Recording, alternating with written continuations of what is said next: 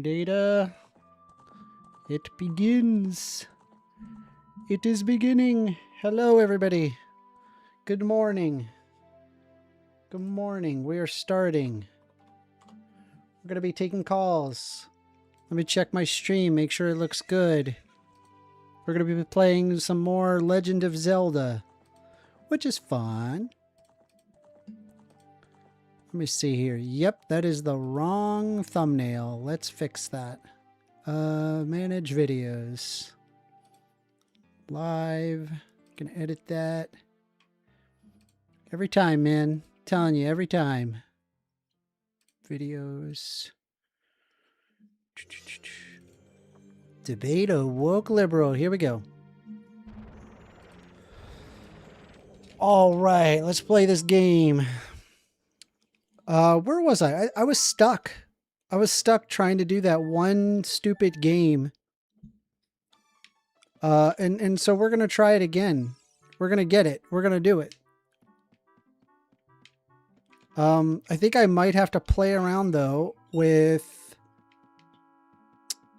like the mechanics on my controller, because while it is an original controller, it is not an original joystick. It is much more responsive. And as a result, the game is way harder than I remember. Good morning, Amender. Hey, my daughter is playing that now. Hey, hell yeah, your daughter has good taste. That's just good taste right there. Good morning. I should probably let everybody know that I am streaming. Let me do that right now.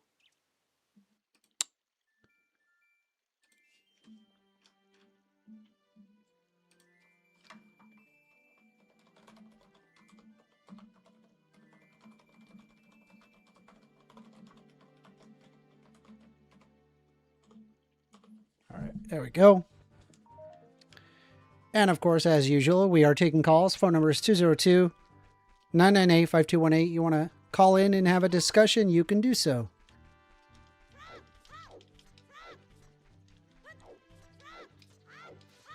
Hey, First Amender, if you want to move faster, you got to turn around and press Z, do this, and this is much faster. No, I'm just going to play it regular, dude. Objectively true. Let me play it regular, dude. Let me just enjoy it. Let me just enjoy the game. Like, it doesn't have to be, like, min-maxing, bro. Everything doesn't have to be, like, freaking TikTok brain. Why not just enjoy the game? Why not just, like, play the game as intended? Oh, that's boring. Hey, I let you clip through fucking stuff. Hey, Amender, I'll only say one more thing about that, because, like, you're right. Like, just take it easy, right? Yeah, like, that's how I just take chill. shooters. That's how I take, like, the campaigns in Call of Duty, or, like, if I played Skyrim. Yeah, just like, but when I play a game, like just play. Like, I don't understand no, but when why I people play, gotta treat it when I like play a it's... game that I've played 100 times as a kid, like, I'm gonna see if I can do it without getting a single heart the whole game, right? I'm gonna see if I can do it without getting more than one bottle and still enjoying it, right? Like, you just do all these creative challenges, but then I don't know, I just look at games a little bit more like playing an instrument or a sport than just a simulation immersive experience. Like, I like to look at it as a refined skill. But I never got checked for any neurodivergent things. End of sentence. Also, this game runs at 30 FPS. I think there's like mods to make it 60, right? Yeah, there are, but it's actually even crazier. It's at 20 FPS. Is it really 20? Yeah, that's why the speedrunning community has so much fun finding the glitches, is because it's actually, I mean, the game's hard to speedrun. It's like the second hardest speedrun game ever to Mario 64. Is it really? But it's a little bit easier to get those frame perfect tricks because of it. That cuts a third of the frames. Let's see. They're saying my daughter is stuck on Goron Mountain and she's frustrated because the game can't help like modern games. I would need to know specifically what part of Goron Mountain that you're talking about, because there's multiple times in the game where you need to go on Goron Mountain.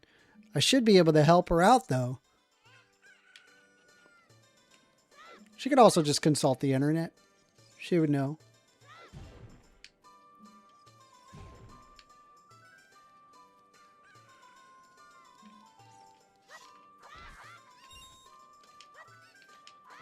We just need to see if we can get that one this one game here, man.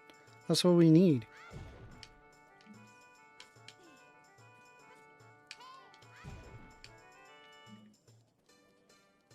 All right, whatever. Let's just give it another shot.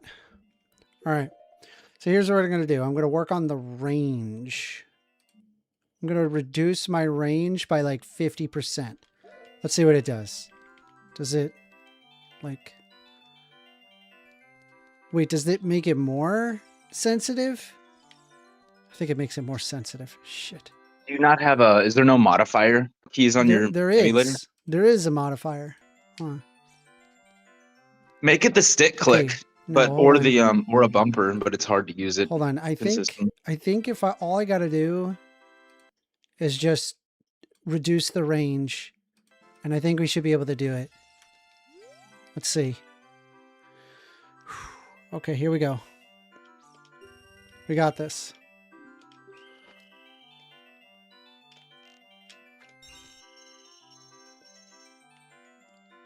It's worse. It's worse. Yeah, bro. Hold on, let me... Input settings. Range. Dead zone is set to 1%. Hold on. Let me... I'm gonna Google this real quick.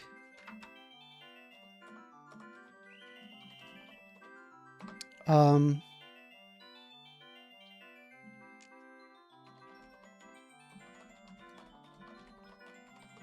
right, let me look here. Analog stick issue. It's a problem with Project 64's native controller plugin. Go to Options, Settings, Enrage for Project 64. Configure your controls, and boom, fixed. If you don't have that plugin, search and download it. Options or configuration. Plugin. Okay, so we're looking for plugin directory, screenshots, textures. Bruh. Chrome browsers, plugin, controller. Okay, so we got to do Enrage for Project 64. All right. Maybe it'll be better. Wait, is it? No, my controller's not working at all. Maybe it's in my input settings. Ah, yeah. Wow. All right, we got a digital pad up. Left, right, down. Start. A, B, L, R, Z, C button up. Left, right, down. And analog stick up. Left. Oh, right, down. Save. Okay. Did you change your input plugin? I was gone for a second. No, yeah, I changed. Yeah, I did. Are you using Glide or Glide 64 or Rice? If you know. This is already feeling better. Yeah, this is feeling much better. Fuck, I missed. But it is feeling better. Yeah, much better. I'll be able to do this. All right, we got this. Excadriller says, luckily Daniel isn't here. What's wrong with Daniel? Why do you hate Daniel? Daniel didn't do anything to you.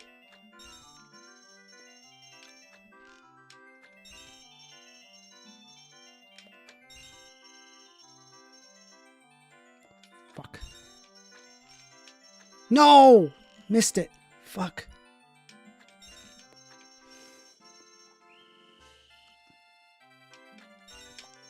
It's hard. It's actually hard.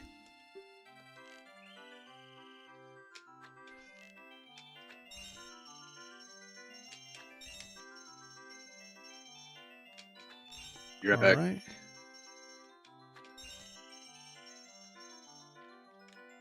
Fuck. Damn it, bro.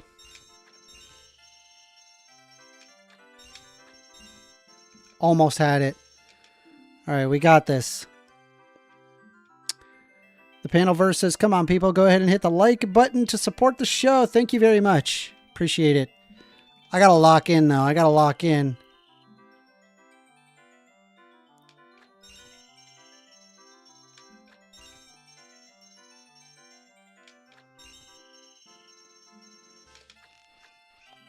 Fucking missed.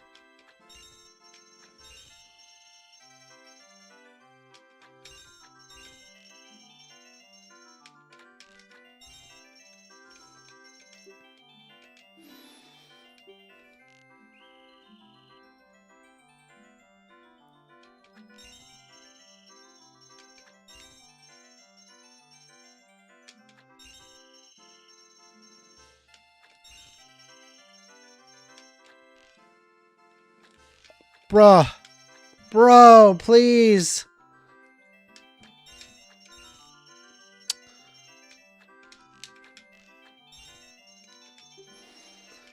Oh my god. All right.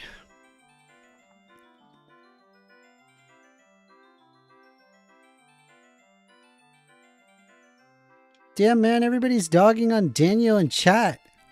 Daniel's not even here. You guys are fucking talking about him.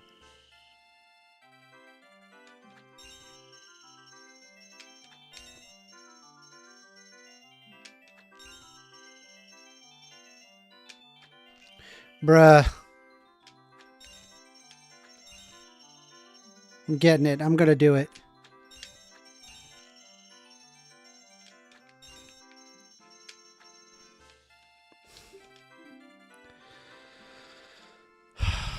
All right.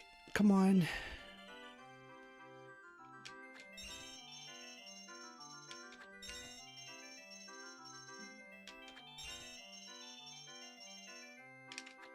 Fuck! I am doing so bad, bro. Holy crap, I deserve nothing.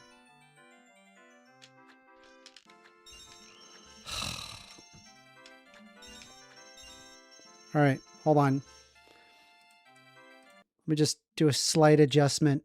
Let's see, so range 66%. What happens if I lower the range? Does that make it better or worse?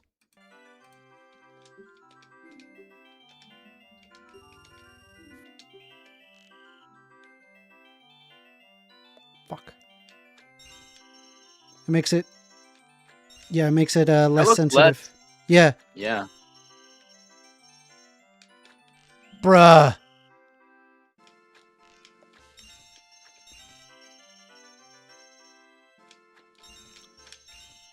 I can do this. It's so hard. Dude, it's so hard. Holy crap. All right, come on. We got this.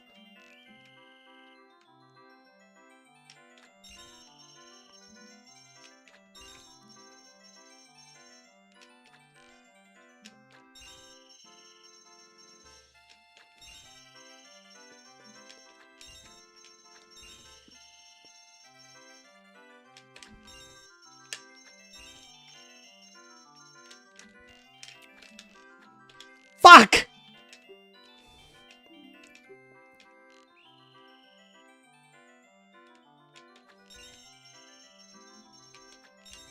I almost had it.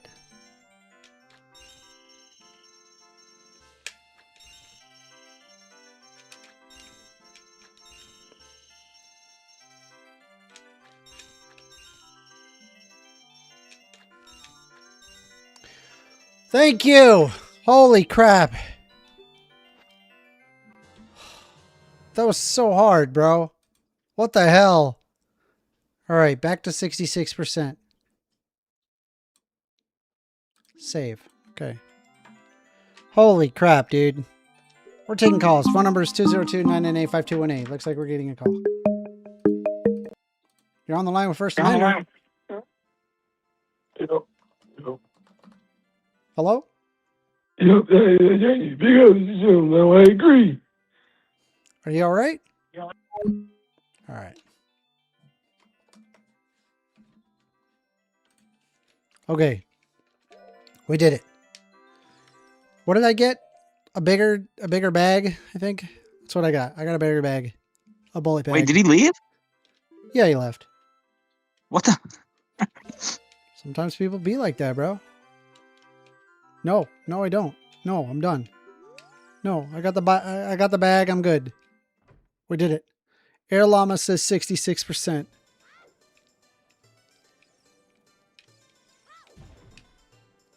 kind of troll was that? I don't know. No clue. No clue, Air. Also, good morning. How you doing? Please sell me something with C. Sell you something. Oh, yeah, that's like a... Isn't that part of the big Goron sword quest? Have you heard the legend of the Shadow Folk? They are the Shika, shadows of the Hylians. They say they swore an allegiance to the King of Hyrule, guarded the royal family. Why am I talking to this guy? Why even talk to this guy? I could just leave and go do the quest. I could also go to Lon Lon Ranch. Let's go to Lon Lon Ranch. Zelda can wait. I'm feeling very Lon Lon Ranchy. Very Lon Lon Ranchy. Air Llama says tired, hungover, and my gout is acting up. Gout? You got gout? What you be eating? That's the, what is it? The rich man's disease.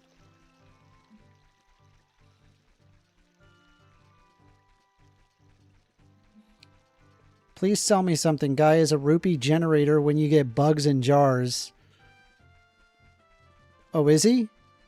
I don't even, I don't like get into the glitches or anything. Oh, no, yeah.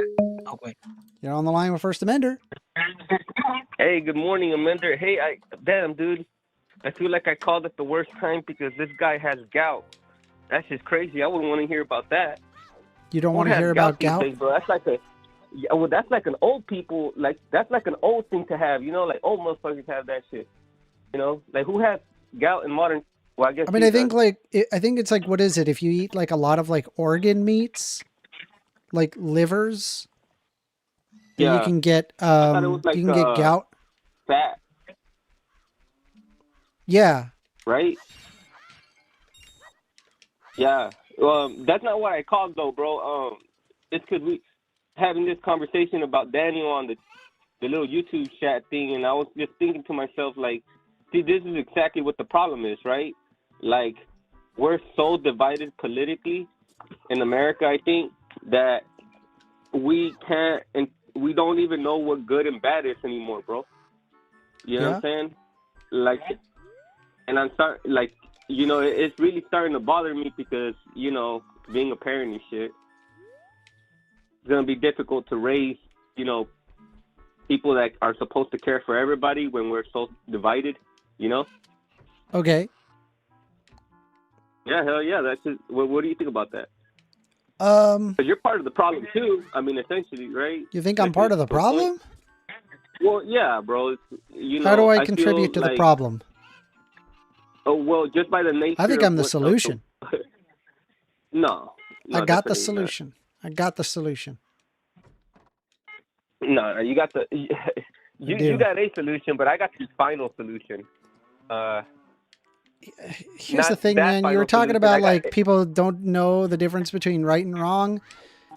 The final solution is an indication that you want to kill everybody, right? That's no, yeah, I got. I know you're joking. I know you're not being serious about that. I'm just saying, right? No, like, I meant like the solution that is the actual correct solution. I suppose is what I should have said. Yeah, I think people need to stop being bitches, bro. Like on both ends. You know what I'm saying? Like we just need to stop being like women. You know, because like women do that shit, bro. Where like they get angry at a person that disagrees with them, and then they just like, you know, stop associating with them, or they, you know, they always go out of the way, you know, but like men are supposed to look at each other in the eye and find solutions to problems. You know what I'm saying? And I think the feminization of our culture is really the cause of this, bro. I don't think that, like, we would have had this issue 60, 70 years ago, maybe even, you know? And that's why I think you're part of the problem, because you're, like, turning everybody gay. You're saying that being gay is okay. Bro, if you talking to me causes you to be gay, I got news for you, man. You were always gay. Not me, bro. I'm just saying, Yeah, like, I'm not turning any. I don't think I'm turning anybody gay that isn't already gay. No, but what I'm saying is that you're encouraging, how would I say it, like a framework, acceptance, right? Excuse me? I mean, it's kind of like similar where it's like it wasn't acceptable to be left-handed. But once it became societally acceptable, people came out as left-handed. Oh, right, but that's not what we're talking about. No, but it kind of is, right? Because it's like you're talking about like, gay acceptance, and you're saying like, oh, that we shouldn't have any of that gay acceptance because then people will want to come out as gay. Is in the same way that there would be more left-handed people that would accept people for being left-handed. Yeah, maybe I'm just like poorly wording things. I just feel like sometimes you just don't understand what I'm saying. I literally said that I'm not talking about gay in terms of like your gender, right? Like I'm talking about just like the royal gay, you know, like the life. How would I say it? The lifestyle. The royal gay. Excuse me. The royal gay. Yeah, like the style, like the culture of gay. You know what I'm saying? Like you're promoting that. And that, no, I'm promoting acceptance, Extremo. Right. You should accept people for who they are.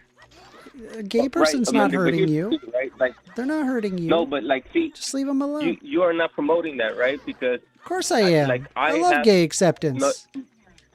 No, bro, you're essentially arguing that we should put the rights of an entire sex, like half of the population of the world, to like force them to accept something that they disagree with because you think it's virtuous to do so. But okay, I understand that, and that's something else, bro. That's not even what I'm talking about. Yeah, like I mean, it's kind of like similar to like if you have like extremist Islamist people, right? They have to accept Christians. They can't not accept Christians in their society, right? It's the same reason. You understand? No, I understand that, bro. And I'm not arguing that we shouldn't like give gay people rights or anything like that. I think that's a stupid argument to have with me because I don't care. Have you ever read John Locke's work on A Letter Concerning Tolerance? No, I have not read. It was something that was discovered around the 1700s, where they basically said that that if you want a tolerant society, you have to accept other people's beliefs. Yes, exactly. Yeah, so like if a person is being gay, right? Like you just should probably just let them be. Right? Or if they have a different religion from you, you should just kind of like just leave them alone. Yeah, and that's why I'm telling you, bro, that you're part of the problem, bro, because your assumption is that is not the case. But the reality is it's not. People are openly antagonistic towards gay people and towards trans people for that matter. Right? And I'm pushing back against that, right? But what's currently popular is for example, transphobia. Yeah, because nobody's really transphobic, bro. Like people nobody's really transphobic? Are you serious? You really think that?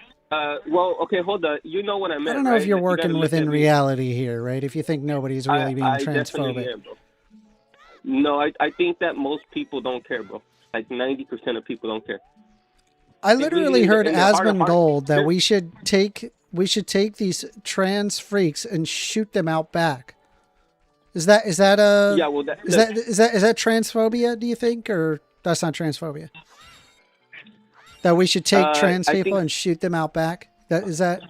I think for certain, bro. I don't know who that is, but for certain, Asmongold? if you were to ask this, yeah, what is that? Like a really Is that like popular a online disco streamer? music? Got Bro, millions streamer, of viewers? Yeah.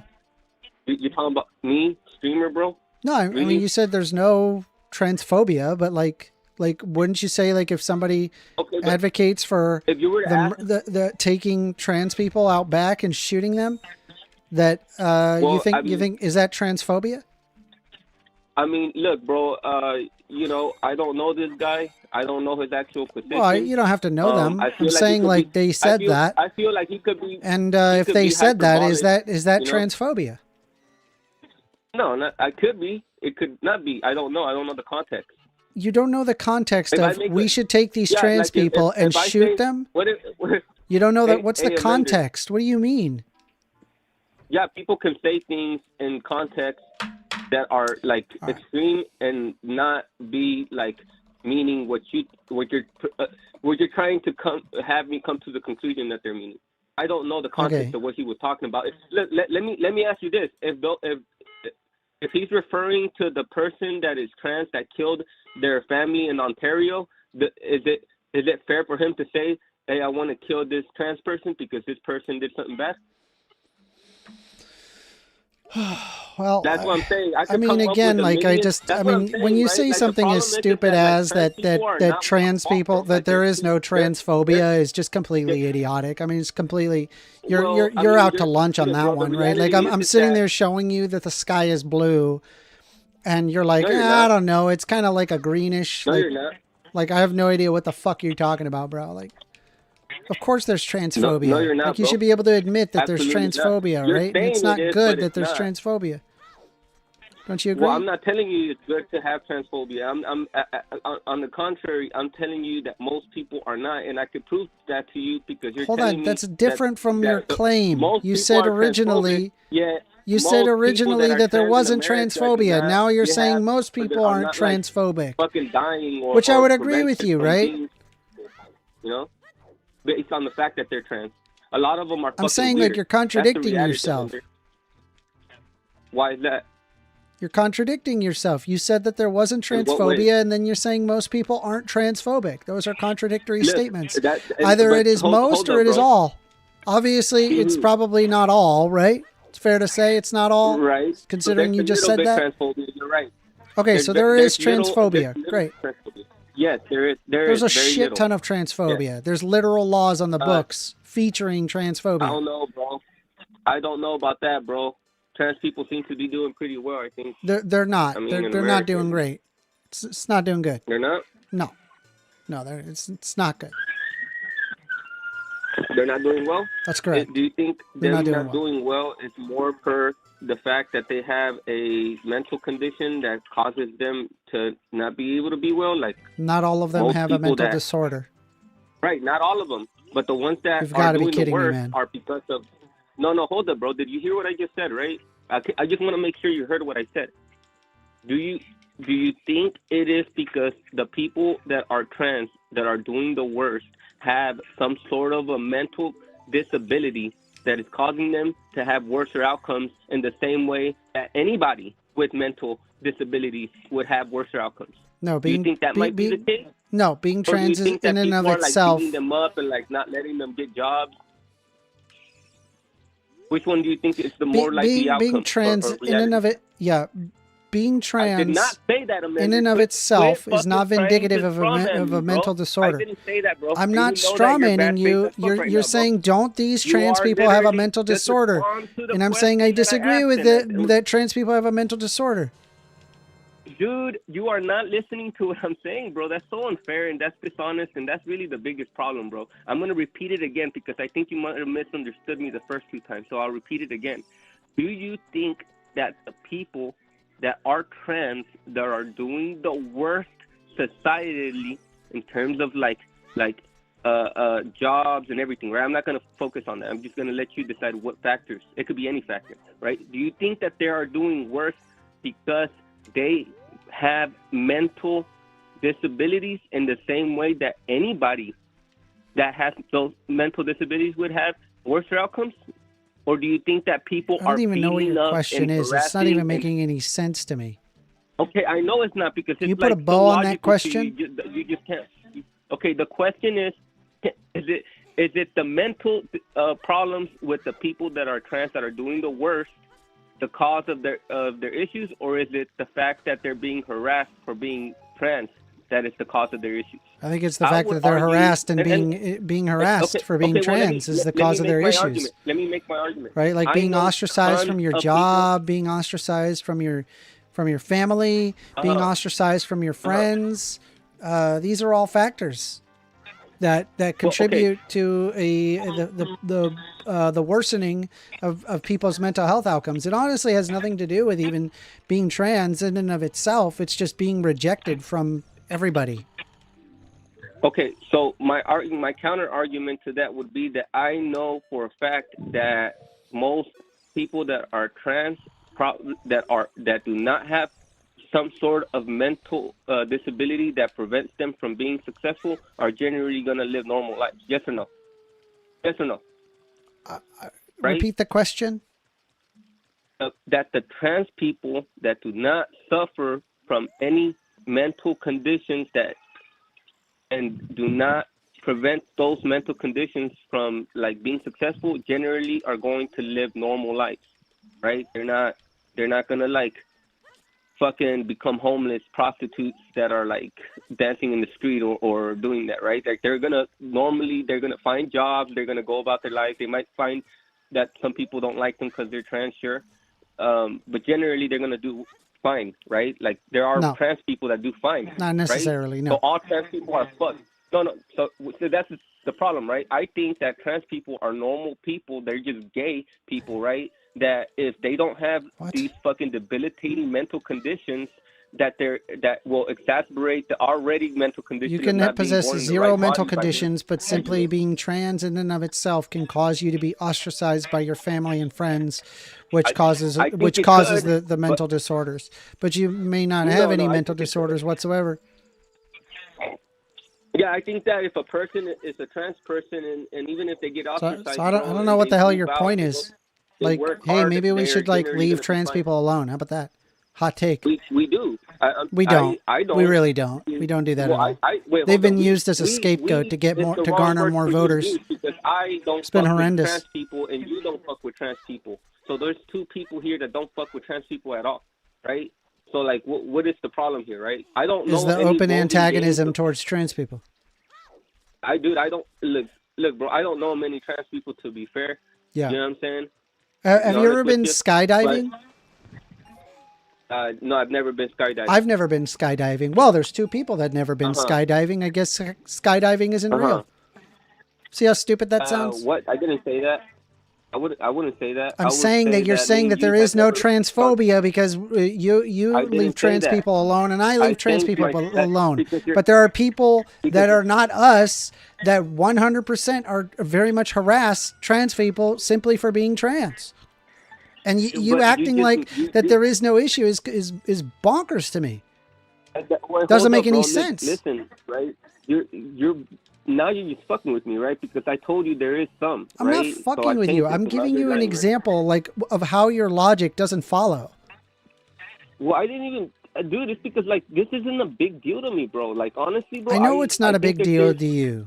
You know, like I understand that. That's why you have your perspective. It's not a big deal to you. Well, right? You don't even think about this stuff. You don't care, right? It's not something that you go over in your head with.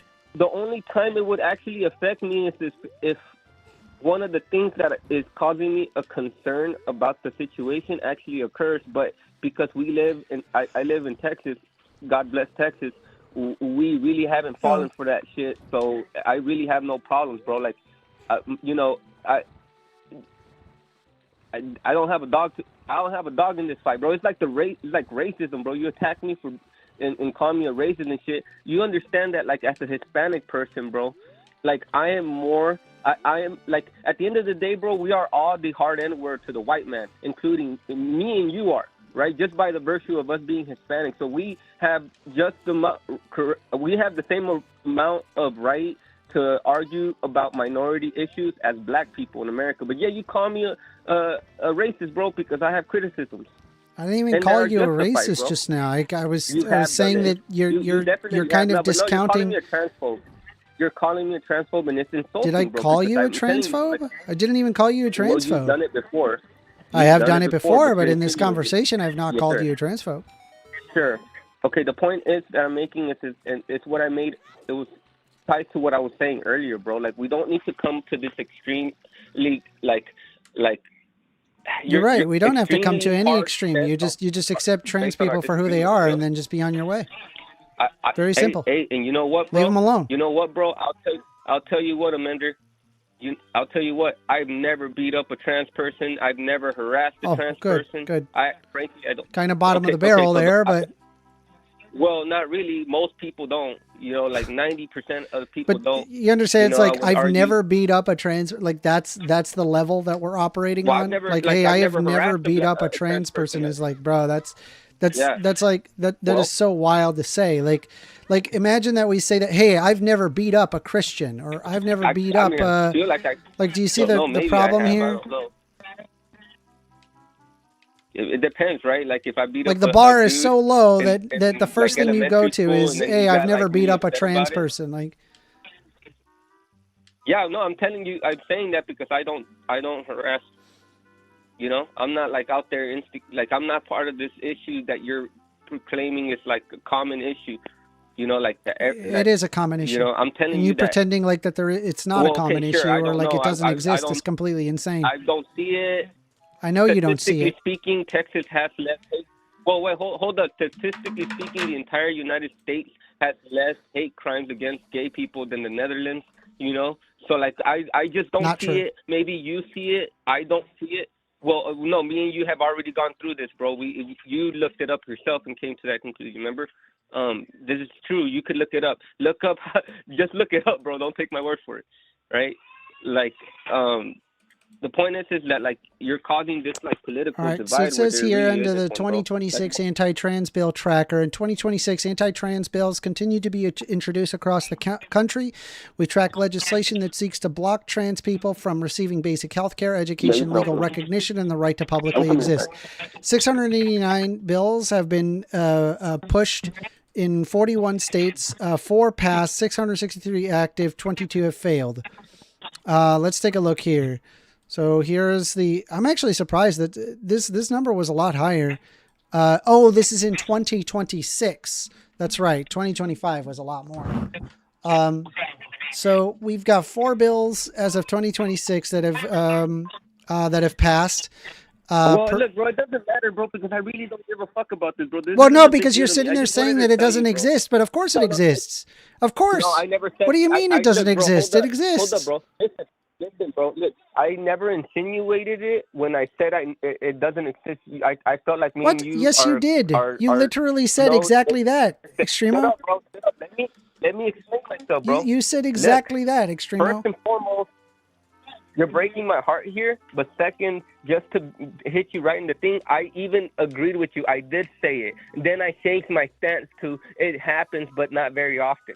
Just to satisfy, because you're just being so semantical right now, bro, and it's really making it difficult to have a conversation with you, right? Because now you're making it seem like my position is that there's none of this and that we should be antagonistic against this group, and frankly, that hurts my feelings, bro, because again, right now you're essentially saying, well, you're insinuating that you're not even being man enough to say, hey, Extremo, I think you're a fucking bigot.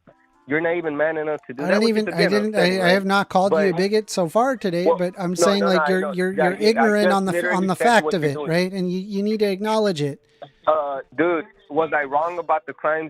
Anyways, at the end of the day, bro, like, it doesn't matter, right? Because I don't have a dog in this fight. I literally don't at all. It's such a small problem that if I were to get distracted with it being considered an issue, I would basically be doing what those that are getting paid by Lex Wexner and company to basically do, which is to fight amongst each other over some ridiculous shit that really is inconsequential, right? Like, the reality is, bro, is that, like, I realized that everything I thought was a conspiracy is actually true, Like these motherfuckers are literally just gonna throw everything at the table to try to distract us from the fact that the Epstein files are out right now, bro, and that they're getting deep, right? And like, think about it, bro. Like, what's up with these aliens, bro? Why is it such a big deal? All these things that were released, bro, were things that we already knew existed. You know what I'm saying? With the Epstein files? Like everything's just kind of rigged, bro.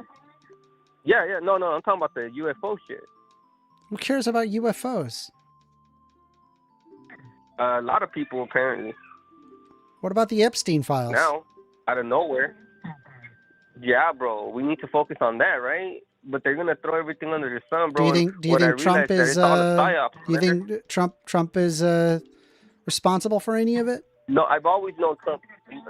No, look, bro. The reality is, most people that are voters for Trump, like the actual like Republicans, most of them, bro, are not like psychotic, bro. Most of us are vote on policy. We don't care about character, right? We're policy focused. So you don't care that he's a pedophile? Are that way. Doesn't bother you at all? Most people don't. Oh, no, you don't know that. You don't know that. He's never been convicted of that, this and that, right? Like the point is, so he's got to be convicted in order for somebody to be a pet. So let's say you discovered somebody was that there's credible evidence that somebody had sexually assaulted your child. They're innocent. That you would believe that they have not done it until they go through court. Really? Do you really believe that? Well, no, that's not what I said at all, bro. You're putting words in my mouth, and I'm trying to get to a point. The point being that I think that all politics is a psyop, bro. I don't really think that none of this shit is actually like democracy. I think that we're the playthings for the ruling class, like you said. The thing that most people do is try to like cope like I do, like be a normal citizen and just not think that it's true, but just kind of know that it is. But the reality is that Lex Wessner is Jewish. A bunch of people are like the Rothschilds are like really all that shit that the hate that they've been getting for the last 300 to 400 years is actually a valid fucking criticism, you know, like, and they're Jewish. And then Israel is like really doing a bunch of crazy shit. They're not Jewish. Trump, right? He's not a pedophile, right? There's no proof. No, Trump has only been alive for the last 80 years, bro. This problem stems from like the Masonic times, bro. You know, like 500-600 years ago is when it really started the big problem. You know, but reality is that this stems from a bigger. There's a bigger story to it, right? It's a bigger narrative to it. But this is beyond Trump, bro. And if you think Trump is the problem, you're the problem, right? Because instead of being like, okay, well. The real problem is like all the people, right? that are curtailing to Donald Trump, who's very clearly in the Epstein files, and I think if anybody was as implicated as Trump is in the Epstein files, that they would not support him. But because it's Donald Trump, because it's the Republican Party, there are Republicans that will just go down with the sinking ship, and I don't want you to be a part of that. I agree with you. No, I'm not, bro. I'm part of the Marjorie Taylor Greene crew, bro. I'm the conspiracy theory motherfucker, bro. I'm that dude. So I've been knowing that it was a psyop from the very beginning, and I told you this from the very beginning. You disagreed with my position, which is I really don't care as long as it benefits me, which has always been my position. But now it's coming up, and I get to say the truth, right? The truth is that, like, again, right? Not ironically, Jewish cabal of billionaires actually, or powerful people, bankers, really control the world, and they do crazy, evil, satanic shit to children. And if you're gonna say, well, Donald Trump is an Epstein files, he's guilty. Well, you know who else is in the Epstein files, bro? Biden. They said that Biden is a clone, bro. They said there's a lot of shit on the Epstein files, bro, that if you're going to say, well, Donald Trump is guilty due to him being in the files, then you can assume, well, that anything in those files is true. There's a lot of wacky shit that you would have to admit used to be conspiracies that you didn't believe, that you're going to have to eventually just say, well, hold up, Epstein's Jew, working with Jews, doing Jew shit for Jews in Israel. Amanda, what does that mean? Right? So you can't, right, the hypocrisy in the way you speak, bro, is difficult, right, to take you serious sometimes. But you understand now, right? Well, I do believe that he worked with the Mossads. that makes you feel any better. Oh no, bro, he absolutely did. I know he did, bro. Believe it or not, bro, they have the reach in a lot But of you'll things understand because that, like, there's a I'm willing to military arm- acknowledge facts as they are, and for whatever reason, you just like, well, he wasn't been convicted of Yeah, it. yeah, we you're- can't. You kind of like play footsie with Yeah. the idea, and then you just like avoid it. No, I do. I had to because it wasn't like proven true because it was all a conspiracy. But this all shit. Oh yeah, that's has a conspiracy. come out in the So we last got to few be, months, and, you can't believe that No, conspiracy. no. Now the No. no, the Too conspiracy little has evidence. always been true. I just couldn't say it without being like. Well, okay, hold on. So you're admitting just now that there is a Jewish conspiracy, right? Just to be clear. Which just wanna one? make sure There's a because lot I'm of really Jewish excited. conspiracy theories. Right, the ones in the Epstein files, the ones tied to the Epstein Which files. one? Any one of them. Just pick one. Just You pick need to anyone. be specific Just on tell what me you're which one talking is- about. is- Otherwise, I disagree don't know with. what you're talking about. There's billionaires. There's a cabal of Jewish billionaires that really fuck with shit. Come on, bro. I just want to hear you say it, bro, because it's true, right? The Epstein files prove that. No. No, okay. So there's not written text between billionaires that are tied to Jewish institutions Oh. that prove that they did. Yeah, I don't like the implication No? of it. Just because someone's Jewish doesn't mean, like, I think you've got No, that's Jewish not- people no. where they stick together and they help each other, and if Right. that's what you refer to as like the Right, Jewish 'cause they're conspiracy theory, No, I mean, right. go for it. If I it mean, was a that's the bunch of same with Catholics, any right? like frat group, or it Right. would also be the same if Exactly. you're like. I don't Right, know if you're exactly. like Puerto Ricans stick together. It's Yeah, it would be a Puerto Rican conspiracy, right? It's It the would same, be- but it's then not really a therefore it would be like conspiracy. Puerto It's Rican like, hey, conspiracy, right? people work together. It's like, true, wow, right? you It's not a discovered conspiracy. that people You're work right, together. yeah. Amazing. You Yes. did it. All right. Right. So you admit that I'm gonna there's leave it a at that, group of- Extremo. I don't know what else to of tell you. Jewish- I'll let you land the Well, okay, plane, I but we're just- gonna move on just if that's say this. okay. No, that's okay, but just say it with me, bro. There's a group of Jewish billionaires that fucked with America for their financial and sexual benefit. Just say it, bro. It's okay. It's true. It's not. It wouldn't be a lie. I mean, Epstein is a Jew, right? So you would just be stating a true fact. I'm waiting for you to land the on that, plane. but I just want you to make your last statement, and then we're gonna move on. Okay. Well, I mean, you agreed with it, so salam alaikum, buddy. See ya. Jesus fuck. What fucking schizophrenia was that?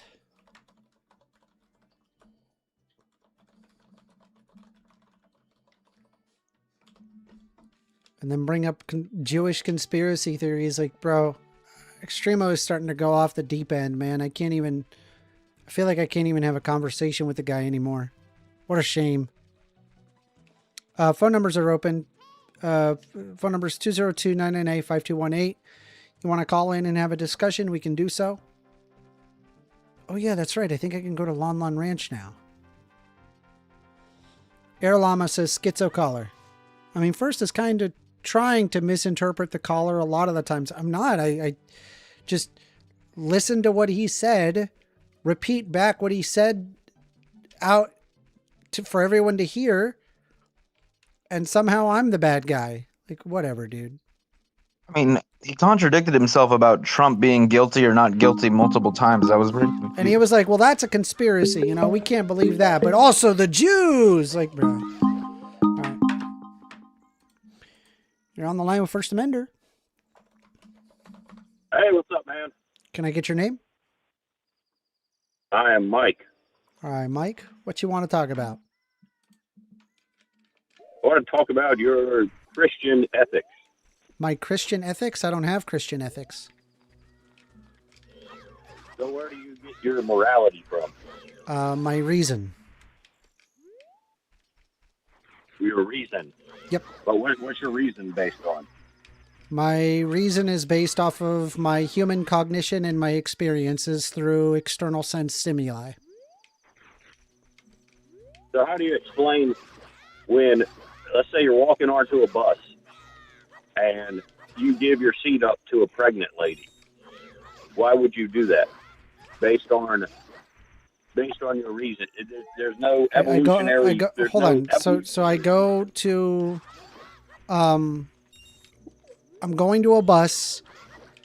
I see a pregnant lady. I ejaculate on her. I don't understand what you're. No, you give up your seat. The bus is full. There's nowhere to sit. But a pregnant lady comes on, and you decide. Well, maybe are you talking about a literal bus, or what are you? Yes. Like you're on it. This is a hypothetical. All right. Well, first of all, I'm probably not gonna pull my dick out in public and have sex with a pregnant lady nothing to do with sex. on a bus or towards a bus. Nothing. You said spill your seed. Nothing I said. Does that mean? Are you referring to ejaculation? What are you referring to? No, I'm saying how did you get to ejaculation out of this? Because you said spill your seed. No, he said let the lady sit in your chair. What did you say? I didn't say spill your seat. I said give up your seat. Seat. Oh my God. All right. Yeah, sorry about that. I was That's like, hilarious. what are you talking about? Spill your seed. I'm like, what the? I was like, I have no idea what this guy's talking about. All right. Okay. Pregnant lady, give up your seat. Got it. All right. Continue. My apologies. Why would if you don't believe in so if your stance is basically you get your morals from some sort of evolutionary process where something is beneficial to you, like if it benefits you could with reason you could say, hey, this benefits me and this benefits society by me doing something nice. Well, I can't derive an is from an ought. You're talking about like evolutionary processes that is, and therefore what ought we do with our morals. But what I can tell you is that I developed my morals from externally perceiving the world, being a social species. Yes, over time, right? So, I mean, the only argument you have is through evolution. You can only say that you got your reason through evolution. No. You can't. No, if you're rejecting I said, a God. I didn't say anything about evolution. I said that I get my morals from my external sense experience. I experience the world around me and are able to interpret right from wrong from the books that I read, from the way other people behave around me, to what leads to harmful outcomes versus not harmful outcomes. These are all things that are derived by sense experience. From evolutionary process. No, it has nothing to do with evolution. I didn't say anything regarding evolution. You're positing evolution. I didn't say evolution. Because you can't get that without evolution. You either have to have that. I mean, I suppose we as humans would have had to have evolved, but what I'm telling you is that I didn't require the whole evolution thing to derive to my moral considerations. I'm simply saying that my morals have been garnered from my life experiences, and that's where I get my morality. But your ability to read came through a long evolutionary process from when people didn't even know what food to eat. Thousands and thousands of years ago, people couldn't decipher between what was poisonous and what was real. So your whole reasoning came from an evolutionary process. No. Well, then you're rejecting all of your ancestors. You're rejecting your entire ancestral and all the things that they did to evolve and to where you can now sit down. No, I'm simply pointing out that it doesn't require evolution for me to tell you where I get my morality from. Evolution is not a required metric to understanding where I or other people get morality from. But you couldn't even read without evolution. You wouldn't even be able to sit down and read the books that you're reading because it came from a long evolutionary process. I mean, great, but it's not a causal mechanism. It's just you asked where I got my morality from, and I told you it's from sense experience. So what is from sense experience? So you're not only rejecting Christian ethics, you're also rejecting evolutionary reasoning. Well, again, it just doesn't have anything to do with evolution. Like, I mean, if we want to talk about evolution, we can do it, but it just doesn't have anything to do with evolution. It's not relevant, right? Okay, so what tells you that why would you say something is either wrong or right? Why is murder wrong in your stance? It causes harm.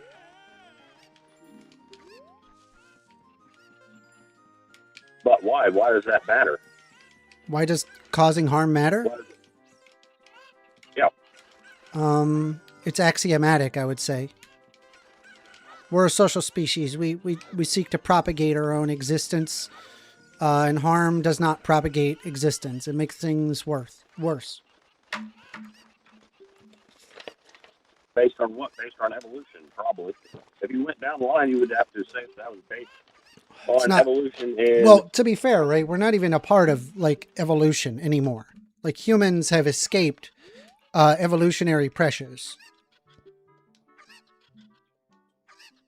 Right, which gave you your ability to reason. So you're using Christian morality to. I'm not, now, and I don't agree with Christian morality. I think Christian morality gets it wrong. On what does Christian morality get wrong? Like slavery, for example. Eye for an eye, tooth for a tooth. That's also wrong. I would also say spanking your children is wrong. Wanting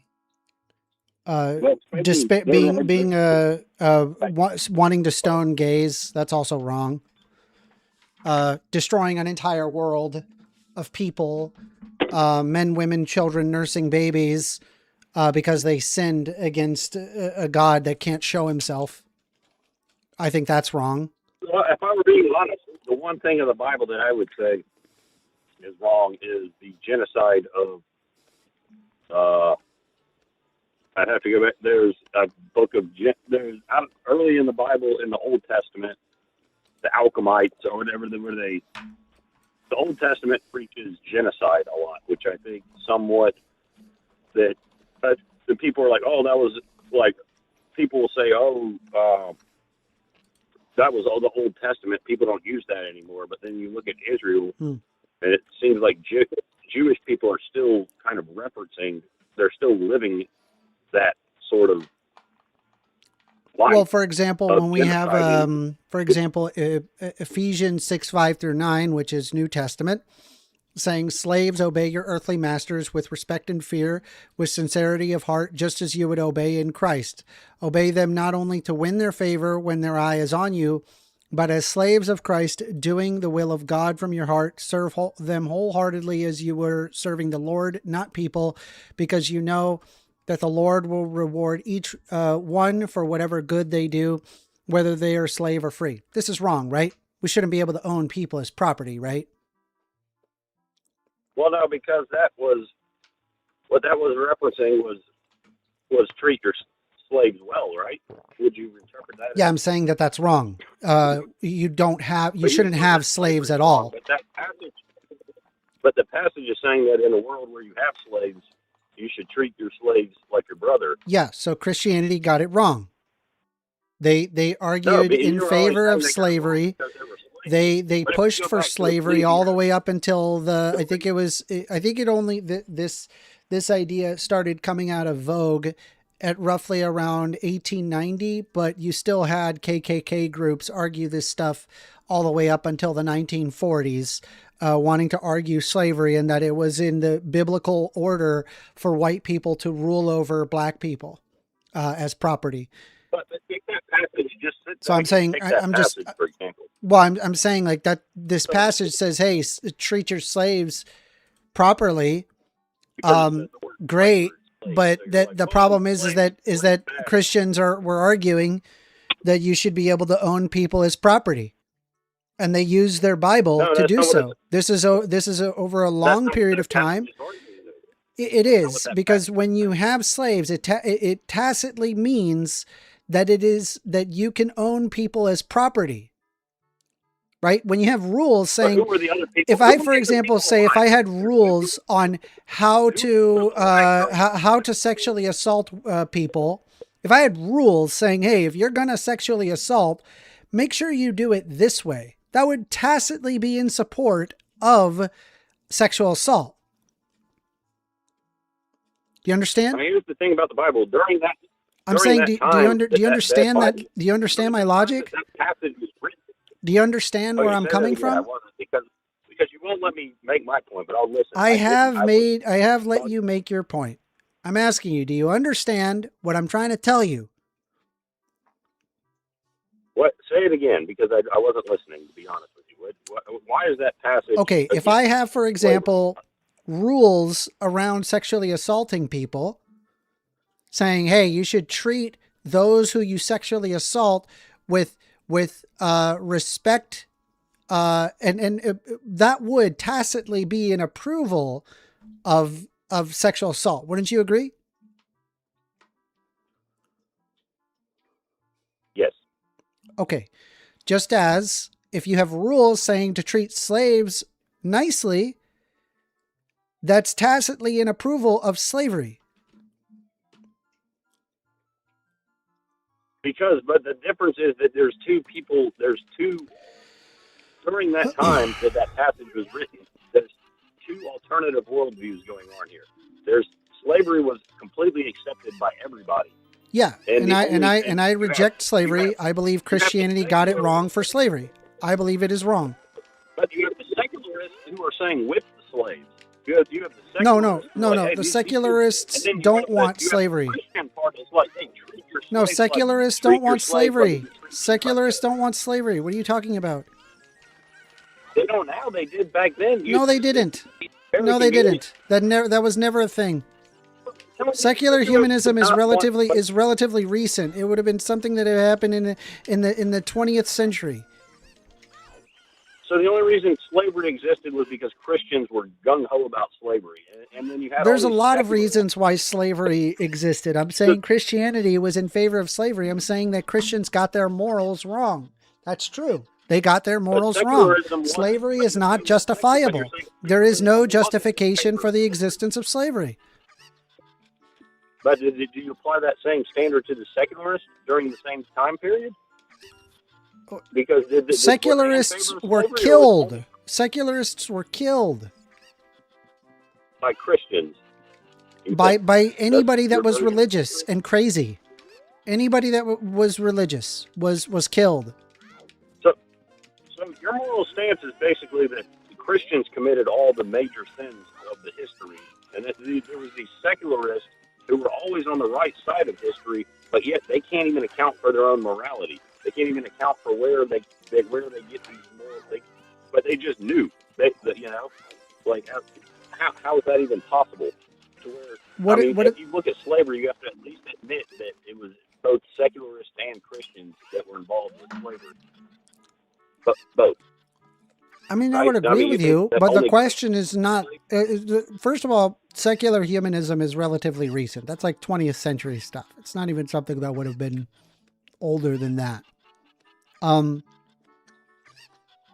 The problem is that you asked, what is an instance of morality where the Christians got wrong? And I said slavery. Indeed, they got it wrong. No, but you referenced the passage that actually led to the abolition of slavery, because that was Christians. No, it didn't argue for the abolition of slavery. That's not what it says. By your very logic, right? I walked you to it, right? Remember when I talked about the sexual assault and how if you had rules around sexually assaulting, that would tacitly be an approval of sexual assault. It's the same thing with slavery. You agree with that? Do you remember? I agree. I think your reference to I think you could have better references to the Bible as to what, but you can't account. You still can't account for your morality. I should have different references other than the Bible. What should I reference? Well, no, your reference is that the Bible says slaves are bad. Like No, the Bible says slavery's okay. I disagree with that. The Christians got that wrong.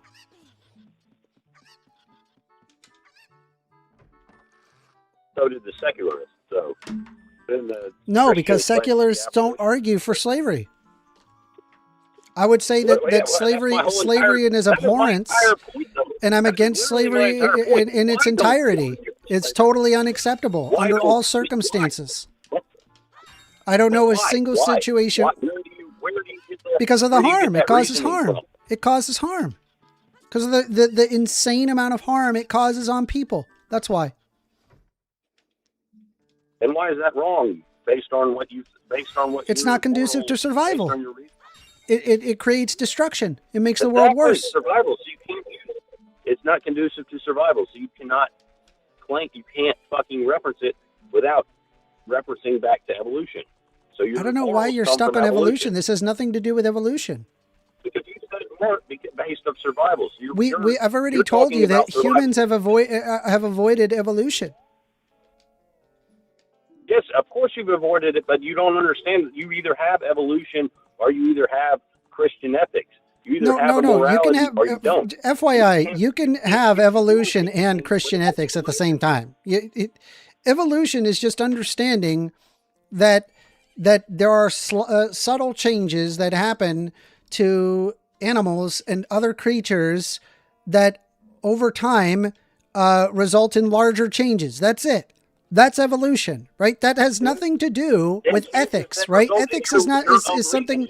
And then the next problem is that humans have escaped evolution. We have walked away from evolutionary pressures. We help the weak. We don't let the weak die. We help the weak. Like we literally have left the evolution behind. We don't do evolution. No, we haven't. We haven't. I don't think you know what you're talking about. Because you're saying we're done evolving. Hold on. That's you thinking. I think you think that you're not going to die someday. No, we're definitely going to die someday. Yeah, and we're going to evolve. And this present you, just like this present me, is going to be much more evolved 2,000, 3,000, 5,000 years down the road. Yeah. So, we're not exempt from the laws of biology, but just so you're aware, we have left the evolutionary, the typical evolutionary pressures. Do you understand? I will agree with that. I agree with that in terms of we no longer have to decipher between poison. I agree. I will agree with that. Yes. As far as we now know which foods are not poisonous, we know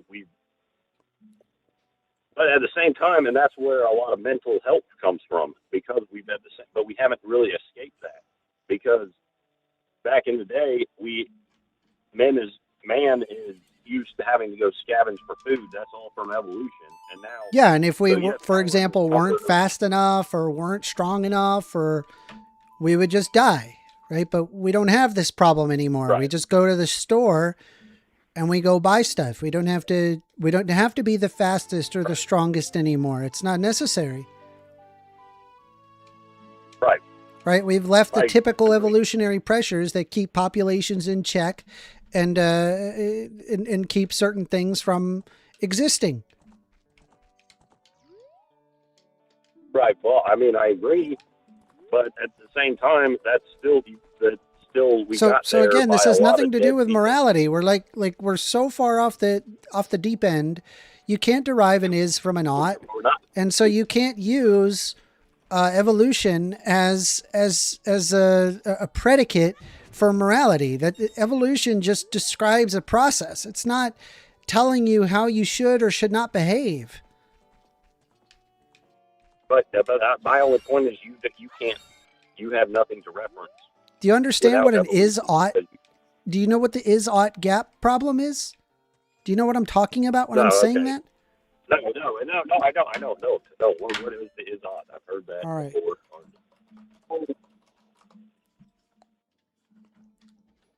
Give me a moment.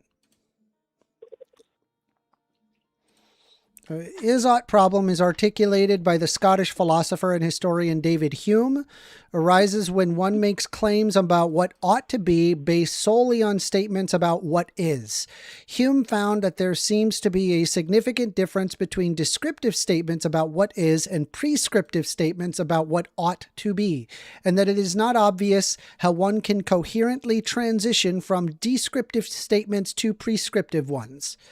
Under Hume's law, it is a thesis that ethical or judgmental conclusion cannot be inferred from purely descriptive factual statements.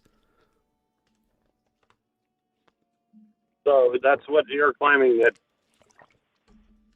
Yeah, I'm saying like you're trying to derive an ought from an is, and it's not possible to do that.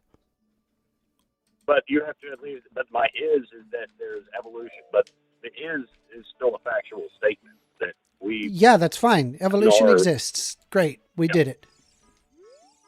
Yeah, but it's not only. It's also the mind evolves. So that's what's happening is you've gotten your reasoning from a long line of evolutionary processes. No, I got my reasoning from. I got I'm my not reasoning from external sense stimulus. I have observed the world around me. I've read books. I've listened to people. I've used my senses to come to conclusions on what is right and wrong. It has nothing to do with evolution. But you're saying, but you're not understanding that there's a foundation of why you were able to come to that reason in the first place. So it is because of a lot of dead bodies, a lot of people trying to find which food is poisonous, which food will not kill you, and then through that they made all these judgmentals, and then we've been stuck on this for a while. What is your point? Why don't you land the plane here? Because I don't even, after all of this was said and done, after me explaining where I've gotten my morality from, you haven't really made any like claims or anything. You're just asking where my morality came from, and I explained why. My original question that you still haven't answered, which was when a woman, like let's say there's a crowded bus, it's a big bus, there's no seats available, and a pregnant woman comes on the boat, and you choose to give up your seat to her. Yep. Why would you do that? Because I can stand better than she can, and I have empathy towards that person, and so I would want her to live an easier life, and it's okay that I stand. It's not a big deal for me to stand, so I allow her to sit, and it's nice to do so. And that's my point. That's my point. We can end it there. But I don't believe in God. I don't have a Christian ethic. I got to that conclusion from my sense experience, right? I'm aware that women through pregnancy, I've seen women pregnant. I've seen my mom pregnant. It's a very difficult and painful time to go through. And so I establish empathy towards pregnant women based on sense experience. And then I think about, hey, it sucks that she has to stand, and I'm sitting here, just perfectly fine, perfectly healthy, capable of standing a lot better than she can. And because I possess human empathy and I can understand why she would have difficulty standing, I give up my seat for her. It doesn't require a predicate of a God to have empathy towards people. It requires, that's my point, is you call it reasoning, I call it a moral code.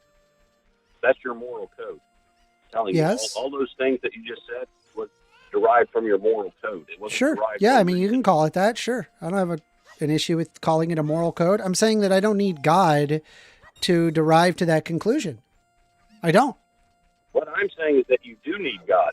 Well, that's my How? whole I argument. just is that, brought you to the conclusion on how I was able to derive to a moral framework without the need of God. but you don't have a reason. But you can't account for your moral code, whereas I can. Sure, I I can. say that my moral code. Sure, I can. I have empathy God. towards other You people. have to say that your moral code.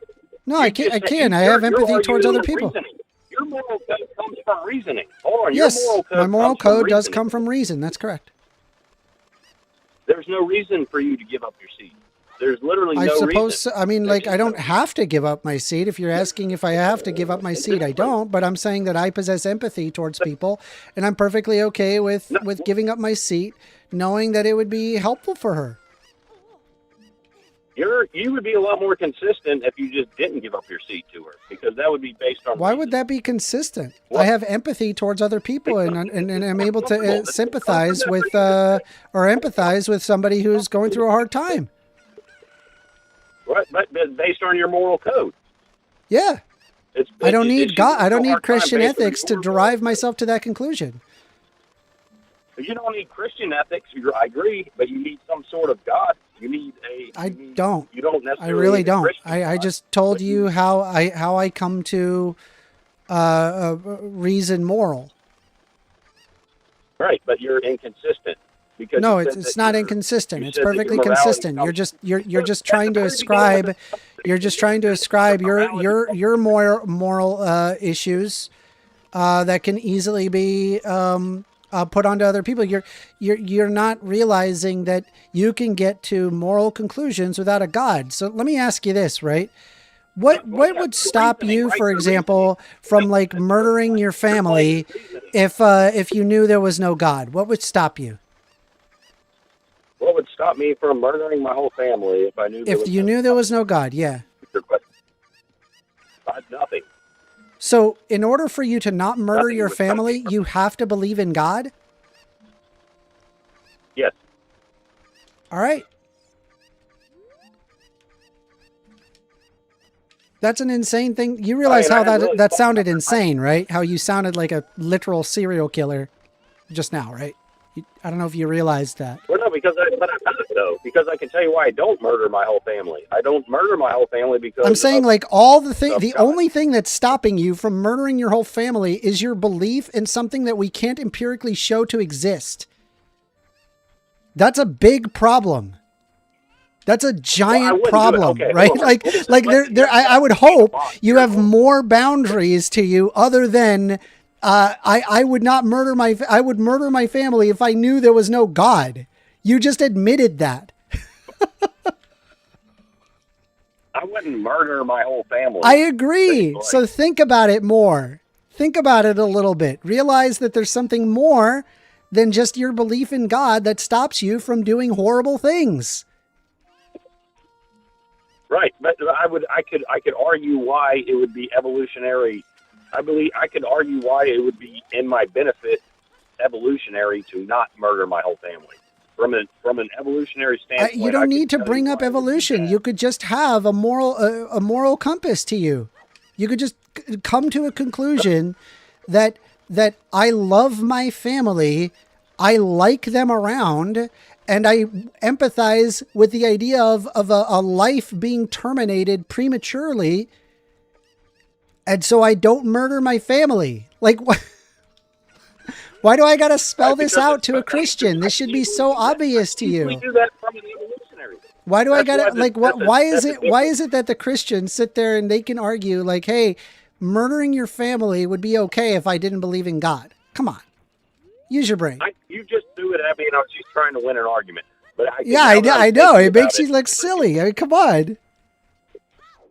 But you're not letting me explain my why now that I've thought about it. Like, I've now actually thought about this. Yeah. And I can tell you why I wouldn't murder my own family. And I could even not have a God be in the argument. I mean, not I can only tell you like would why I I not wouldn't wanna murder my murder my own own family, I wouldn't murder anybody, right? Because I have empathy towards. I wouldn't even want to murder Jeffrey Dahmer. I wouldn't even want that to happen. But- I even argue against the death penalty. Right, but I don't think that these are things that I would agree with you with. Like, that's why I go back. But like to the I'm saying, situation. like was not mine. a secular humanist. Just to be clear, right? I just want to be clear, right? That a secular humanist 100% can have a cogent moral framework. I just provided it to you. Yes. You need to be able to acknowledge that it is possible for secular humanists to have cogent moral frameworks that is perfectly in line and in step with the modern West. And it doesn't mean that you're an immoral person for not believing in God. I agree. But I didn't come up with that sit on the bus thing. That was by C.S. Lewis. Very Yeah, I know. prominent I know these are. philosopher. I know these arguments. Yeah. So that wasn't me. That was the whole debate there, right? No, I'm aware. I obviously believe It's part of the Christian apologetics. I mean, to me, it's completely insane. It doesn't logically follow. And the other problem is that Christianity has a long history of really, really bad moral philosophies. For example, I can empirically show that spanking has giant negative outcomes and it is illegal in most developed countries, yet in the United States it's perfectly acceptable because my Bible says it's okay. Yeah, I guess my whole thing is that's all. That's it. I guess I appreciate the conversation. That was good. It's good talking to you, Mike. Thank you. Appreciate it. Yeah, You have a great day. good talking to you. Yeah, same to you, man. Bye-bye. That was an interesting convo. We are taking calls. Phone number is 202-998-5218. You want to call in, have a discussion, we can do so.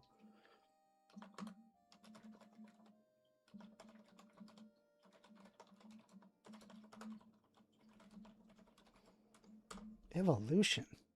Why do I got to bring up evolution for morality? I'm still in aftershock from Extremo's call, but he was, yeah, I was gonna say, like, you should have brought up the fact that ethics were a thing that came up once we realized that black people and white people, right, were, well, actually, this isn't very official, so don't quote me on this, but I bet you that most people, once we all realized that evolution, like once a general amount of people realized that evolution was a thing and that human beings include black people and white people, right? They're like, so that means people should all kind of be treated the same, maybe, you know? I think everyone just realized that without evolution, because we just have logic. Like, it literally feels like math. That feels like a math problem, right? If A and B are the same, but then there's two statements and one is true or false, right? You're going to pick the one that says true, right? And that's like a math problem, right? I'm not sure what you're talking about. Okay, yeah, my bad. Okay. The point is that we were smart. We're smart and we can do a thing called like logic, and that includes math. Leah Bobega says 4 times as likely to do some time in jail if they were never spanked. That's empirically false. That's just not the facts. You're on the line with First Amender. Greetings, First Amender. It's AWOL. How you doing, AWOL? What you want to talk about? I am good. Well, I got a bunch of stuff for you. Let's see. Well, that last conversation you were just having, I was making a note of something you said. What was it? You believe in your framework is that you work with what does the least amount of harm, right? Yeah. Okay. Well, when you were saying that statement about, like, you wouldn't even advocate for, like, the death penalty for someone like Jeffrey Dahmer. Yeah. If you kill a mass murderer, aren't you benefiting society? Yes, there is a level of the death penalty, which I would agree with. I know it sounds contradictory, but basically it would have to be somebody where the level of harm, like their very existence, would result in likely the termination of many people. And the person that I can think of was, it wasn't Dahmer. What was his name? He escaped a couple of times. He killed like 20 women. I'm trying to remember the guy's name. Gacy? No, not Gacy? Gacy. No, wasn't Gacy. What was his name? It wasn't Dahmer. Dahmer was the awkward guy with the glasses. And it doesn't matter. He was a shithead. He should have died. Yeah. So hold on. Let me. Oh, it's bothering me. Hold on. He's a very famous serial killer. I don't know why I'm having a hard time. Ted Bundy. Ted Bundy. Oh, Bundy. Yeah. I mean, that guy. He was relatively smart, comparatively speaking. Not super smart, but he was relatively smart. He basically went out of his way to murder and kill as many people as he physically could, and he managed to escape prison twice. We've got Ave Nova just subscribed. Thank you for the subscription, Ave Nova. I appreciate you very much. Thank you. Cool name. And I would probably reserve the death penalty for somebody like him, because it's like their very existence results in the harm of a lot of people. So I would agree with you there. Okay. But that is a very rare case scenario. So rather than me getting into like the details of that, I just say that the death penalty is just not, that we just don't do the death penalty. Because the Ted Bundys of the world is insanely rare. That's the only exception. Yeah, I think that the problem with that is like, what is the number that puts it to a certain level? If I kill 3 people, it's not as bad as 20 people. Eventually, there has to be a number, right?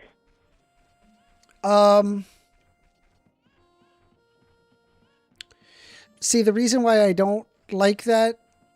I don't think it's just left up to a number is because then it comes into a question of like, well, what if you have to kill 49% of the population to save the 51%? And I think it leads to some really harmful actions if you thought about it that way. I think you need to like operate under a predicate of the basis of the rights of the individual. Oh my goodness. First, like I know that you don't believe in punishment in general. But you have to. No, I'm okay with punishment. I just don't believe. I don't believe in like retribution. I think retribution doesn't really do anything.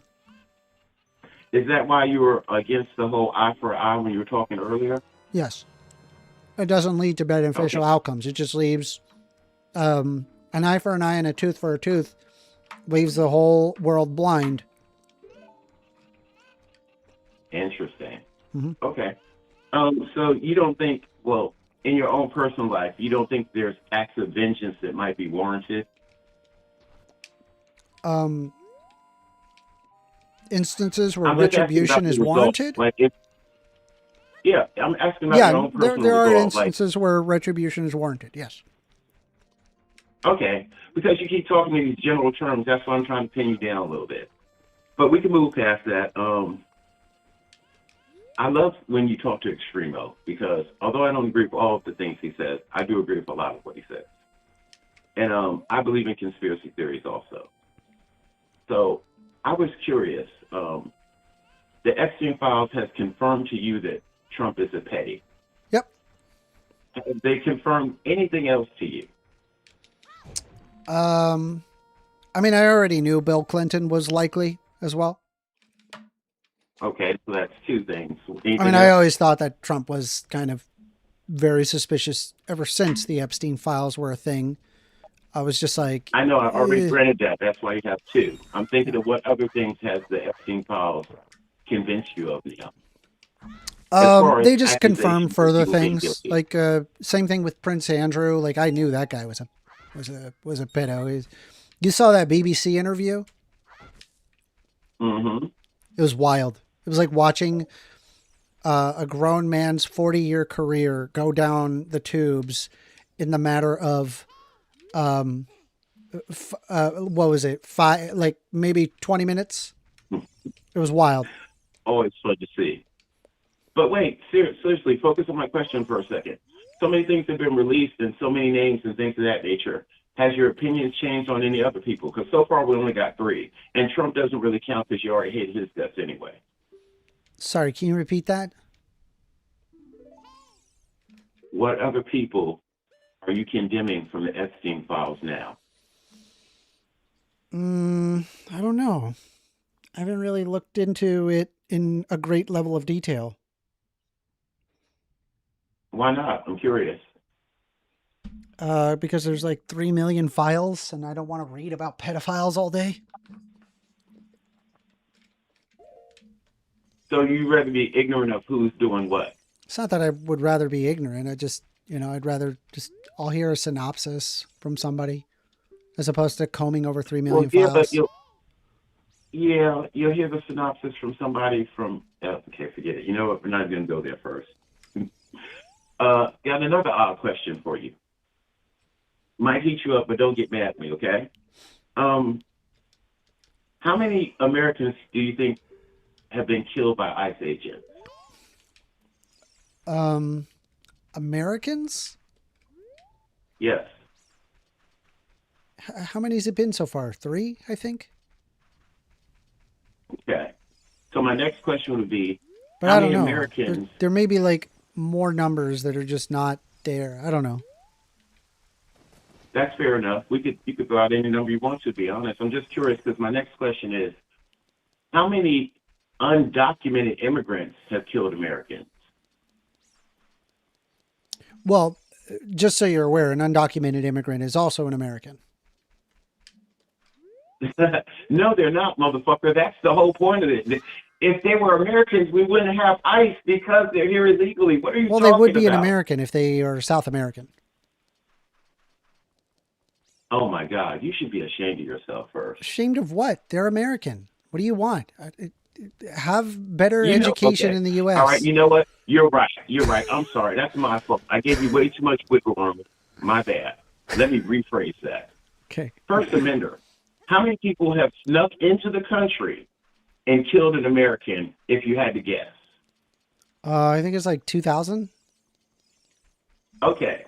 So if you balance those 2,000 deaths against the 2 Americans' deaths, on your mental scale of morals, which one is more damaging to our society? I would probably say the one where we're rounding up a bunch of people and forcing them into detention centers instead of just providing valid citizenship. Considering that immigrants and even illegal immigrants commit crime less than that of native-born population. That's true. I'm not even making that up. God. That's true. Oh, no, you know what? First, I grant you that. I actually believe that. I still think it's a horrible point. And please, don't interrupt me. I just want to get this off right quick. The reason why that's a horrible point, if said person wasn't in the country at all, that crime wouldn't occur at all. So it doesn't matter. Yeah, so I'm okay with. I'm not okay. I'm okay with deporting violent. Let me finish. I just asked you to let me finish, please. You can't contest the. Wow, this guy. You can't contest the fact that if they weren't here, that crime wouldn't happen, right? Well, I'm saying that like there's no the reason. They're committing crimes. I mean, I'm already okay with the idea of there being of deporting people who have committed crimes. That's fine. I'm not against that. And I've said that prior. The problem is I agree with whether that. or not that we kick people out preemptively on the basis that they could commit a crime, when the reality is that most of these people don't even commit crime. In fact, they commit crime at a less level than that of U.S. citizens. I'll provide here showing some significance here. Give me one quick second to provide that. Oh, you're doing another survey? This is comparing crime rates between undocumented immigrants, legal immigrants, and native-born U.S. citizens in Texas. Despite its centrally to the public of political discourse, we lack even basic information on fundamental questions regarding undocumented immigrants and crime. This stems largely from data constraints. Going beyond existing research, we utilize data from the Texas Department of Public Safety, which checks the records for immigration status of all arrestees through the state. Contrary to public perception, we observe considerably lower felony arrest rates among undocumented immigrants compared to legal immigrants and native-born U.S. citizens, and find no evidence that undocumented criminality has increased in recent years. Our findings help us understand why most aggressive immigrant removal programs have not delivered on their crime reduction promises and are unlikely to do so in the future.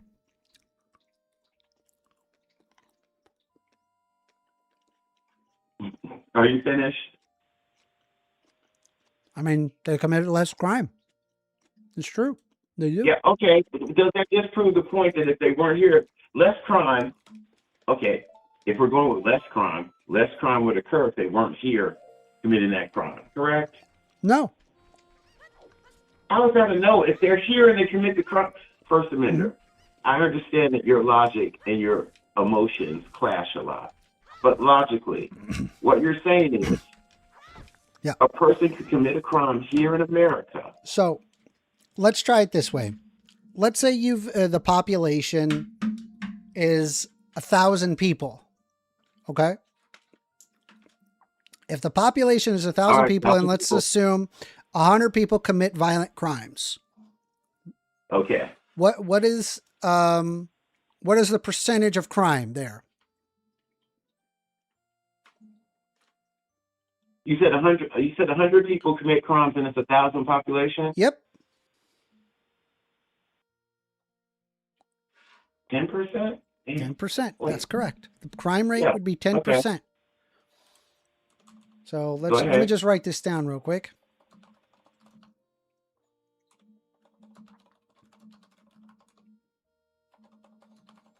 So let's say I introduce 1,000 more people, making it 2,000 people, and then 50 of those people commit crimes.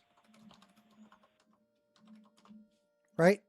So just by doing the calculation of that, 150 divided by 2,000, that would mean that the crime rate has decreased from 10% to 7.5%. You understand?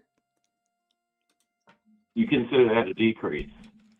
Yeah, it would be a decrease because the total population is higher than the amount of crime being committed. So that would be a decrease in crime. That's true. If crime goes from 10%, hold on. If crime goes from 10% to 7.5%, is that an increase or a decrease in crime? It's a decrease, but correct. I don't understand your worldview for a second. First, you have all this empathy, right? And you're telling me that number-wise, it's decreasing crime. But the crime is occurring, which means that's real people dying or being subjected I agree, to different and I'm perfectly okay with deporting immigrants that come in and commit violent crimes. I'm saying that we shouldn't use that as a reason to deport every illegal immigrant. I'm saying we should look at illegal immigrants and give them the what they need in order to become legal citizens in the United States. I know your stance on that first, but it's like your logic is B and C, and you're ignoring A, which is entering the country illegally. Yeah, I'm saying that does exist. And wait, let me finish a sentence. God, man, please. That does exist, and the problem here is that you don't like the law, so you don't want to acknowledge it. But it is against the law, whether you think it's minor or not. Yeah, but I look at it as an unjust law. There are lots of laws that have been created in the past that are unjust. The Maoist purges, the Stalinist purges, apartheid, Jim Crow laws. These are all laws that existed on the books. That doesn't mean that they're the right thing to do. And looking at immigrants coming into this country, wanting to make a better life for themselves, that we look at them and say, well, look, you haven't gone through the proper procedures, when the procedure is incredibly complicated, and that it could be very easy to just provide them an easier way to be able to become citizens of the United States, and not apply this xenophobic tendency. It would be more moral to do that than it would be to just simply deport people who have come to this country illegally. Okay, so again, thank you for reiterating the stance that we all know you have. And But that really wasn't actually, what we were let me talking about, man. let me even rephrase that. It's actually even crazier than that, because a lot of the people who have come to the country did come to the country legally through a legal port of entry. They use what they're going for is a asylum seeking process, and they are allowed into the country on the basis of asylum seeking. They get a court date to show up to determine whether or not that their asylum seeking is legitimate. What happens is that they overstay their visa, but they are entering into the country legally. Okay, First Amender. Let's say that I concede that point to you. Would you still say that there are millions of people who came into the country illegally? No, most came through legal ports of entry. That's true. Oh my God. You know what? It's impossible to get through to you at some things, but it's fine. Because all of this was just a song and dance so we could avoid what we were talking about in the first place. Your empathy. I'm whirling with what you're throwing at me, man. Okay, fair enough, Bruce. Fair enough. You know what? Let's skip to another subject because there was something I wanted to ask you last time. I forgot about it. Jack Attack, this question is going for yours too. How do you feel about recently? There's been a lot of contention from Muslims, both in America and in Britain, about people having dogs as pets. And now they've been calling and talking about different laws for people walking their dogs. Because according to their religion, dogs are evil. What do you feel about that? I'm sorry, can you repeat that? I was trying to find the information that I was able to find for where does illegal immigration mostly occur. Did you want me to pull that up? Oh, God, no, man. I can't keep taking shots every time you pull up a report. And plus, no one believes that. No one believes any evidence. You're right. I agree. People don't like facts, and facts are really annoying, and they'd rather just be xenophobic assholes to groups of people that are just trying to live their life. And they're saying, well, I just want to do what's right, what's legal. Meanwhile, have a felon president. It's one of the most hypocritical positions to hold. It's not propaganda, dude. It's the facts. Facts don't care about your feelings. Thank you for it's true. Thank you for the TDS there, by the way, because we weren't even talking about. But it's Trump. true. I'm saying it's true. I'm saying you got a bunch of Republicans. They're like, "Ooh, you got to follow the law," but also completely not follow the law at all and be perfectly okay with breaking the law. They don't really care. It's all about xenophobia. It's all about, hey, they're brown, they're not from this country, they make me uncomfortable, and coming up with excuses like, "Oh, it's illegal, it's bad." It's total fucking nonsense. It's idiotic. Deflection. It's not deflection. It's the reality. That's what it is. That's why they act that way. It's deflection and it's rhetoric. Can we stay on the subject? Like, instead of just talking to me about this topic, you're talking about the general system, right? Okay. When I was talking about, you do believe that people are smuggled into America, right? You do believe in people paying other people to smuggle them into America. Do you believe in that or not? Does that happen? Cartels have done that, yes. Okay. All right. How would your studies know how many people were smuggled in that way? You would have to look at people who are undocumented citizens and ask them how they have come into the country. I would have to look at their methodology, though. There may be other ways.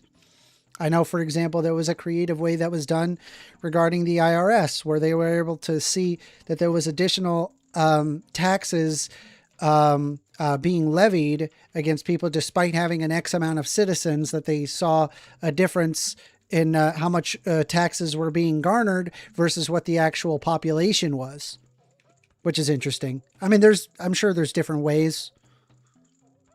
Okay. Well, would you acknowledge then that whatever number that study comes up with is probably going to be under the actual number? But it doesn't matter what study I bring up. You don't care about studies. You said it yourself. We're talking about a study right now. You fucking stop it. Yeah, but you did say that you don't care about studies, right? Did you not say that? Oh, my God. Is that wrong? Jesus Christ. We've talked a million times, man. Some studies I believe, some I don't. For this particular debate we're talking about? Yeah, I you don't believe what you're studies bringing that up as agree far with as you, that. and you don't believe You're studies sa- that don't agree with you. But I just agreed with with if your whatever the study consensus shows. If the consensus shows a if specific your thing, I'm study going to says that argue in there are their more favor people, because the facts don't care about my feelings. I'm just going to acknowledge the facts and move on. Right? But it didn't matter what if your study I was going to study, bring up, article, whatever. It didn't matter. None of that mattered, right? Because what matters more is I don't like the idea that there are brown people in my country, and so I'm going to come up with every single okay, back to the justification rhetoric why it again. is why it's okay to be discriminatory towards people trying to live their life in this country. Do you get paid for buzzwords? Yes. You should be making more money than you are then. But anyway, first, if you're saying that your study says that there are more people in our country illegally who came here under a visa than people who got here without a visa, I don't believe that. That's what I wouldn't believe in your study. I'm So I sorry. brought Can you repeat that? Okay. If the study you're talking about says that there are more illegal people in our country who came in on a visa than who have been snuck under the line of that with no visa, no passport, They're not no coming nothing. in under a visa. They're coming in based on asylum seeking processes. Okay. Okay, using that title, okay? Yeah, You're just so saying you're aware, are the you United saying that the States numbers are equal? the United States had destabilized a majority of the countries of the people where people are coming from to come live in the United States. They come in and they've created the country that they are from is a country where it is entirely hostile for them to live in their home country. So they go to a country where it is not hostile to live in that country, the United States, and they seek asylum. When they claim an asylum seeking process, they receive a court date to determine whether or not that they are a citizen or if they should be in the country based on their asylum seeking claim. They receive a piece of paper and then off they go. They could stay in the country. That's Okay, literally that's how it works, or that's at least Yep, that's used to how it that works. is enlightening. Now That's in the enlightening. So the people now you're speaking about, in the no, United first, come States on, under the man, Trump Jesus Christ, administration, stop. they said that they are not Trump going to do that. administration, I'm sorry, Reverend They said Tom. that they are not going to allow any asylum seeking whatsoever. They plugged up the idea of asylum seeking entirely, effectively breaking Geneva Convention standards in other modern countries. That's what they did to quote unquote plug up the border. That's what they did. They did that one thing, and then all of a sudden you've got zero immigrants coming to the country because there's no legal pathway to citizenship. Okay, first. All right. I'm still going to accuse you of rhetoric right now because the problem is I asked you about something specific and you keep bouncing all over the place. If you're saying that these people got into the country, what I was comparing was people who sneak in the country completely as opposed to people who have paperwork. Do you understand that example? No. Because Okay. I don't know what you're Do we referring have- to by paperwork versus not paperwork.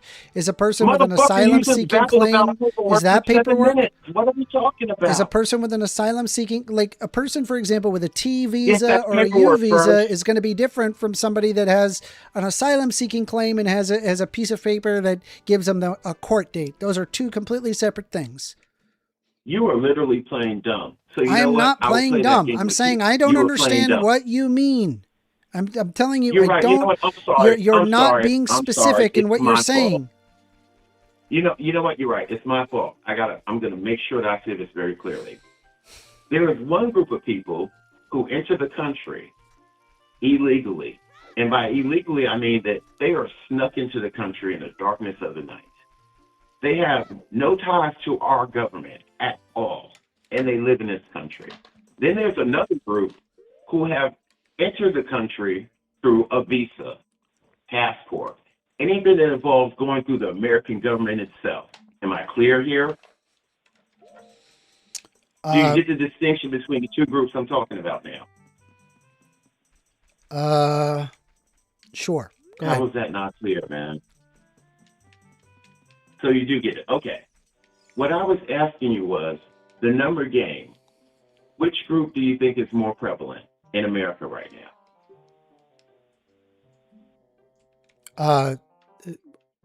You're saying like people who have come into this country in the dead of night versus people who are asylum seeking Yes, exactly. and go through a legal port of entry? Mm-hmm. I would say that there are a lot more people that are just asylum seekers. Okay, give me a percentage. I would have to look it up. I don't have an exact percentage. No, don't in my look head. it up. Use your own thoughts for once. I mean, I want to know your I don't point know. of view. Not The what answer that is I don't survey does. know. What do you think? That's a concrete number. I'm not going to guess on. I don't know.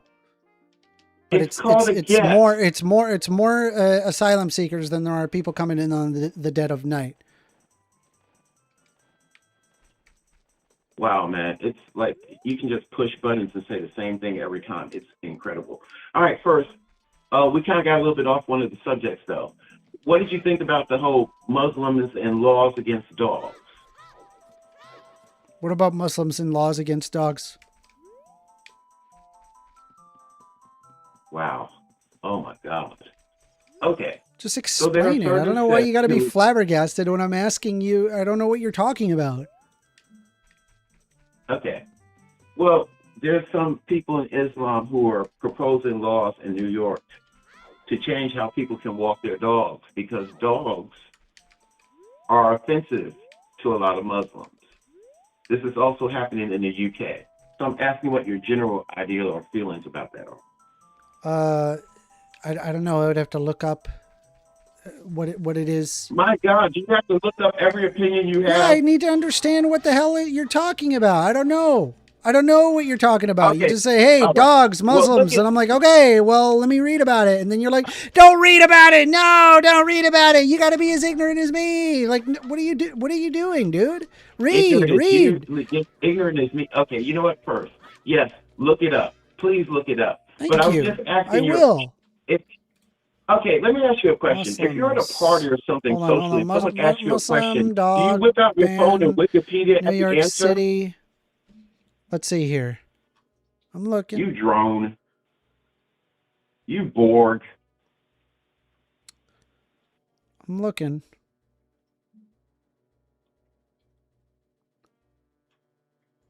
Seeing like somebody wanting to. Hold on.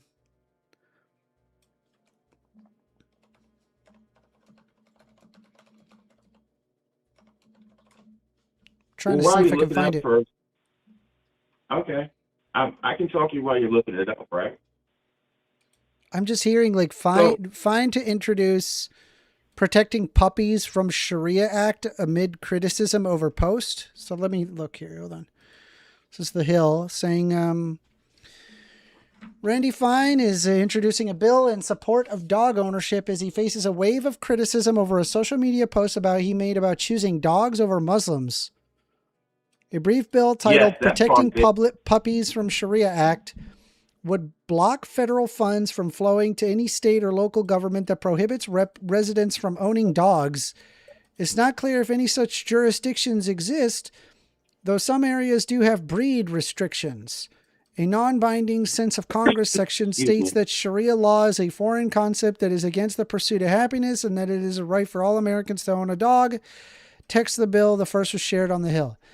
Fine is expected to introduce the bill on Friday with co-sponsors including conservative GOP reps. It is Fine's latest act of defiance as high-profile Democrats call on the Florida congressman to resign over his Islamophobic post or to be formally censured by the House and removed for committee assignments. All of the Democrats have criticized me, every single one of them. Not a single one have said, I promise I will never let anyone take your dogs away. You know why? Because they don't want to offend those who do. Is there actually like an instance where they want to take away dogs? Yes. Where? Keep looking. Oh, well, actually, you could look up at in the UK.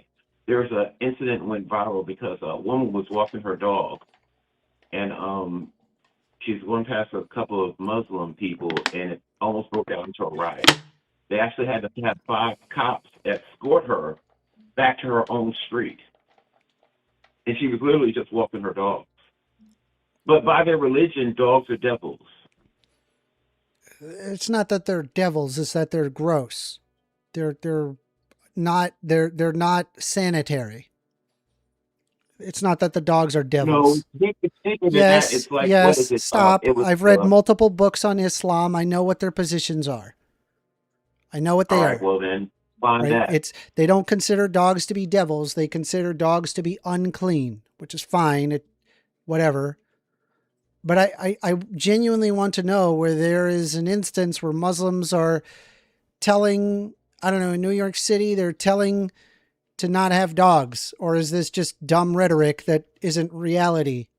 Genuinely Well, curious. it might seem like dumb rhetoric to you because first, what do I gotta Google? Because I can't find it. Well, then fucking put in a different title, you dipshit. Look for it. All right. It's there. You can find anything you want to if you really look. Right? Hold on. Oh, and I'm sorry. I shouldn't have called you a dipshit. You haven't been a dipshit this conversation. My bad.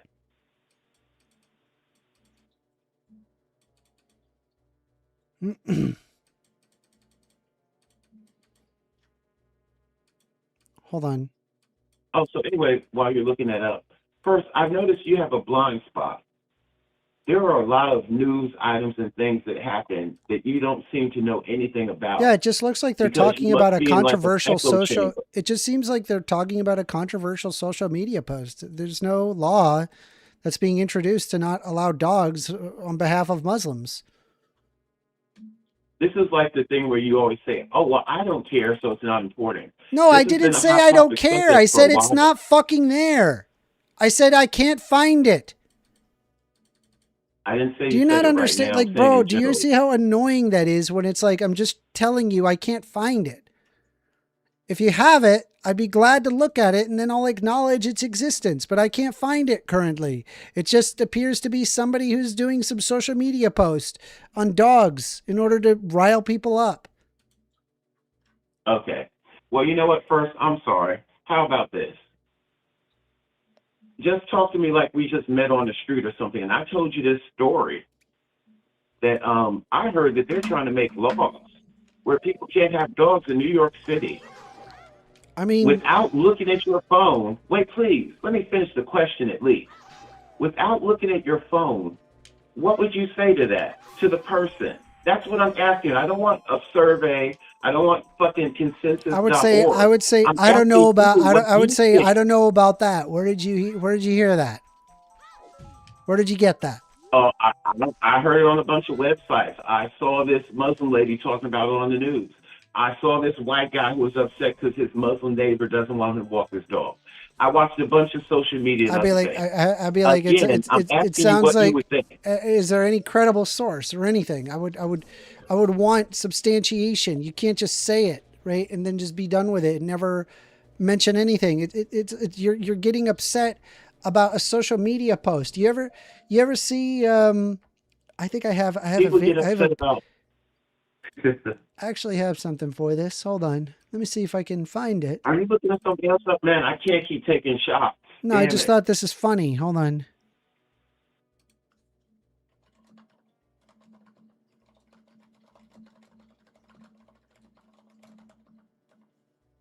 Okay, so I'm going to actually cut off my tablet so I can see the chat because chat, this man is avoiding everything I'm saying today. So like, this is like really, really common and I see it all the time, but I just want to show like, this is breaking news. Man invents fictional scenario and then gets angry about it. Dude, this happens more often than you think. It happens all the time. Unless if you have some empirical basis or some real thing that is actually happening, I'll be more than happy to take a look at it and then see if there's any substantiation behind it. But if you don't have any substantiation behind it and it's just man invents fictional scenario and then gets angry about it, you're just wasting my time.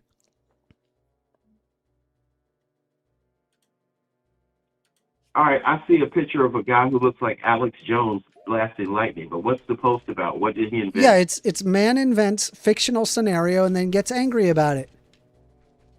What fictional scenario did he invent? You're inventing that there's laws just a being joke in created to general? restrict dogs on behalf of Muslims, when it's literally a social media post made up by some random representative. Some random Florida representative having absolutely nothing to do, by the way, with there being a literal law. So it's just you're inventing a fictional scenario and getting angry about it. Okay, First Amendment, I don't even... you know what? I'm going to use one If of your you can own substantiate catchphrases it, I'll against take a you. look at it. I'm using your own thing against you. I just don't know what you're saying right now. I just don't understand anything you're saying right now. Okay, I'm saying that You're saying that, okay.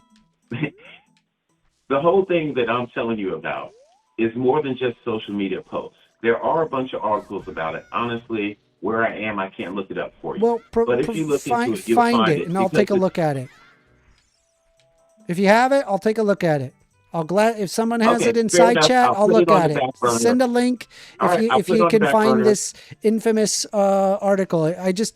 All I found was one fucking guy Article. talking about it in social media, and then everybody getting angry about it. Oh, wait, I got it then. Why don't you use your consensus.org, whatever shit you use. Consensus.app, and it's not a scientific study. None of this is a Yeah, I know. scientific study. It It's just compiles it a would bunch just of be them, some though, doesn't it? policy. What? Doesn't it compile articles for you? No, it compiles studies. Studies. You ask it a Okay, well then, scientific why don't you look question. up- wait, You don't shut ask the it fuck- Oh, God, this guy. something that All right, happened then on why don't social you look up a media. study? Why don't you look up a study on Islam and, I don't know, dog rights, or Islam and dogs in America? Something along those lines. I'm sure you'll find something, right? All right, let me do that. Cool beans.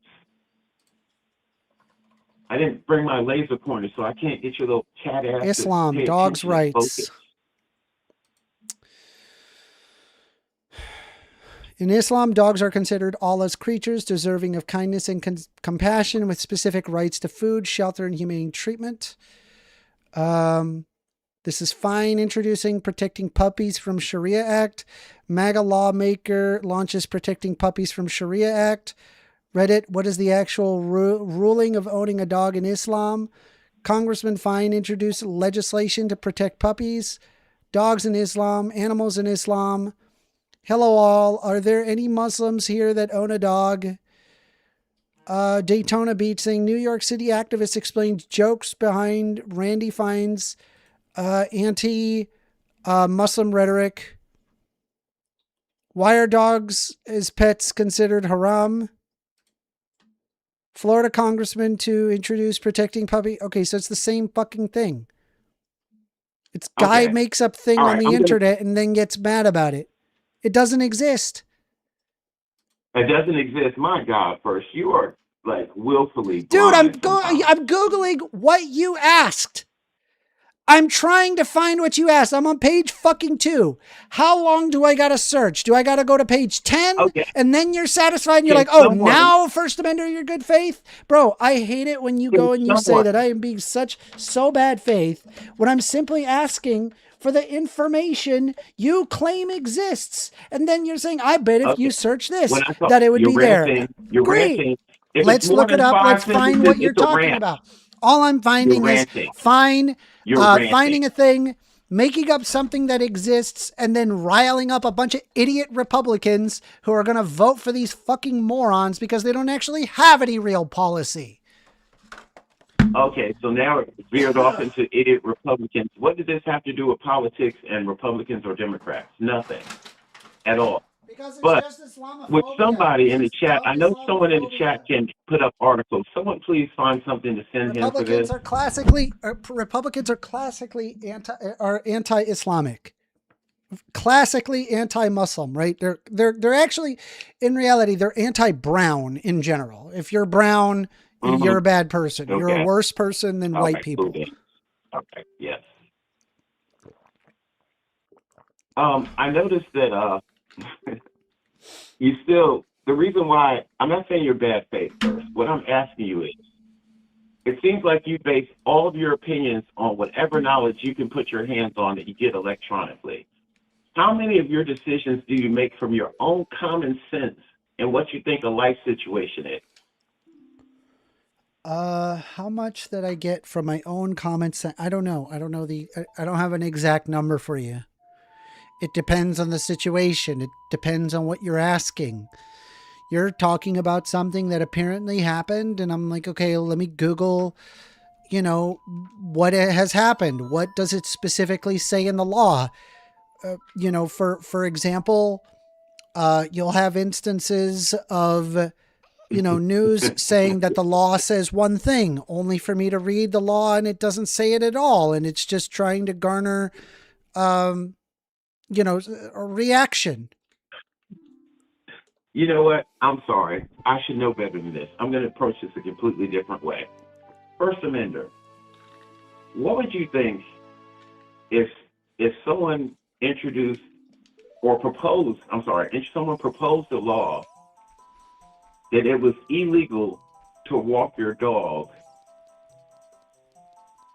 on a city street? How would you feel about that decision? You don't have to look that up. That's just me asking you what you think. Seems kind of impractical. What would you do for a dog? How are they supposed to use the bathroom? You don't have to walk your dog down the street for them to use the bathroom, do you?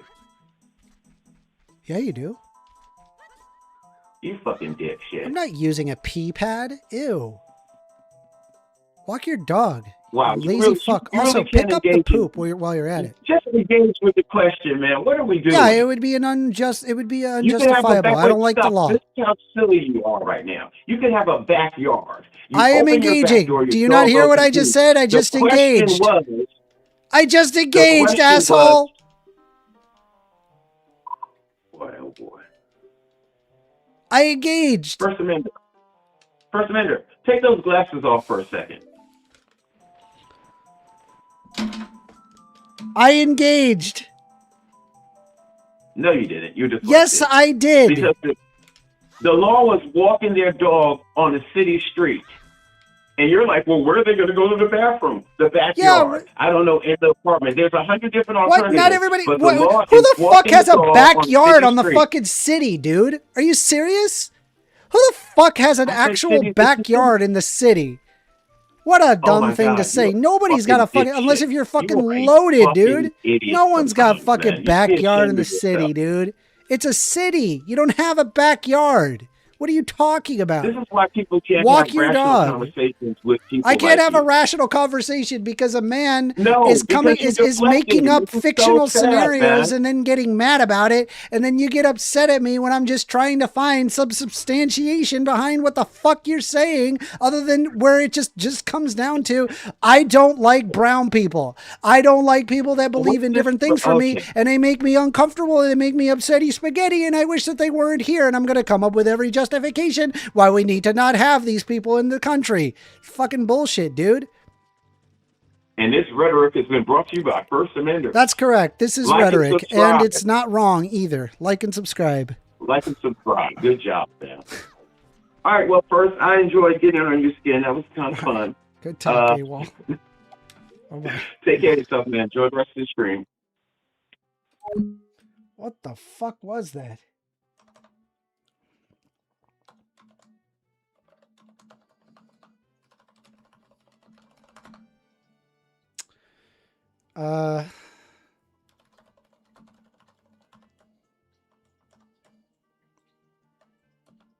That debate topic was man gets angry on, hold on, man makes up fictional scenario and gets mad about it.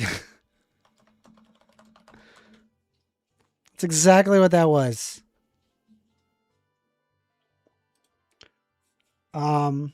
J.R. Corral says, you don't think they can make a new log that says your dog cannot go more than 100 feet from your house? I'm sure they could. It's not really practical.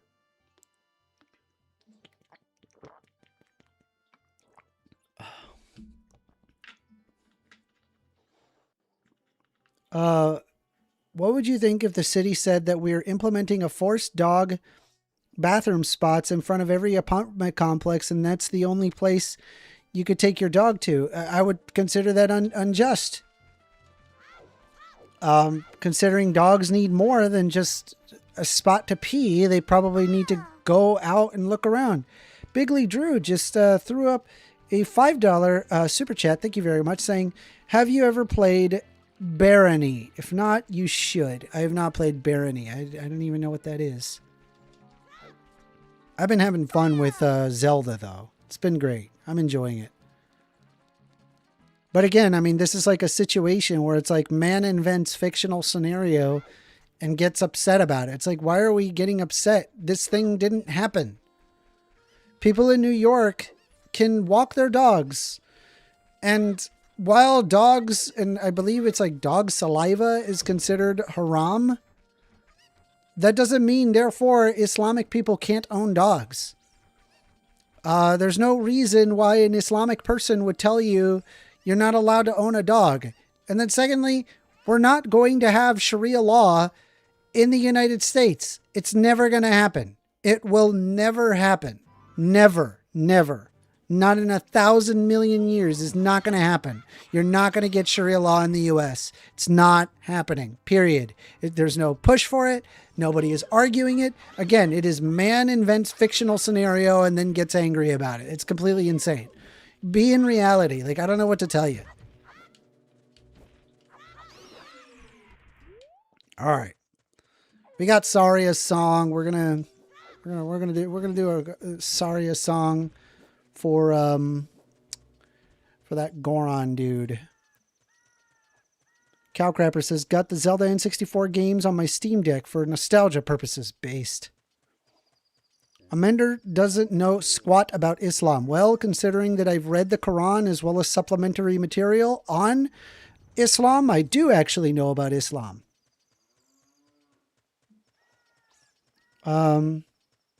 Excadriller says it could happen theoretically if Muslims outbreed the rest of the population. Yeah, no, it's not going to happen. When you're in a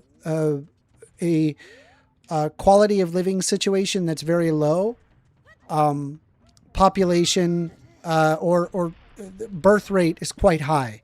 But if you enter into high quality of living societies where it's more expensive to have kids, people have less children.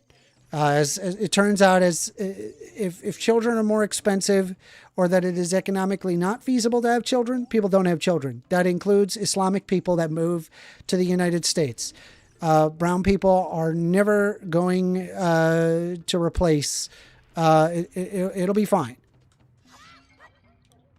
You'll be fine. Don't worry. But I'm glad that you out yourself by arguing ridiculous great replacement theory things that is disproven anthropologically. Remember, chat, great replacement theory is an explicitly Nazi talking point. That's correct. That is correct. You do not believe that we have Sharia in courts in the U.S. right now. That's correct. We do not have Sharia law in the courts right now. We have the United States justice system, not Sharia law. All right, so here we go. Let's try this. Yeah.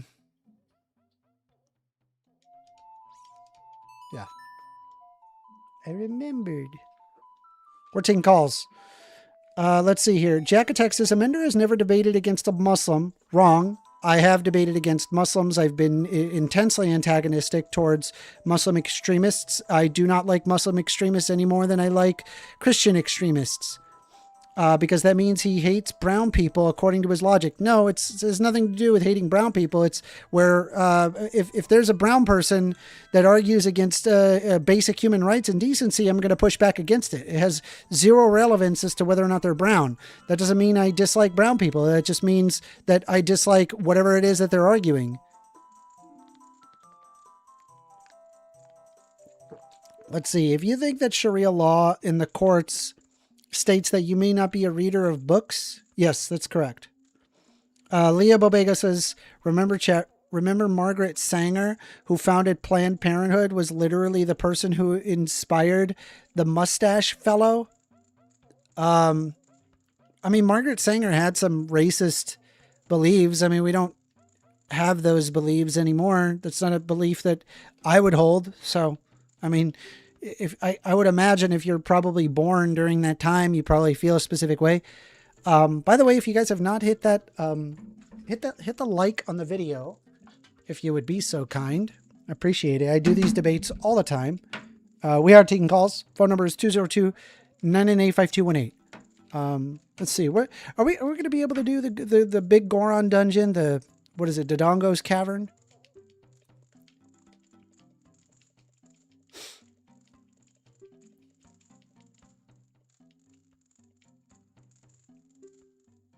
Why don't you go destroy the monsters inside of the Dodongo's Cavern and prove you're a real man? Anti-abortion people. Ooh, we got a call. What's up? Hello. I'm calling in. We got Big League Drew. How you doing, Big League? Good. How are you? Let me set the phone to do not disturb. All right. What's up, Big League? What you want to talk about? I wanted to talk about Margaret Sanger and how people dismiss her views as not being applicable to today's Planned Parenthood. I mean, I'm sure you could apply them. I'm just saying that I disagree with that view. Which I could view? be in favor of Margaret. Well, because there was like eugenics arguments. I reject the eugenics arguments as morally abhorrent and move on from that.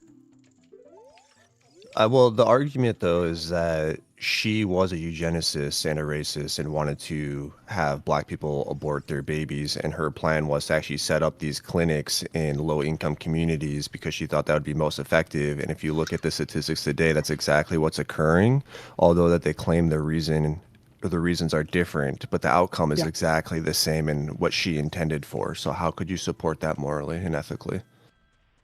Because I believe that people who are in poor socioeconomic conditions likely would need more Planned Parenthood than not. Why? And that has nothing to do with black, brown, white, or whatever. It's people who are socioeconomically disadvantaged. Why would they need more abortions? Because they can't afford a child. Then why do you see people in low economic statuses having more children than people in higher economic statuses? Do they? Is that true? I'm not sure if that's the case. Yeah, because they claim welfare on it. I would probably say access to birth control. I don't know. I'd have to Google that exactly. But if I had to guess off the top of my head. Do you think low-income people don't have access to birth control? They may have less. Why? Like, how much does a condom cost? I don't. Very little. And don't they give them out free at Planned Parenthood? Yep. Okay. So how would they have less access to birth control? And you're saying like they're laying out Planned Parenthoods. You're arguing that they are laying out Planned Parenthoods in poor socioeconomic conditions, and I explained why, and you just came up with a reason as to why. No, that was Margaret Sanger's stated objective was to do that. So I understand that was Margaret Sanger's, but obviously Margaret Sanger is dead. We're not abiding by her. You know, she doesn't like one person doesn't say a thing and then we think the same thing. Like, I don't believe Planned Parenthood's desire is to create is to have less brown people. That's not the point of Planned Parenthood. It's to deal with people who have poor socioeconomic conditions, and that also includes white people under poor socioeconomic conditions. So if the founder of Planned Parenthood said that their goal is to reduce the black population by providing them abortions, how could you say that's not what they're doing when that is exactly what they're doing? So if you have black people are the leading, how do you say? So they're the largest percentage of all abortions. Because people can't Most afford. Planned Parenthoods are in low economic places. Because people who can't afford babies should not be having babies. It's a smart decision to not have babies. I think poor people on average or at least have access to birth control if you feel you can't afford a baby. And you already admitted that. Yeah, like through Planned Parenthood. Wow, we're figuring it out. Yeah, but What is this argument? You're disregarding the abortions. I'm saying that the initial intention of Planned Parenthood was to reduce the black population through abortions. And I'm saying which that is why is they not specifically that is not the stated goal. We're moving in circles. That is the stated goal. That was a stated goal when it was founded. And just because you don't, and that's you not say the goal now. Exactly, but that's a linguistic thing. They're still in they're still in lower economic areas, and they still primarily affect Black Americans. If there is and so it's still accomplishing. It's still accomplishing Margaret Sanger's goal, regardless if that's what you want to do. Hey, if there's an area of white people that have poor socioeconomic conditions, they also set up Planned Parenthoods in those areas as well. But it's predominantly not in white neighborhoods, though, right? And you know, that. because of redlining and all sorts of stuff. Why there would be less overall white neighborhoods. However, that's how they intended to do it. If there are white neighborhoods that have poor socioeconomic conditions, and we provide Planned Parenthoods in there, it's not about skin color anymore, is it? It's about poor socioeconomic conditions. Well, okay, so I would concede that there could be more than one reason, but the primary reason was to reduce the black population, and that is what they do significantly now. Like I said, if you look at the data, it's black women who are having most of the abortions. And so they've achieved their goal, whether or not you agree with it. I'm actually pretty sure that's not true. I thought it was mostly white people that get abortions. No. Well, I mean, if you look at, I guess it depends on how you do the numbers. You can always play with the numbers because of the population. If you're talking about a per capita, it'd probably be black women. But if it's raw numbers, it would definitely be white people. Yeah. White people get abortions more. I understand. Because there's more white people. Just like there's more white people on welfare than there are black people. So then that would mean that it also benefits white people. So what is your argument? I don't think that's a benefit to white people. That's a defeater to your argument. You were saying that it was done that the entire purpose of Planned Parenthood, the main purpose, is to prevent black people from being able to populate as much, and it's a eugenicist argument, and that is the main reason. However, a majority of people in Planned Parenthood receiving abortions are white people. That's true. Yeah, like I said, I'd have to pull up the specific numbers, and like I said, if you want to play the numbers game where you do just the whole numbers because there's more white people in the country, like obviously that's always the case, but by per capita, you already admitted too that you think that it's black people. But I'm just saying, if the founder of the organization said that her stated goal, but that's not the goal of Planned Parenthood. It's just not. That was the founder's stated goal, and then you're saying that's not the goal. So you can change the language, say our goal now is not that, it's this, but that was the founder's goal, and that's still what's being accomplished, regardless if that's what you think or what you want it to be, or if you think it's healthcare or whatever, that's still what's occurring. But that's not occurring, right? It's dealing with absolutely people, occurring. It's dealing with people who have are socioeconomically disadvantaged. That's why Planned Parenthood is provided. Planned Parenthood is help. Yes, that's why. No. Yes, that's what they say. That's what they say, but that's not what Margaret Sanger said, is it? And even if she look, okay, let me reframe it. Let me say, let's say that is the stated goal, is because they want to help people who are socially economically disadvantaged. But could they have a secret goal where they want more black people to do it because they want less black babies? It's just not the reality. It provides white people and black people it provides white people and black people with reproductive health care. I don't think it's reproductive health care. And it is there to assist people who are socioeconomically disadvantaged. Whether or not that there are more black people that are socioeconomically disadvantaged is a fault of the system that has enabled black people to be socioeconomically disadvantaged, then requiring a Planned Parenthood. It has more to do with that than it would have to do with wanting to reduce the amount of black babies there are. I can pull up, here's the Planned Parenthood Clinic's mission statement right here. Yeah, I understand what their mission, I understand what they say their mission is. That's like the government saying, I investigated myself. You're going to let me finish. No, you're going to let me finish. I'm actually not, so see ya. All right, bye. So it says here, Planned Parenthood is made up of many separate entities tied to a central mission. It is to help all people live a full, healthy life, no matter your income, insurance, gender identity, sexual orientation, or race or immigration status. It is to provide high quality, inclusive, and comprehensive sexual and reproductive health care services for all people that need and deserve with respect and compassion, to advocate for public policies that protect and expand reproductive rights and access to a full range of sexual and reproductive health care services, including abortion, providing medically accurate education that advances understanding of the human sexuality, healthy relationships, and bodily autonomy, and to promote research in the technology that enhances reproductive health care and access. So here's their stated goals. Planned Parenthood motto is care no matter what.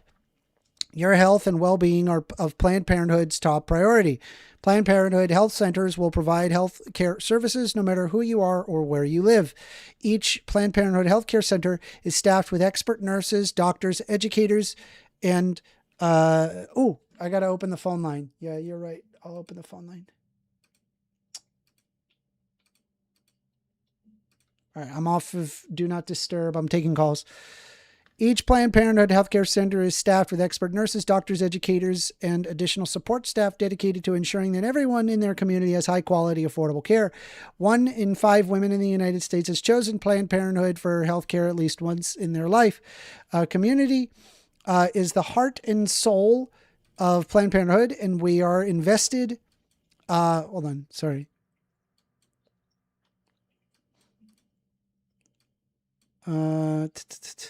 Community is the heart and soul of Planned Parenthood, and we are invested in and committed to the communities and neighborhoods we serve. This includes the nearly 600 healthcare centers worldwide, operated by 47 separately incorporated nonprofit organizations. Each healthcare center reflects the diverse needs of its community and provides a wide range of confidential, safe, compassionate, and high-quality services. Most of the 2.1 million patients who visit Planned Parenthood healthcare centers annually seek education, resources, and preventative services, including birth control and sex education, STI testing and treatment, and screenings for surgical, breast, and other cancers. Oh, we're getting a phone call. All right. Give me a sec. You're on the line, First Amendment.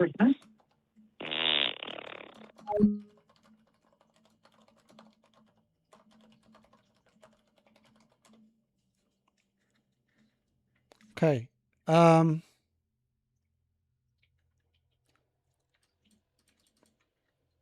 Black women account for 38% of all abortions, the highest of any ethnicity. I actually think I do believe that is a correct number. Again, this has to do with the fact that Black people have been in socioeconomically disadvantaged categories, which results in more need of healthcare that is free, which would be a Planned Parenthood. So it doesn't surprise me that Planned Parenthoods show up all across ghettos in order to assist people who cannot afford children. You're on the line with First Amender. What up, bud? So what is the argument of where we're talking about Planned Parenthood, which, dude, you got to start looking up your facts, because the bulk of abortions are performed by Black women. Poor people have always outpopulated wealthy people. When you say, how old are you? My first question is, how old are you? I'm 36. You're 36? God damn, I thought you were in your 20s. Looking good. Thank you. Do you not understand we live in a world of lies? That we live in a world of lies? Yes, we do. That everything that they present you, do you actually take things on face value? No. Then what are you talking about? You're going to the Planned Parenthood website to get their fucking mission statement. Yeah. And you're taking it on face value. Yeah. Well, so there was a question as to what the stated purpose of Planned Parenthood. And I remember the quote from Margaret Sanger, and I did look up that quote. She did indeed say that. And, it's not something that I espouse, nor is it something that the Planned Parenthood modernly espouses. Planned Parenthood does not agree with eugenicist talking points. It's just not the case. And the other thing, which is a defeater of the argument. It would look bad if they did. Hold on. Hold on. You've been interrupted everything. Hold on. It would look terrible no, if they actually you're not going to do this. No. So here's the thing. It's my show. I can mute you whenever I want. I need you to listen to what I'm trying to tell you. This is important. Will do. So the defeater to the argument was the fact that Planned Parenthoods prop up in areas that are socioeconomically disadvantaged, which also include majority white population, poor socioeconomic conditions. So the idea that the whole purpose of Planned Parenthood is to reduce the amount of black babies is simply untrue. It has more to do with having poor socioeconomic advantages where somebody would need reproductive health care given the fact that they cannot afford a child. I can see that argument if you go by the percentages of, yes, they are in mostly predominantly black neighborhoods, but that's because Planned Parenthood is also the largest baby part seller in America. This is a harvesting organization. If you think they're out there to help people, I'm the government. I'm here to help you. Just so you're aware, Planned Parenthood is not a government agency. It's a 501c. It is a 501c4 that is funded entirely by private organizations. It is not a government organization. You really get lost in the details, and you need to stick to the narrative. Yeah. Planned Parenthood. No. You're the one. You're the one that is saying that is bringing up a narrative, right? Rhetoric, right? Let's pull up the baby part thing, because I guarantee you there's probably more to it than just what you would see on like some conspiracy or whatever. So I'll look it up. Did you just not learn that they're eating and raping the babies? Dude, this is a thousands of Planned Parenthood is raping the babies? No, the politicians, the elites, the wealthy, they're raping and eating babies. They're harvesting their organs. I mean, I don't even need the Epstein files released to know, after watching hundreds of horror movies, delving into history, that they're doing that. Okay, I was So able to Planned find Parenthood is a baby harvesting organization. I want to have a conversation with you because, like, again, you're going all over the place. I want to go back to the baby harvesting thing, and we can discuss that. So Planned Parenthood investigations find no fetal tissue sales. Once again this week, an investigation into Planned Parenthood's alleged sale of fetal tissue came up empty. A grand jury in Harris County, Texas, voted to indict in a state investigation of Planned Parenthood, but it didn't indict the reproductive rights organization. In an unexpected turn, the grand jury indicted 2 anti-abortion activists from the Center for Medical Progress. That is the organization that famously last year released videos that said it depicted Planned Parenthood illegally trying to sell fetal body parts. The videos served as a major rallying point for Americans opposed to abortion. They fueled a threat to shut down the government, as well as a push in several states to cut funding to Planned Parenthood. They also inspired a wave of investigations. After the videos released last summer, a number of states quickly decided to look whether the tissue sale of videos purported to show what was happening within their borders. Despite all the worry, state investigations have yet to find any evidence that Planned Parenthood was selling or profiting off of fetal tissue. 12 states have completed investigations into Planned Parenthood following the video's release, according to the organization. Here's what happened in each of those cases. Yes, the government invested itself, and it didn't find any corruption. Right, yes, I understand. Hey, dude. Once again, I'm going to tell you. Once again, I'm going to tell you. Dude, no, I'm Planned Parenthood. Planned Parenthood is not a governmental organization. It is a 501c4. It is not a governmental organization. Planned Parenthood, I'm going to repeat it one more time because you're saying the same thing as if that I didn't say the thing in order to correct what you're saying. Planned Parenthood is not a governmental organization. So no, it is not the government investigating itself. It's the government investigating a 501c4 known as Planned Parenthood. So no, it is not the government investigating himself. So let's go over what they found instead of you spouting off nonsense that can't be shown empirically. You need to start listening to Kurt Metzger. I want everybody on this cast to go over and listen to Kurt Metzger. Yeah, if you want to think like this moron, listen to Kurt Metzger, who will give you the real information. Anyway, the real information. I wanted to read over the various cases, if that's all possible, because I'm not aware of these. I would like to see it. So here, Florida, July 2015, Florida Republican Governor Rick Scott ordered a state investigation to see whether Planned Parenthood was, quote unquote, selling body parts. All right, I got to mute you. All right, he's got to mute him because the guy's going completely insane. We'll at least take a look at the Florida investigation. Nobody can hear you, by the way, but if you just hang on, we'll talk a little bit more, but just please, I wanted to go over this specific investigation that Florida was looking for. So Florida Republican Governor Rick Scott ordered a state investigation to see whether or not Planned Parenthood was selling body parts.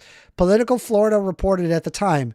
On August 5th, the agency investigating the clinics released its findings, and he hung up.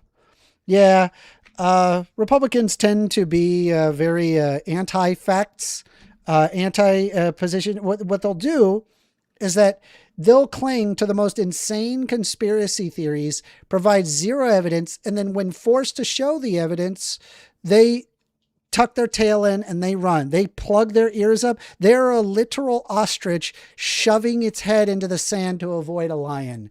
Every freaking time, dude. I swear. It's wild. Back to playing video games. Are we done with the nonsense claim regarding Planned Parenthood? All right, here we go. You're on the line with First Amender. Hey, First Amender, how are you? Hi. Who is this? Can I get your name? It's Leah. Leah? Yes, Leah Bobia Leah. Hello. Leah Bobega? All right, Leah, what's up? Yep. Well, sorry, I know you were talking about the Florida investigation. The last thing I heard was Republicans are very anti-fact, but yeah, they are already calling. So. Republicans are anti-facts. The fact they don't like facts. I mean, I could argue with that, but really, I don't consider myself a Republican. I consider myself a conservative, so I don't really. That's a Republican. Go. It's the same. That that's the same. For the sake of argument, it's the same thing. I would say no, actually, because it's like the abortion thing with Trump, for example. Most conservative people I know do not back his views on abortion. He believes that it should be legal up until a certain point. And most of the conservatives I know are very anti-abortion. Very, very few are any type of pro-choice.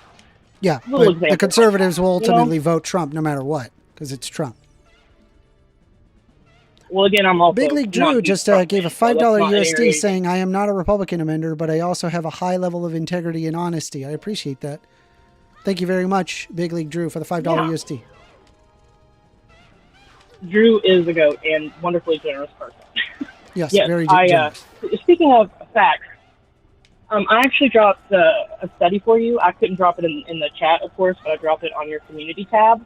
A new study that's a metadata analysis of like 3 different states they studied. It was the one I mentioned on the panel we were on together that actually shows that illegal immigrants are up to 3 times more likely in one state and 5 times more likely in another to commit crime. I didn't want to talk about that because we've already commit violent crimes or crimes. I just wanted to let you know. I don't recall, but I will tell you that this study only included people that were convicted. What is the study called? They was both convicted. It's literally in your community tab. I don't recall the exact name, but Scap did it. And they both had to be convicted, not just charged, and they had to be proven to be illegal aliens. What's your name by ICE? What is your name in on Discord? Oh, no. It's in your community tab on your YouTube channel. Oh, let me check. Well, look, can we table that for just a second? Because I really, really wanted to talk about it. I want to pull it up. Seriously, I want to pull it up so we can go over pull it up. Which one is it? Glad we were on abortion. Hold on. We can backtrack to that. Which one is it? It's the only one I posted. It should be one of the most recent. It's your community tab. Like on your page where it's just community. It's in there, I promise. Unless it was deleted. I just put it in there. People can't post on my community tab. It's my... They can reply to On my your community. YouTube. Like, Are you looking in your YouTube? yeah, I'm on my YouTube. In YouTube. Yeah. Why don't you tell me the name Hold on. of the study and I I'm can just also in look it Discord. up? I'll put it in it too. Hold on. All right, put it in Discord. That helps. It's like, I don't remember the exact name. It's like a long name. But speaking of facts, I'm posting it in your Discord right now. Hold on. Speaking of facts, I also dropped it in chat. Where should I put it? General. I'll put it in general. Speaking of facts, you said that Planned Parenthood was nothing to do with the government, basically. Nobody said it's like a governmental organization. Well, no, he said that it was a governmental organization. He literally said that, and he said it's the government checking in on the government. Okay, well, and I said no, it's not the government. It's a 501c4. Now, whether or not that they receive grants from the government for meeting some sort of not just grants. From meeting some sort of desire by the government, that's a completely separate thing. They do also receive tax write-offs for being a 501c4. That's what it is. Right. Right. But that's with but it's not any just 501c4. That. They actually receive millions from the government. That's correct. They are government. They are government contracts. That's literally what it does. Right. Government contracts garner millions of dollars. That's correct. That's how do you think Raytheon and Lockheed Martin are as rich as they are? Do those companies get 1/3 of their revenue from the government? 1/3? Yes. They get a lot more than 1/3 from the government. Are you kidding? They're the military-industrial complex. Okay. They get all of their money from the government. Different. Yeah, you also brought up a weird example because that's also nothing like Planned Parenthood. Those are companies. I'm saying like the government. The government will release like some sort of contract order where then companies can decide to bid or try to be able to accomplish whatever it is that the government wants. If Planned Parenthood is in a spot, who would compete with Planned Parenthood? Hospitals. Hospitals do abortions, do they? Sure, yeah. Elective abortions? Yeah. You really think that? Yeah. You think hospitals do elective abortions in America? That's what you think? Yeah. Okay. Elective abortion, not medically necessary, quote unquote. All abortions would be medically necessary. That would be interesting to see. No, they're not. No, they're not. In fact, a lot of OBGYNs actually say, including ex-abortionists, as a matter of fact, that there is not a single abortion in the United States that is medically necessary. Period. But there is no single abortion that happens within the United States that's medically necessary. When you're thinking of things like a tubal pregnancy, okay, that's not an abortion, first of all. They do an entire other procedure that usually ends up with you being infertile because they have to take at least one of your tubes and or ovaries, right? And if it's later on in pregnancy, you can just deliver the baby. Really simple. And in fact, once you reach a certain stage of your pregnancy, a lot of times you have to deliver regardless. So all you have at that point is a decision between fair enough. delivering a live baby or a dead baby. I'm being told that most non-emergency and non-long-term care issues are found outside of hospitals. Fair enough. Big League Drew donating $10 USD saying it is a merger of corporation and state power, aka fascism. Some of these quote-unquote public companies were ideas started by the government, funded by the government, and typically only the customer is the government, but it's public. Well, again, like if you're against that, then you should be against the entire military-industrial complex. The military. Yeah, I don't really support the military-industrial complex. Okay, cool. Most Republicans don't feel that way. You'll actually find we agree on a lot, believe it or not. Okay. It's mostly abortion and the woke issues you'll find we disagree on. I used to call myself a libertarian. I just call myself these days a strange conservative because I find a lot of problems within the Republican Party as well as the Democratic Party. Neither of them are perfect. And I'm certainly not shooing for Trump. I don't believe we have enough evidence to call him a pedo, but that's a whole different conversation. Speaking of, a minute ago, when you were talking about abortions, we were talking about how, quote-unquote, necessary Planned Parenthood is. Have you ever heard of federally qualified health centers? Have you ever heard of those? No. Tell me If not, I would encourage you to look them up. See what they are. Federally qualified health centers, right? FQHCs are all across the country. And in fact, they're in a lot of areas, Planned Parenthood or not, like the rural areas out halfway up into the mountains, just for example, right? As well as cities. These are places that provide tons and tons. Actually, I have a chart. Big League Drew Let me donating try and find another it real quick. $5 I've got a super chart chat. Thank that you very shows- much, Big League Drew.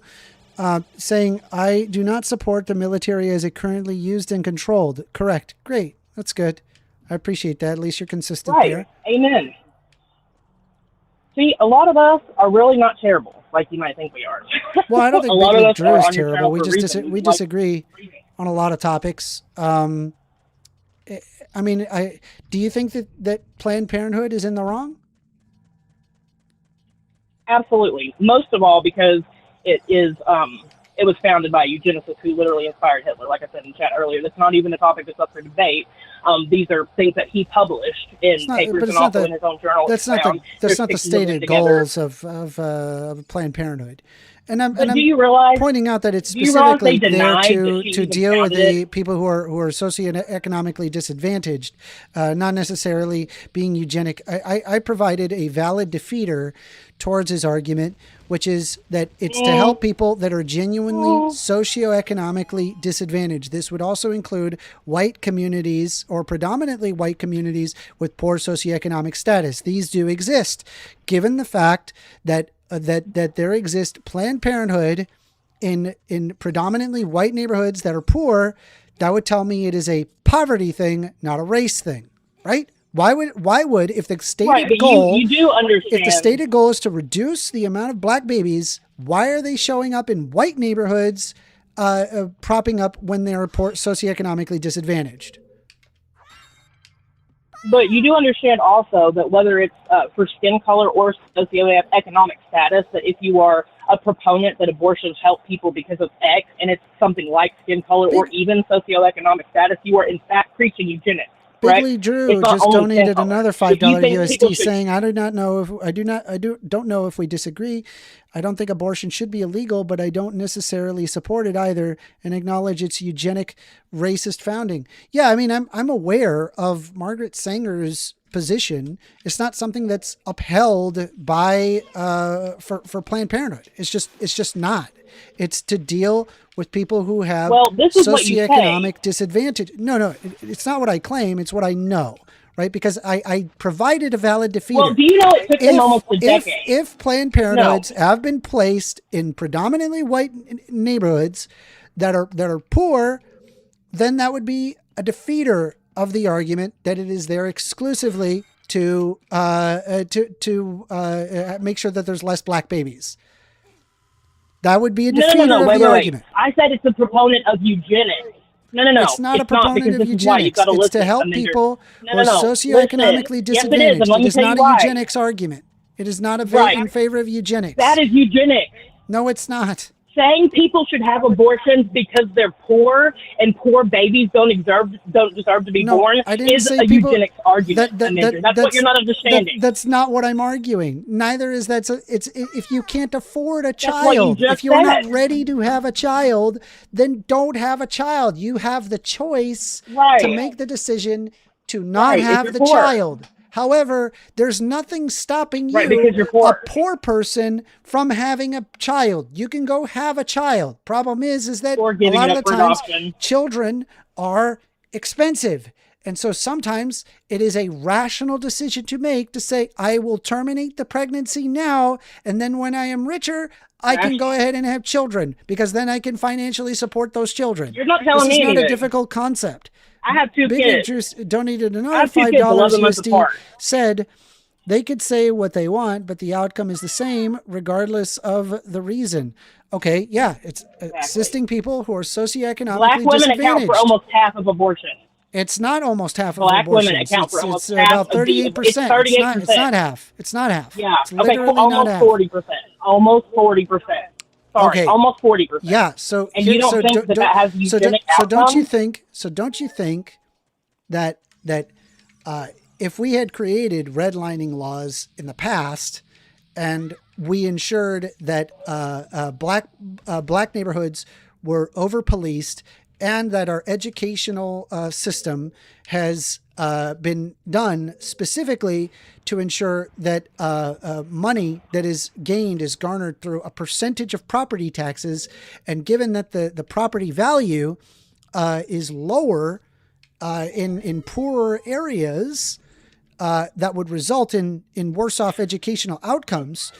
All of these things compound to more black people in poverty, which would then mean it would logically follow that you would have more black people getting abortions because they can't afford children.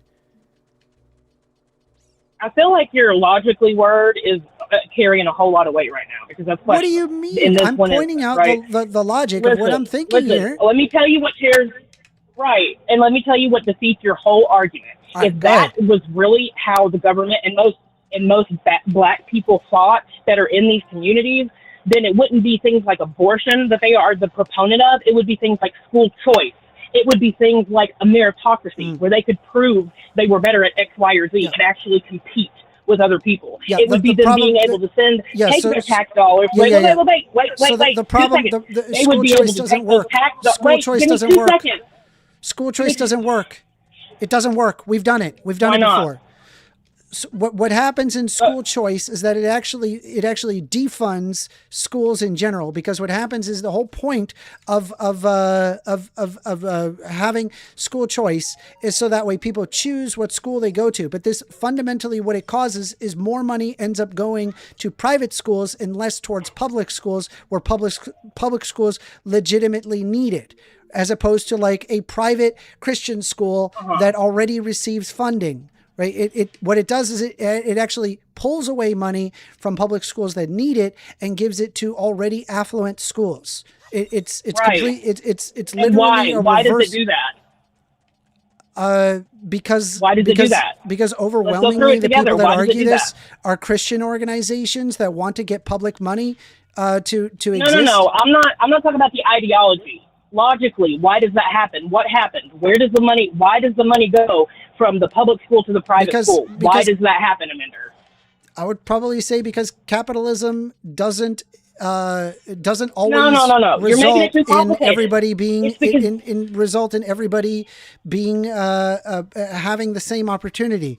Capitalism inherently on its own results in haves and have-nots.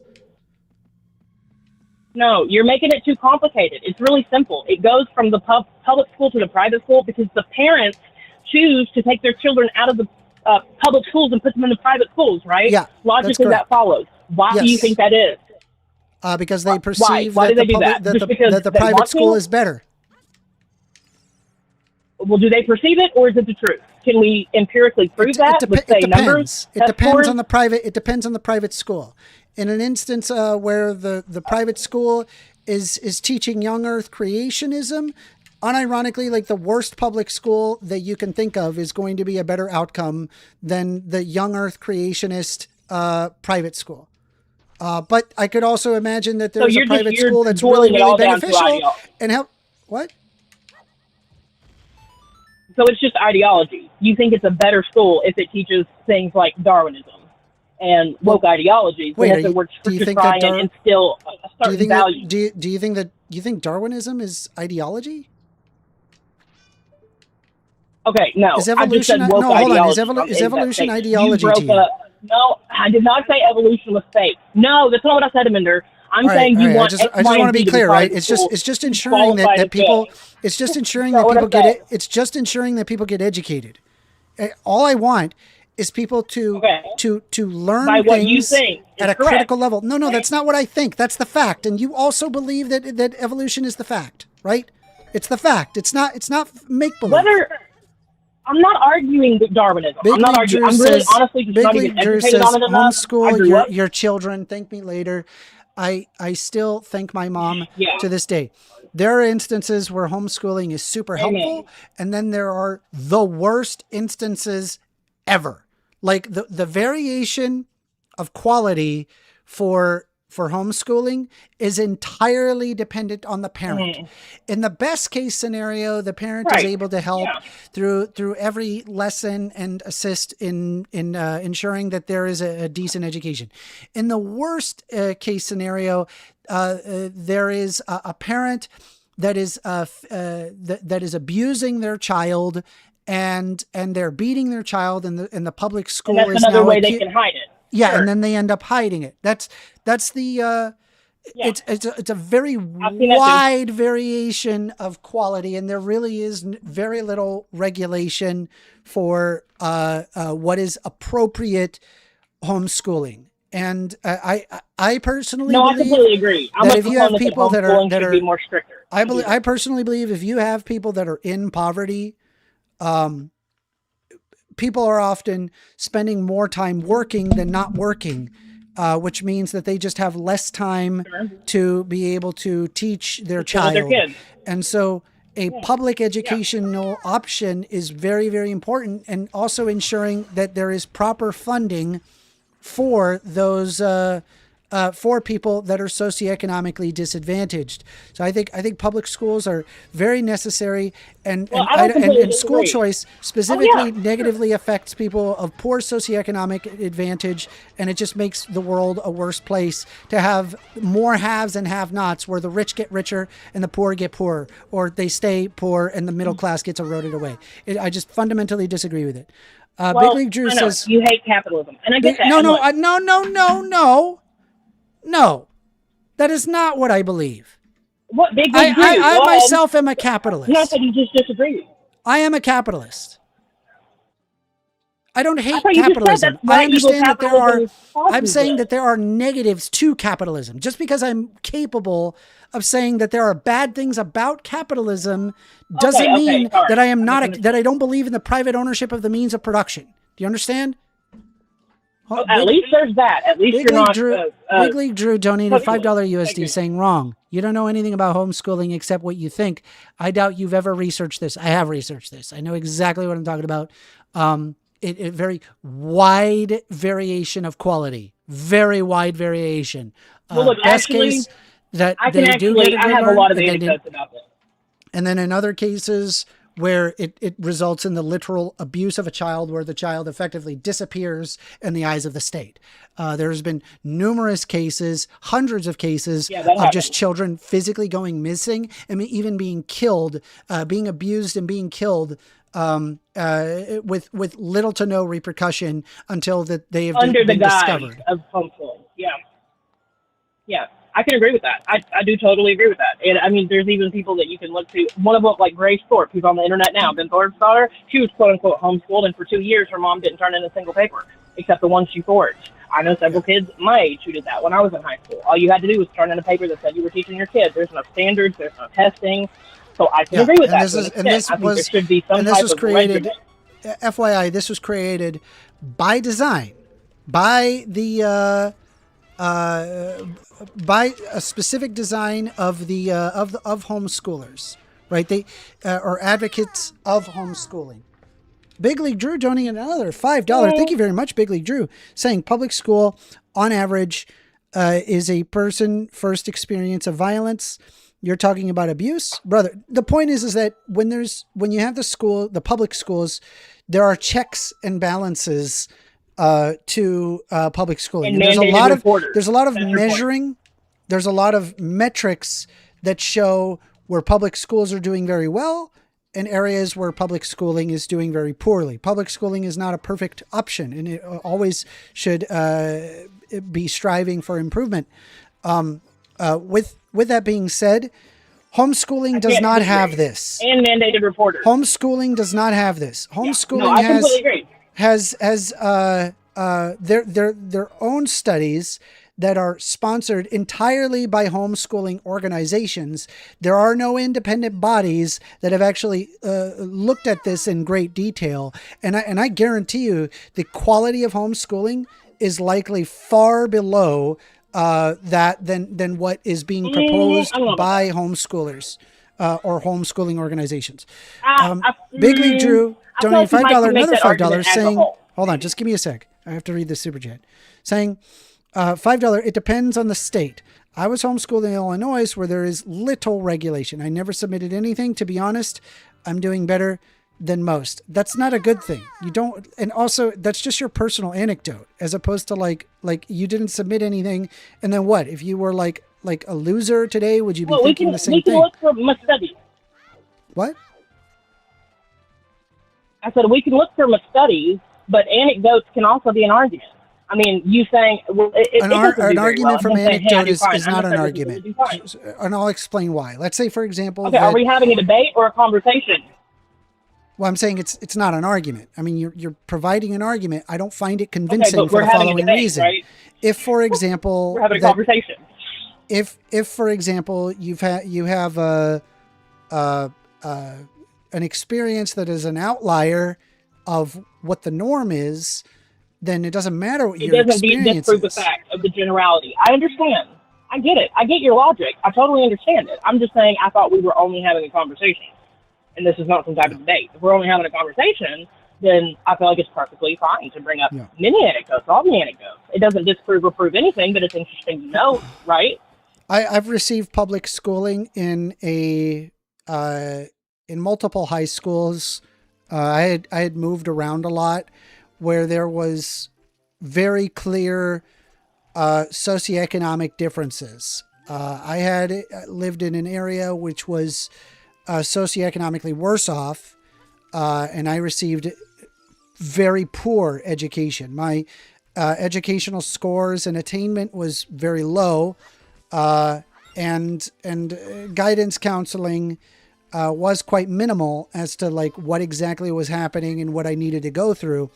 It was only until that I went to a better school, much better public school. It was one of the top in the United States public school, and I excelled in that situation, which is telling me that there is an issue regarding socioeconomic but conditions. There's always good and bad, how just like homeschooling. Well, okay. So the solution to me is we need to take the areas that have a lot of money because the value of their properties are very high, and put it towards areas that have very low property values. So that way that they can get proper schooling too. They get proper opportunity. That's the solution. I really don't even know that would help, because there's a whole argument about how many programs that are already in place that are supposed to get people on their feet, right? All these programs that are supposed to be temporary subsidies, right? To help people, quote unquote, get on their feet and get into better economic situations. You don't but think on that average, funding the helps average educational person is on attainment? EBT for like 8 years. You don't think that funding helps funding school helps educational attainment? I never said that. Listen, no, I'm saying funding like anything is going to make the you didn't say that. I'm saying it logically follows what you just. I'm saying it logically follows from what you just said. No, here's what logically follows, and this is going to be something you really don't like to hear, but this is honest, do you right? agree? There are a lot of I'm saying, people do you think in these that communities. Having more funding? Listen, hold on. I just want to be clear. Do you believe that having ahead. more funding? There's a like delay. I'm not trying to interrupt you. Go ahead. Do you believe that having more funding towards a school helps? Does it help educational attainment? If the people there truly want to be educated, sure. If the people there are good students, sure. Of course. Why would it not? That makes logical sense. If you have a bunch of people that are missing half the days, or out gangbanging, or getting pregnant at 16 and having free abortion. We're talking about K through 12. What are you talking about? I don't know. The people in these neighborhoods? Are we going to be logically honest here? Who's the people in these neighborhoods? Honest? Like what? You are talking about low socioeconomic neighborhoods, correct? These are the type of neighborhoods that are affected by gang violence, by crime. So we should, And the reason why you have gang violence and crime is because there's an environment that has exacerbated poor socioeconomic conditions, which has enabled the existence of gangs. I do believe that. You really believe that? You believe because they're poor, they're in gangs. Yep. That's what you believe. Yeah. People want then what about the narcos? Economic opportunity. What about the mob? People get into gangs when there's poor socioeconomic opportunity. That's correct. When they're excluded from society, gangs form. That's exactly what causes that. No, actually, the first gangs were formed as basically a type of neighborhood watch, as a matter of fact, to protect their communities, right? Yeah. Look it up. Go right ahead, and that's what you're going to find. They were basically like a neighborhood watch who were formed to protect their own people because the cops wouldn't go into those neighborhoods to help them. That's why the first gangs were formed. let's see here. So I'll go ahead and provide this here. African-American gang history. African-American gangs began forming in California during the 1920s. It was not territorial, rather they were loose associations, unorganized and rarely violent. They did not identify with graffiti, monikers, or other gang characteristics. These early gangs consisted generally of family members and neighborhood friends who involved themselves in limited criminal activities designed to perpetrate a tough guy image to provide an easy means of obtaining money. From 1955 to 1965, the African-American gangs increased with larger memberships and operated primarily in South Central LA and Compton.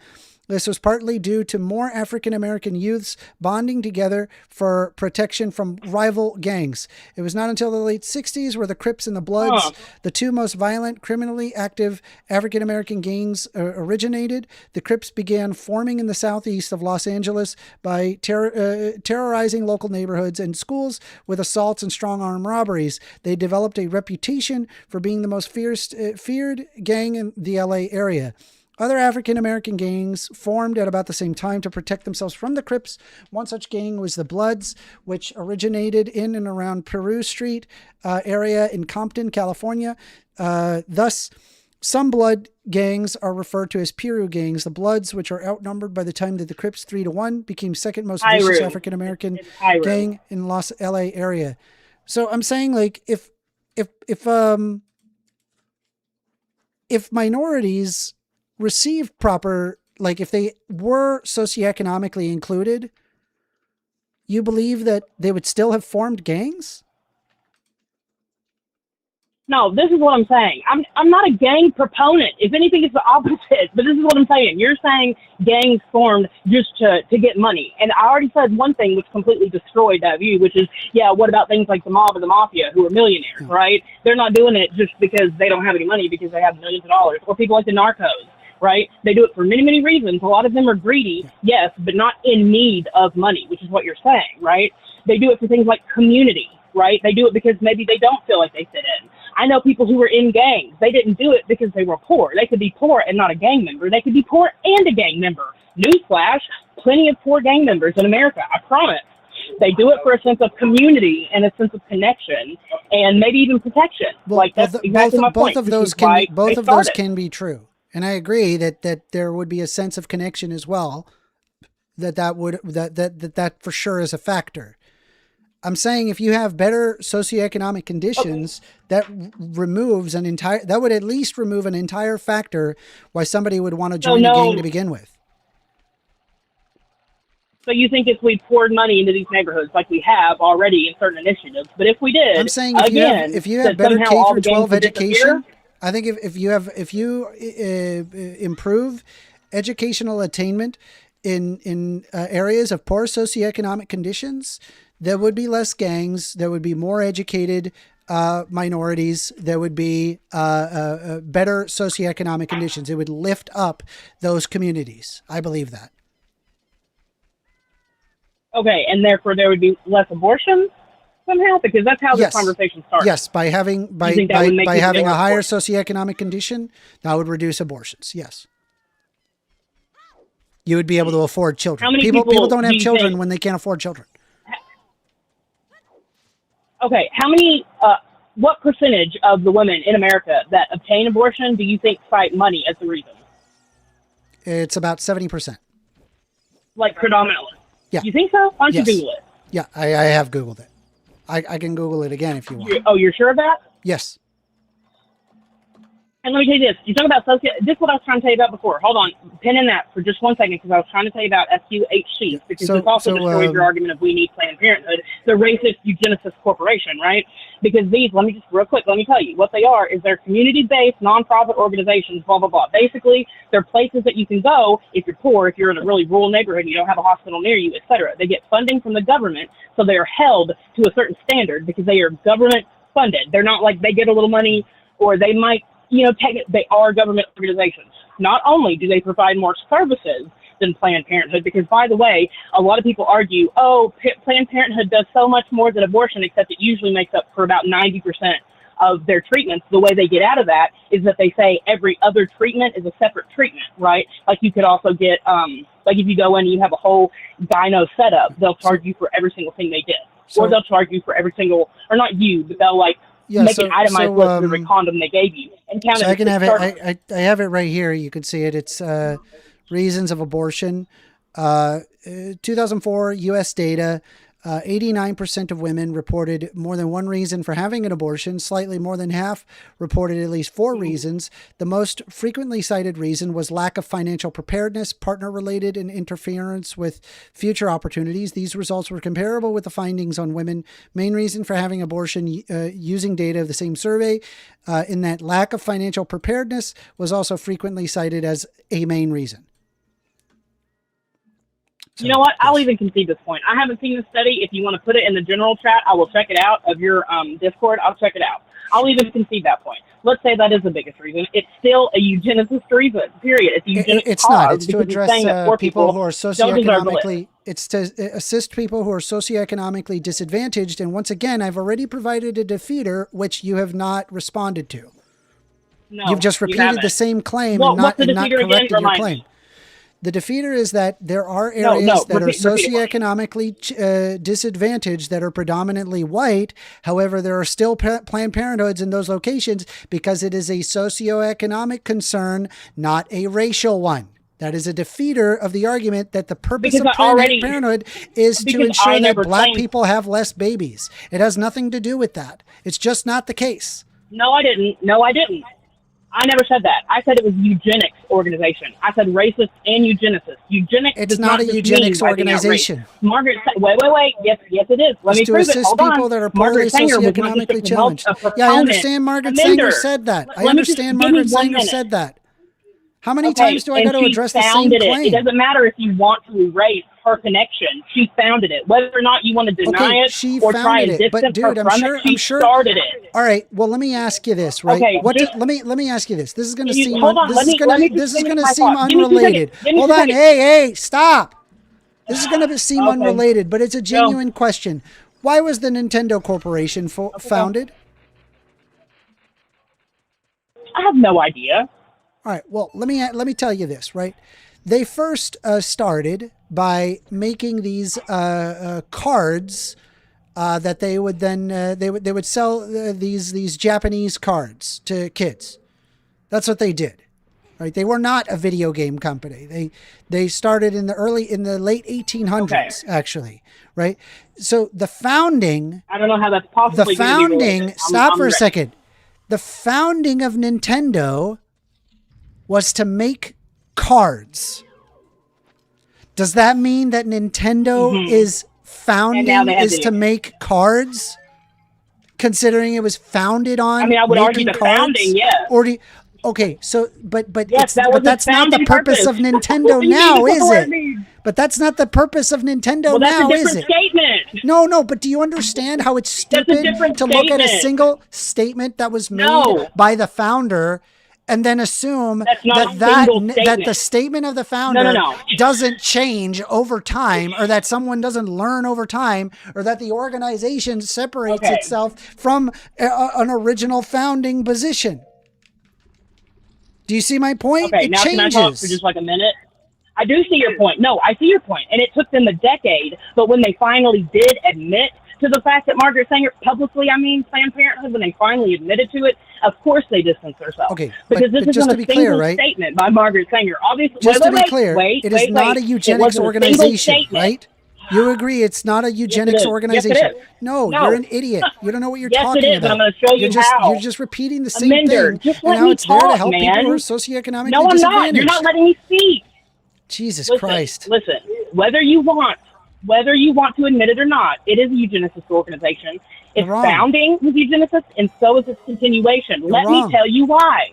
Because whether you're arguing for people of color, whether you're arguing for mentally disabled people, physically disabled people, or poor people to be killed in the womb simply because they're black or disabled or poor, and that's the only reason, whether it's when she founded it or now, that is by definition eugenics. The point is people can have a choice if they want to have a child or not have a child. Oh my God. Life is hard. We're going back to and that. So, it's and a choice. Yes, it's a choice. That's correct. Yeah. It's a choice. People can make that choice. Right, You right. yourself can To choose have an to say, abortion. That's I the am only never choice going we're to have talking an about. abortion. And that's perfectly okay, right? The point is I'm saying it is not appropriate to say, oh, okay, well, the values that I hold has to be the exact same for everybody else when it is a deeply personal decision. I don't believe it should be up to a politician or a Supreme Court judge 100 to 1,000 miles away. 100 to 1,000 miles away. Yeah. I already know. I know that's your buzzword. It's not a buzzword. It's the reality.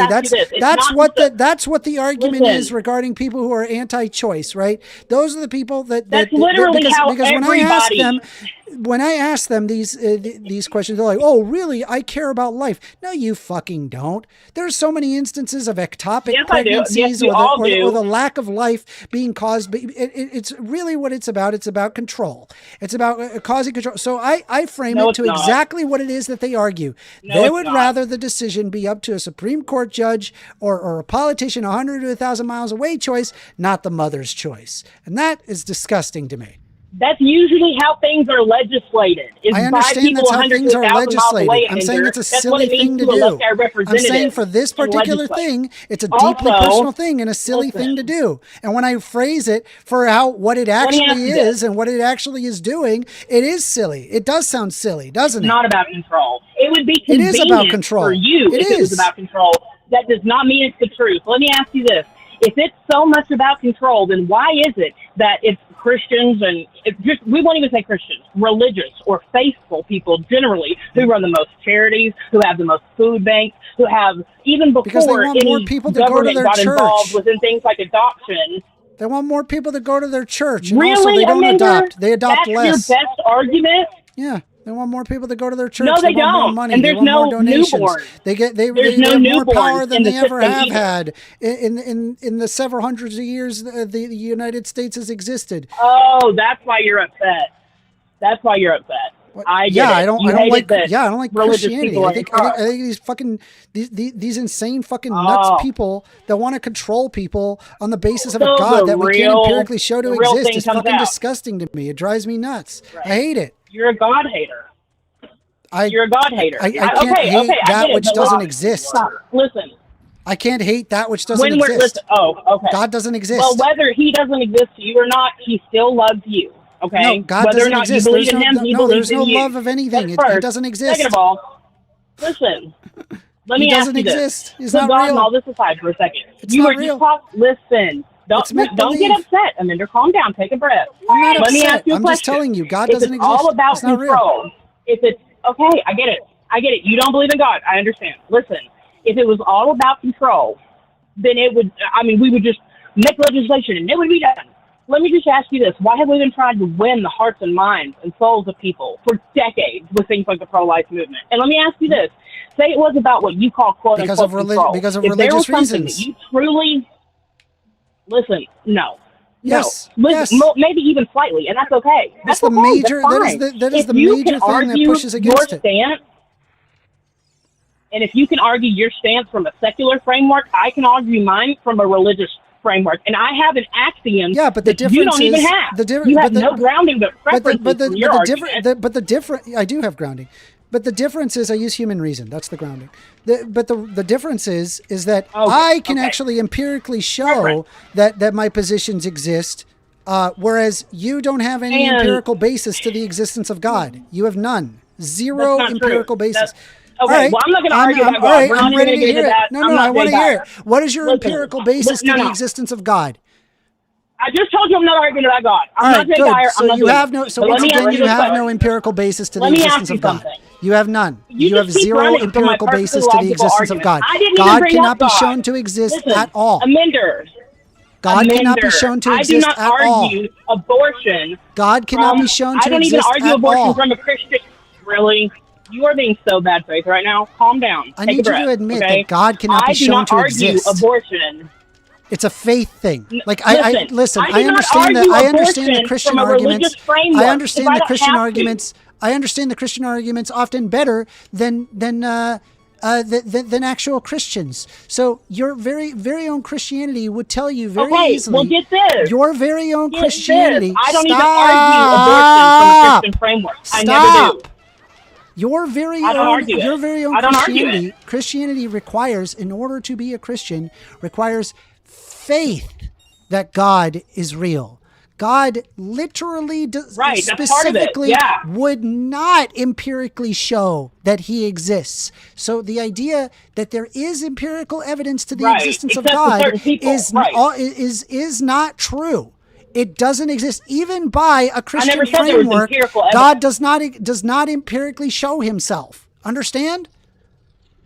I never said I could empirically prove it. I said I'm not arguing about it. I'm not Jay Yes, you Dyer. I'm not did. an You said that there was empirical evidence to the existence of God. Linder. You did. You No, said I did exactly not. that. Rewind This it. is recorded. Rewind it. I know.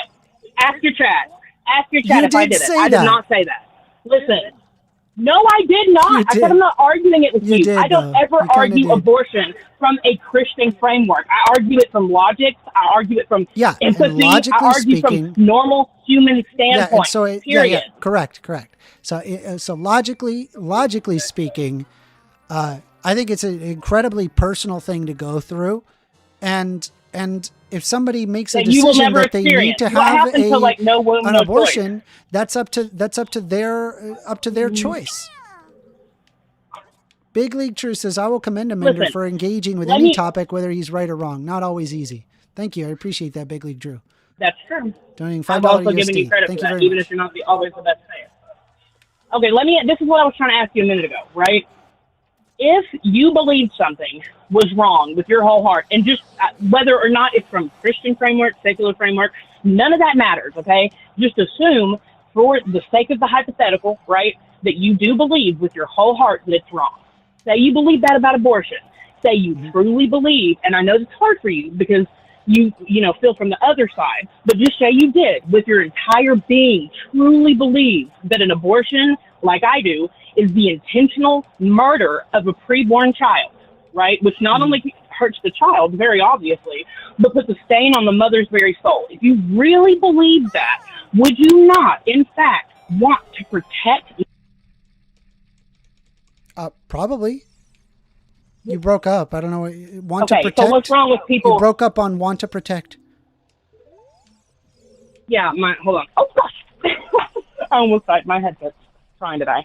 So you're arguing that people should not be pro-life and espouse a belief system that is pro-life and try and convince other people. You just said that we shouldn't go around because it's about God and going to church and all this stuff. So why not? Well, okay. So the reason why is because in a pro-choice world, you can choose to be pro-life. And however, in a pro-life world, you cannot choose to be pro-choice. And I'm saying that you should be able to decide for yourself whether or not that you want to have an abortion. Again, it's a personal thing. And it should never be up to some politician or Supreme Court judge. It's completely insane to me. That individual is the one that has to go through the very traumatic situation of that as a pregnancy. I should also point out to you that that all pregnancies are potentially life-threatening. Every single one of them. It is possible. Oh Lord, yeah, you argued it with Taylor, and that right. And so that is an intensely a very personal decision.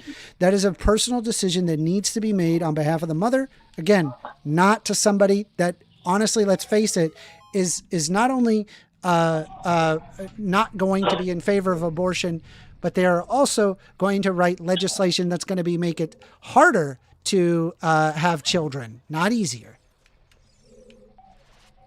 How does it make it harder to have children? I'd love to hear this. By removing removing federal subsidies that specifically help parents, like food stamps. Okay, how is that related to abortion? Sorry, so now you're going off on a different topic. So you were discussing abortion. By the way, abortion always hurts a child. That not only are they want to force women to have children, but on top of it, they would actively vote legislation that makes it harder to take care of kids. That's true. They do. Yeah, well, I don't They agree. do that all the time, and I People hate get it. more It drives taxed me up to insane. reward. Are you in favor of things Yeah, like me Snap? too. They should create. Am I in favor of what? Snap.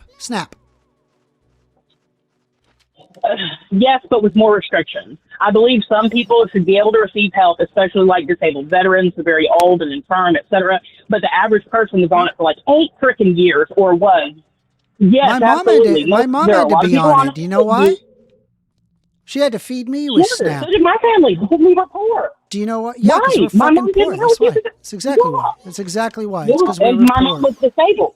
So yeah. Okay, but do you see? Like, right, do you see the problem exactly, here? and that's exactly Like, what I just said. do you not see the fact is that Republicans, they But would here's the they would love to reduce SNAP benefits. They would love it. They would love nothing more, right? Because the Maybe some- idea that And maybe they there's, should. but do you understand how like that's like it's morally abhorrent to sit there and be to be It's morally abhorrent to a baby. to be anti-abortion, and then at the same time make it harder to have kids. But see, you're framing it that way. You're framing. No, I'm not cutting framing it SNAP that way. as That's making what it harder to have is. kids. I'm not framing it as if it's my hypothesis like- that it could right. be that way. No, that's what it is. Right. That's how they act. That's what they Okay. do. And I'm against Like it. with I don't you- like to like see in what your they're doing. debate- I don't Okay. like that I'm seeing what they're doing. I hear you. I hear you. I don't like certain parts of it either. I already told you I'm not pro-Republican or pro-Democrat at this point. However, here's the thing: in your debate with Taylor, you argued that SNAP like feeds newborns. You do realize no newborns can actually be fed from SNAP because it doesn't pay for formula. So even say they're actually not breastfeeding, which breast is best in my opinion. Say they Does are it using not pay formula, for it would be formula? the WIC program. Absolutely not. A different program does. It's called WIC. Do you know what the income limit is for that? At least in my state, in the state of Tennessee, it's like $80,000. So basically, almost rich people, higher middle class people can still get it because that's actually a government program meant for almost everybody, except the insanely rich. I'm reading right? that That's one thing. I'm reading right here that SNAP benefits. Can you buy formula with EBT? This is November 13th of 2025, saying yes, your SNAP benefits can be used to buy essential food items, and that includes baby formula. No, absolutely not. I literally just had a whole report about this. Hold on. Maybe it's a state thing. I don't know what state you're in. What? Wait, is there a state that bans? What state are you in? Tennessee. Hold on. WIC versus EBT. EBT SNAP allows for any brand.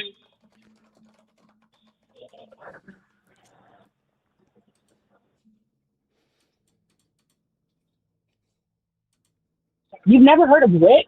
I know. WIC. Women, infants, and children. I think. Hold on.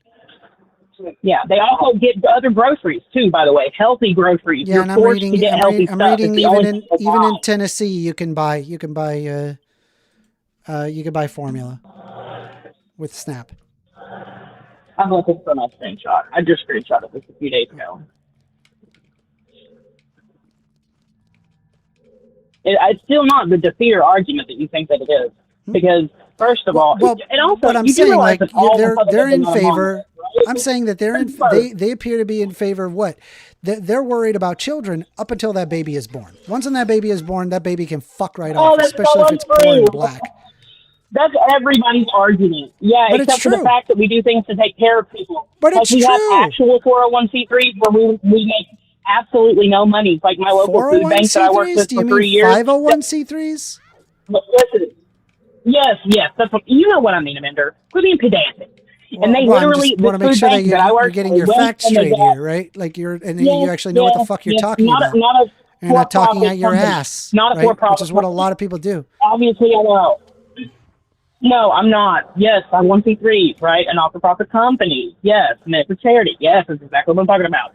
And they would go to places like grocery stores and get items that were going to go out of date like the next day or 2 days later. And that's how they got all of their donations. And sometimes the stores would throw in other stuff, right? And then later that day, they would give them out. And it wasn't just like stale bread and things, right? It was all types of stuff, turkeys, all sorts of things. And these people, including me, did all of this from their own time, from their own heart, right? We did it. The one that I worked at, a lot of rat churches, but the food bank I worked at was out of a community hall, basically, right? So there was absolutely no religious affiliation. They would offer like a pamphlet, but that's it. There was no pressuring to go to your church, like you claimed a few minutes ago. There was no trying to rope people into religion. It was literally charity, helping other people for I'm no not other saying reason that there aren't churches than that do your fault. legitimate. I'm sure there's churches that legitimately do good things. Sure. I'm saying like the institution right now that of what I'm seeing with like the anti-abortion advocates, it's overwhelmingly a religious one, and one that also advocates for getting rid of things like food stamps. And it's just it's hugely hypocritical, and it's quite cruel as well. I would say very cruel to children and parents everywhere. I feel like you're watching. Well, I feel like you're watching a lot of a certain type of person, like a very, like, staunchly maybe Catholic, and I'm not coming for the Catholics, I'm just saying, type of person who's, like, maybe even close to an abolitionist, right? Like, not even a pro-life person, but someone who believes that women should be jailed if they have an abortion, which I'm almost at that line, but I'm not crossed it quite yet. Oh, okay, you're not there and I'm yet, like, but you're almost there. There are things. I mean, I'm a few steps I love away, how you're just because like, I do actually hey, there are believe these that crazy people that believe these things. Well, I'm almost there, but you know, like, do you hear yourself?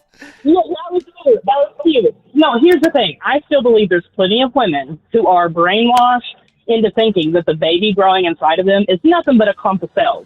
As if you and I are not also just and you a don't clump think of cells, that you might be brainwashed in the fact that you want to control women's bodies with your own moral system. It's not control. It is. You know what? Fine. It's control. I want to control women, not to murder people, because women, I don't consider it to be women murder. are the only people in this country who have special murder privileges. I don't consider it to be murder. Well, you know, you're brainwashed by the woke side of things. Well, let me help you out. I'll tell you my perspective before you say some fucking bullshit about being woke or whatever, right? Because just because I'm woke doesn't mean I'm wrong. So to start off, right, just so you're aware, right, and you've been pregnant a couple times, you should know this. When the I would assume that you would assume that once the I would assume that you would believe that life begins at conception, right?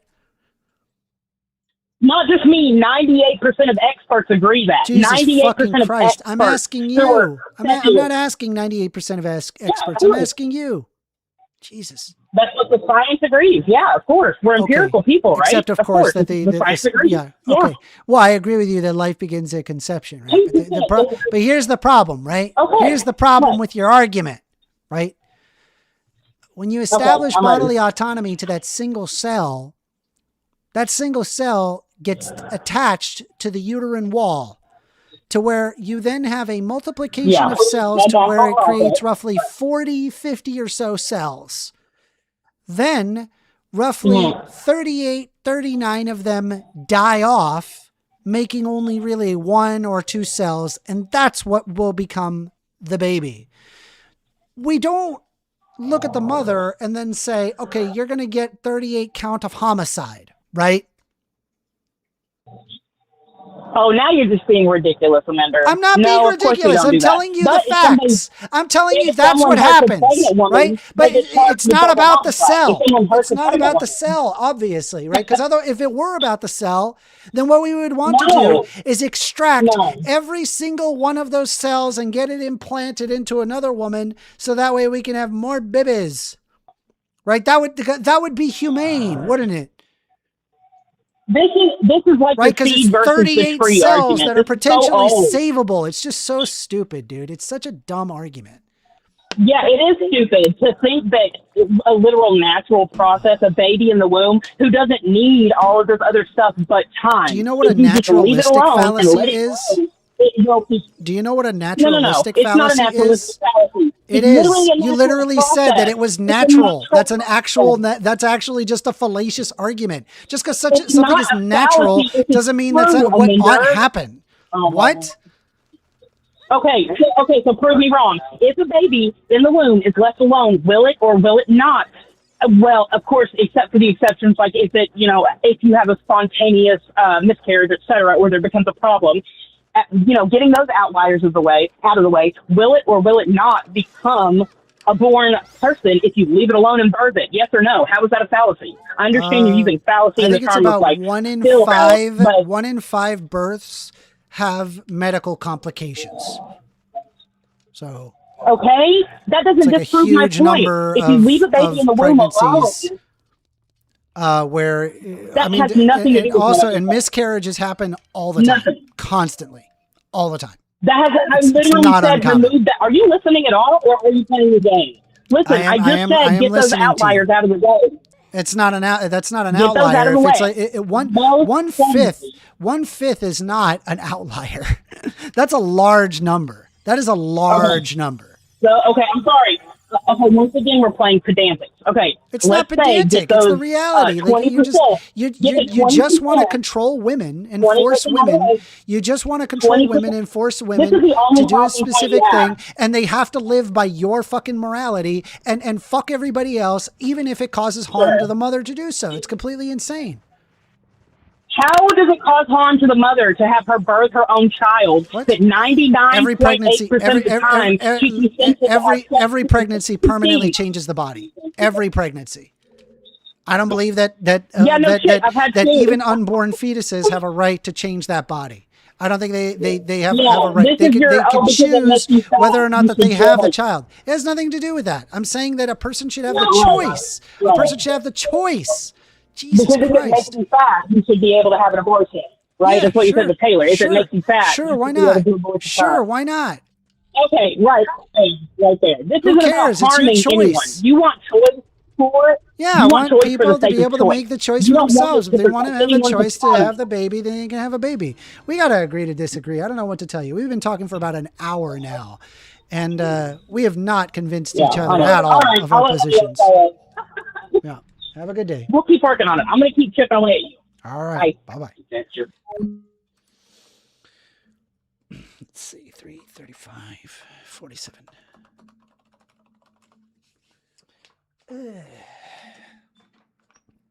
All right. Let's see here. He's about to do the stretch marks defense. Yeah, I mean, let people choose. It's that simple. Let people choose. Don't force people to have a child if they don't want to have a child. Simple. Seems super obvious to me, but to a lot of people, it's not obvious.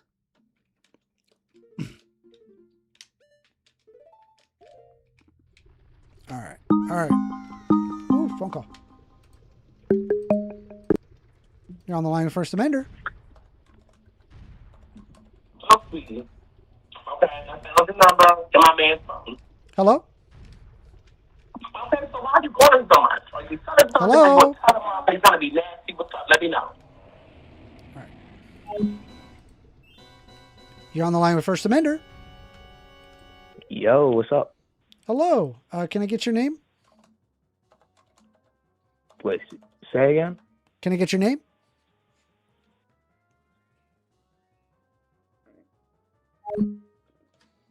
Bro, hung up. You're on the line with First Amender. Hey, Amender, how's it going, man? Can I get your name? Joe. Joe. Is this Joe Pio? Say that again? Is this Joe Pio? Just Joe. Joe. Okay, Joe, what you want to talk about? Well, I'm not saying that this is what I believe, but whenever I hear arguments that two people are having, I think it can be that people are talking past each other, or it could be that one or both sides just don't want to acknowledge what the other one is actually saying. And like listening to this last lady, I think what she was trying to get to, and again, I'm not even saying I believe this, but if somebody like these, people who are against abortions, a lot of them believe that abortion is murder. It's no different for them. It's no different than if someone walks up to somebody with a gun, shoots them in the head. Yeah. So if that is what they actually believe, should they not try to take people's choice away from shooting people in the head. Yeah. No, I get the position. The problem is that nobody has a right to destroy the body of another, even if they were innocent in that damage, right?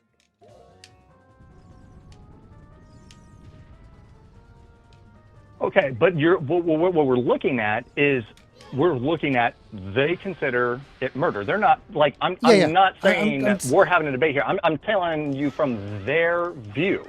So yeah. In my, like I said, I'm not even saying I agree with this, but I would agree that if you truly did believe that, then you should take that stance. I mean, I guess it would logically follow to that. Yeah, and it's like, but then if that was the case, right? Then why do they? If that were the case, if that was the only reason, why would they want to end things like SNAP? Well, no, I don't think anyone actually is trying to end SNAP. I think they are trying to reform it. From what I have heard and read about it, it is more about work requirements and trying to get fraud out of it. And where I'm at, which it fundamentally just reduces people's access to SNAP. So the whole thing where they want to care about kids and that they care about children, they really don't care about children, is what that comes out to, right? It's logically inconsistent to be anti-abortion and then anti-SNAP. Well, they're not anti-SNAP. They are, but they are. They commonly are. And SNAP. SNAP is just one, right? There's tons and tons of like policies. So you don't believe that there should be? Hold on. There's tons of policies that specifically help children that they are also against, right? They only care about the child up until the baby is born. Once the baby is born, they stop caring. I actually don't believe that, because it seems like every time. Well, hold on. Every time that they like these Republicans come up, or sometimes it's even Democrats come up and say, all right, we want to reform this thing that's a part of welfare. They immediately get attacked of, well, you don't care about people. And they're not saying, well, I want to get rid of it. They're saying, can we try to get the fraud and the waste out of it? If you are a completely able-bodied person and you are on welfare, shouldn't you have your work restriction? Incredibly low but numbers. No. And it's also you're falling for the rhetoric as well, right? Because there is no empirical basis to that. There is a large amount of fraud regarding SNAP benefits, and at the end of the day, it's literally feeding children. And I just want to be clear, right?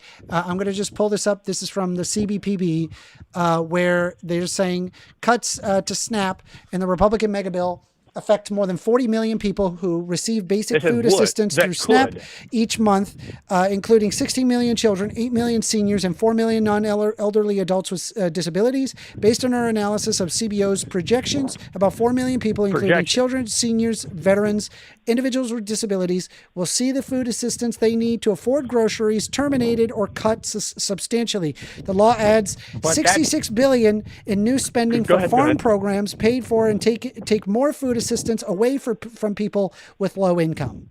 So we know Republicans are cutting SNAP, and we know Republicans also are anti-abortion, which is a contradictory worldview. Because if you really did give a shit about children, you would argue for things like paid school lunches and SNAP benefits, because that does help children. That helps a lot of children. Okay, all right. Let me know when I can respond, because I don't want to keep trying to interrupt you. I'm sorry. Are we good? I have no idea why right-wingers do this with the meta every time. Like, just make your point. But okay. So now that study, and every time they bring this up, it's not a study. What they're saying is what they're saying. Because it's a survey. They don't know that it's actually going to get done. Surveys aren't studies. Those are different things. Okay, different things. But what they're telling you, they're saying this many people are going to lose. That's if they don't do what they're supposed to do. Yeah, and that's what the Republicans are advocating. To make them do some shit to get so that way they can reduce funding for fucking SNAP. That's why they're doing it. They don't like the idea of the government paying for stuff, and so they want to reduce the amount, even if that results in the harm of children. They don't care. They don't care. They don't care about children. They never cared about children. They never cared about children. This idea that they care about children is a complete fucking non-starter. Okay. Every single decision that they make, dude, they want to lower the fucking requirements of children that go into the fucking military, dude. They don't fucking care. They never cared. Why would they care? You're not saying anything. You're just saying word salad. You're not answering to anything I'm saying. More things that Republicans don't give a shit. That I said. Republicans don't give a shit about children. They never gave a shit about children. They don't. They really don't. So, okay, so you're saying that people are not going to do what they're supposed to do to get their benefits, but that's okay. We shouldn't have any stipulations on people at all. No. That's not what I said. That's not what I argue. That's not what I'm saying. But if you can find empirically large instances of waste, fraud, and abuse, and the SNAP benefits program does not provide the services that it seems to provide, and that it's just a giant waste of money, then sure, I'd be perfectly okay with creating. Hey, I'm talking here. You ask a fucking question and I'm trying to respond to you, and then you immediately are already thinking of the next thing to say. Because you just galloped through everything. No, I did not. I'm explaining myself. I'm telling you my position. But you keep saying the same thing over and over again, that Republicans don't care. They don't. That's because they don't. But I literally was midway explaining it, and rather than listening to what I said, you already had loaded in your brain the next thing that you wanted to retort with. Because I got to get something in, or you'll talk for 10 straight minutes. You didn't even hear what I had to say. You don't care. Because you talk for 10 minutes not answering a question, and then you go, then you'll do 3 seconds at the very end and be like, I totally answered it. The only way that we can get across complex ideas to one another is you got to get past the TikTok brain. No TikTok braining here. You need to be able to have some level of ability to pay attention and take in ideas that take longer to talk about than 30 seconds. Do you understand? But you're saying the same thing over and over again, and it's not an answer. I am answering it. I answered exactly what you were asking. You just don't like the answer. An answer you don't like is not a non-answer. It's an answer to the question, but you didn't like the answer. Okay. So, all right, we'll make this very easy. So you are okay with people having stipulations put on SNAP? Yes. Okay. So what stipulations why are you against work requirements then? If they're able-bodied. They're all because number one, there's already work requirements. Number two, what is found regarding work requirements is that they find out that when they apply the work requirements, the people that get hurt the most are people with legitimate disabilities where they physically cannot work. Work requirements have been placed in the past, in the 90s, that increased restrictions, which meant that people that legitimately needed the program lost on the program, and I'm against that. So what is your solution? My solution is business as usual regarding food stamps. It's actually one of the most successful. Okay. It's one of the most successful programs that the United States has ever come up with. It is empirically. In fact, what if I told you? What if I told you that SNAP actually generates a profit? What if I told you that? It generates a profit. Mm-hmm. It makes money. Okay. How are we getting there? Yeah. So are we going to go? It saves money in the end because people on SNAP are more overweight than the average American. Is that what you like? And they eat more? No. So I'll pull up this is the from the National Bureau of Economic Research. It makes people money in medical fields because the more overweight you are, the more you have to go to the doctor. Let's take a look here. Give me a moment.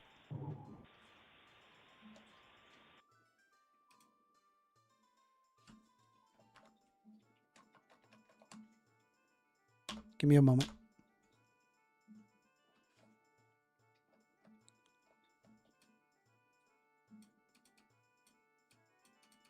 I'll have to find it. No problem.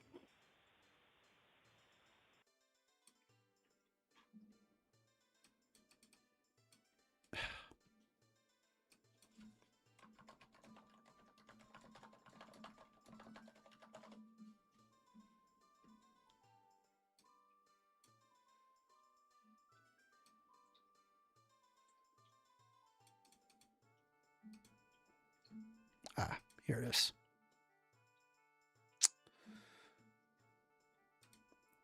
The society, and this is from publichealth.jhu.edu.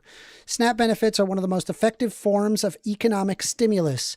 Historically, SNAP has been one of the fastest responding federal programs, second only to unemployment insurance during economic slumps. SNAP benefits do not just help people who receive them, says Wolfson. Those benefits help support businesses where people spend them, including grocery stores and farmers, thereby supporting local economies. Every dollar of SNAP benefits generates $1.54 in economic activity. The effect is immediate, as most families spend their benefits before the month ends. Almost 78% of SNAP benefits are redeemed within 2 weeks of receipt, and 96% are spent within a month. In 2021, the Thrifty Food Plant underwent an adjustment of increased SNAP benefits by 21%. The program kept 2.9 million people out of poverty across 48 states of Washington, D.C. in 2023.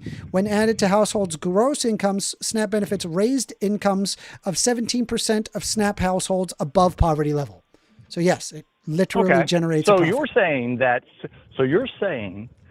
that since the government gives money to people and people spend that money, it helps businesses.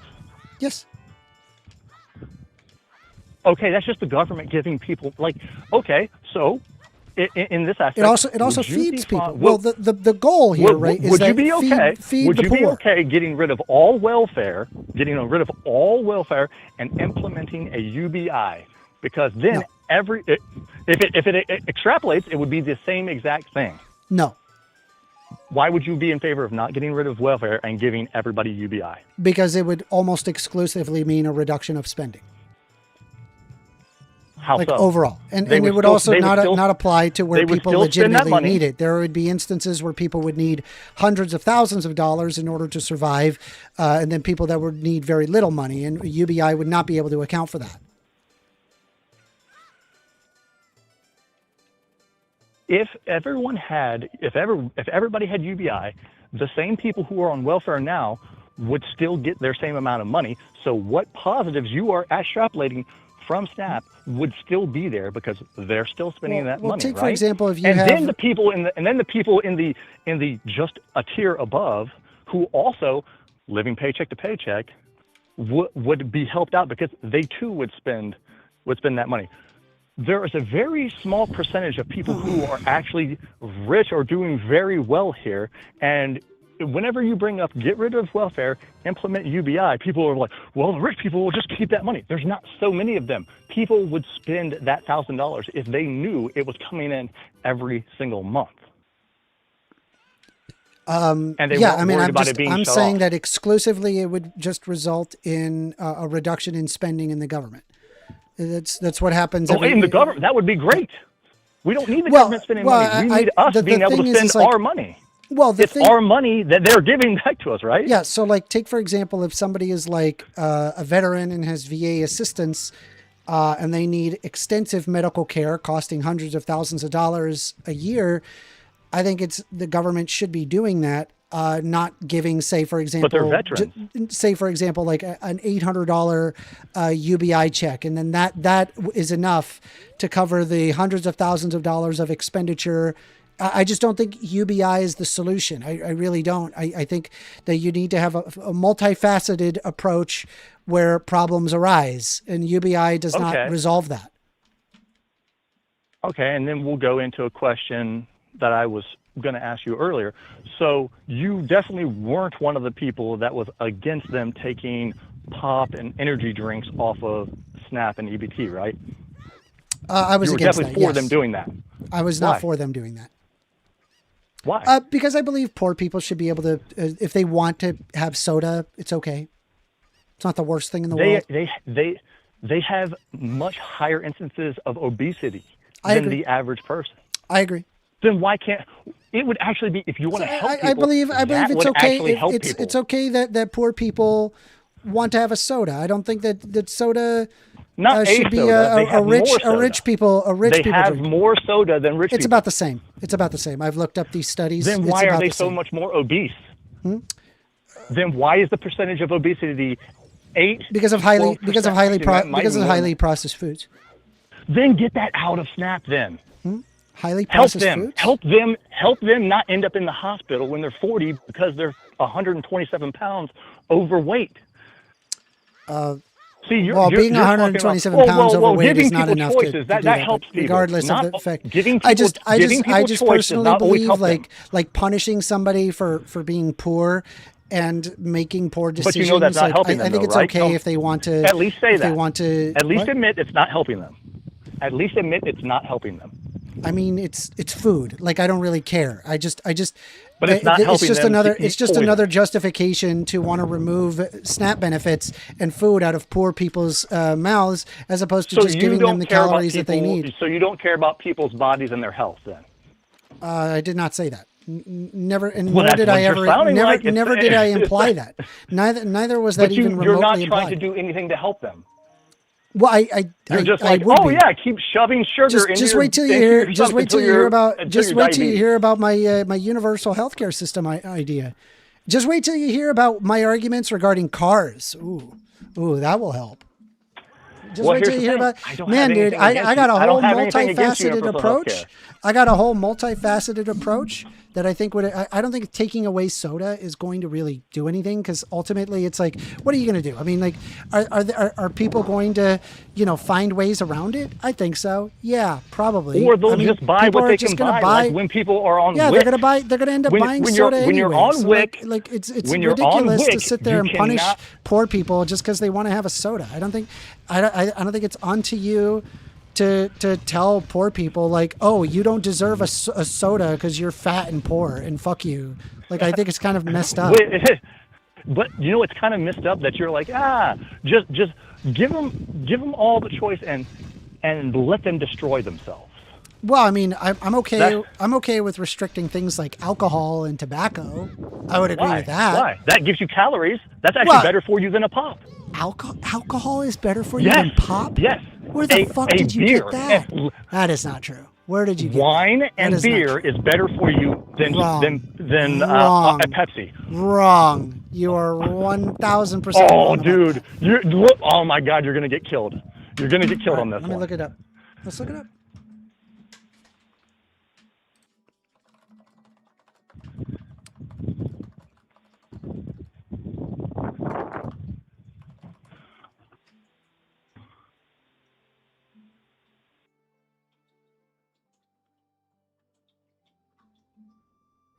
Let's see.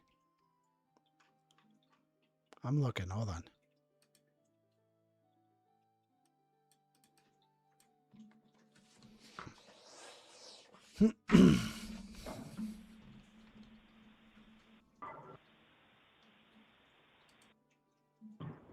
Less sugar, less I mean, so like, hold carbs. on. Would you Traces, hold on? Let me ask you traces this. of B vitamins, potassium, magnesium is in a Bud Light. None of that except for 40 grams of high sugar and high carbs in a Pepsi. So if Get that's outta the here. case, hold on. If that's the case, then do you think that we should ban soda till for up to 21-year-olds and then legalize beer Legalize beer for kids? Yeah, for minors, kids, they can have beer. Well, it's not. We don't. Because like right now disallow we it have a because- regulation that because- says you can't drink do. a beer unless if you're over 21. So then the Not question because is of the- that but not but because of the you could drink nutrition. a It's but not hold on because but, of the nutrition. But hold on, you could drink a soda, but you could It's the drink a soda. psychoactive Well, no, I just activation hold on, of I just alcohol, not I just nutrition. want to know. I just want to know. Should kids be able to have beer since it's better for you, right? Fair enough. I'll grant it to you. You're right in terms of raw nutritional content that beer because for it's sure not about nutrition. is better for you. Okay. So yes. then yes. okay. Near beer. So then how about this? Yes, So near then how, beer. So yes, then how yes, about yes. the, They should so be hold on, allowed to drink Hey, hold non-alcoholic on, beer. hold You on. are Hear correct. me I got out. you. Hear me Bam. out. Hear me out. Stop talking. Fuck, dude. I'm not talking. I don't know what the fuck is with this. Okay. So if it is better for you, then why don't we ban soda up to 21 and then make beer available for kids? We should. Non-alcoholic beer. There you go. Bam. No, I'm saying the alcohol and everything, just the beer. No, I told you I am for amending things to make them better. I'm so, asking yes, you, should we? Okay. So we should? Non-alcoholic beer. You are correct. No. I am for amending beer. things. You said beer. Beer. Non-alcoholic Should we beer. make it's beer? The same exact thing. They like just we should extract the reverse alcohol it. out. We should make Because soda I am for 21 plus, and we should make beer because I am for available them for kids. Snap to make it better. They can amend beer to make it better. What a fucking okay. Listen. Yes, listen. I got you, and you know it. Obviously, Good job. obviously, beer is worse. We know beer is worse than soda, right? Not nutritionally. Fair enough, not nutritionally, but there's more to it than just the nutrition. It's the fact. Oh, he hung up. Okay, Joe. So weird. I don't even know what to do with this.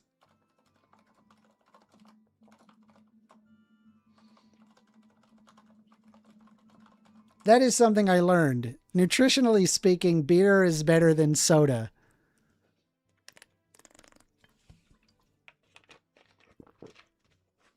Yeah. Cowcrabber says, so beer and wine contain alcohol and Coca-Cola doesn't contain alcohol. Yeah, amazing. Leo Bobega says, Amender, you are so disingenuous. He never said non-alcoholic the first time. Just like never said God could empirically be proven. Whatever. All right, hold on a sec. You're on the line with First Amender. Is a hot dog a sandwich? Yes or no? Can I ask your name? Is it Jamal? Jamal? All right, hold on a sec. I gotta make a quick. I gotta take a quick bathroom break. Just give me a quick second. Gonna BRB. I'll put on some music. Let's see here.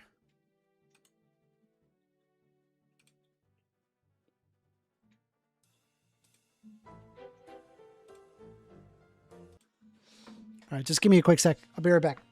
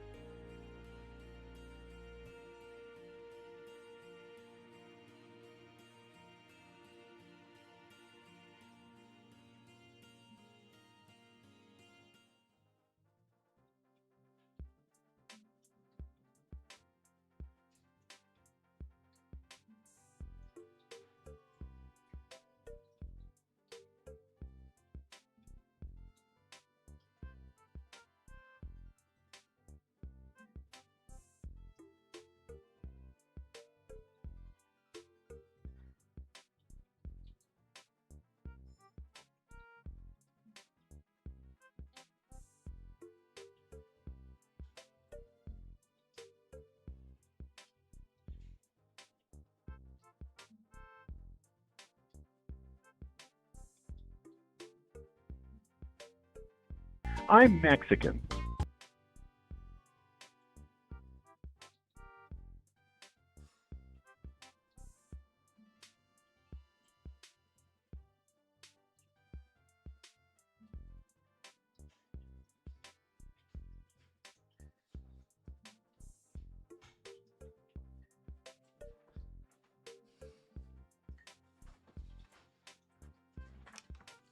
Oh boy, okay. You know, speaking of beer, cheers. Cheers, y'all.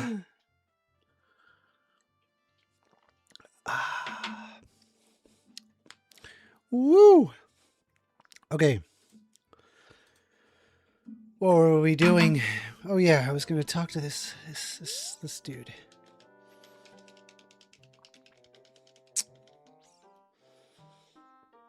Define sentience. Then let's defeat this one too. Define sentience?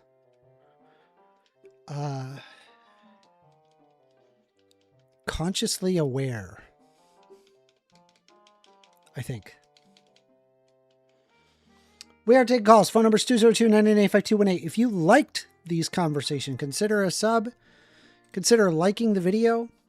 We do these all the time. I really enjoy it. I think it's fun. I hope you enjoy it too.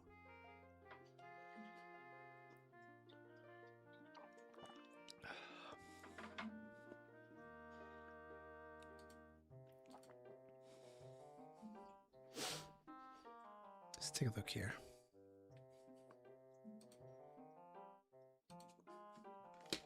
All right. Spliff Wagon says, who even falls for this shit? What shit?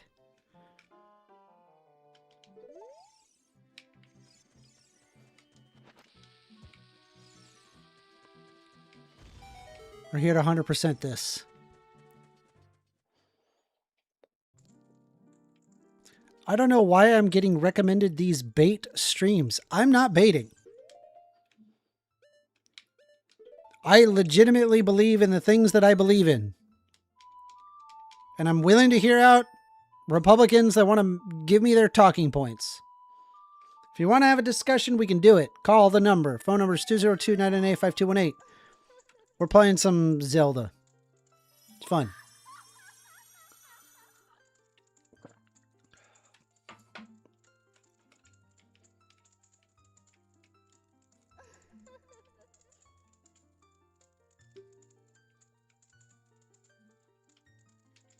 Sword technique.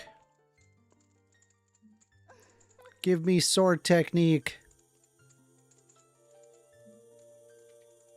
Hell yeah, sword technique.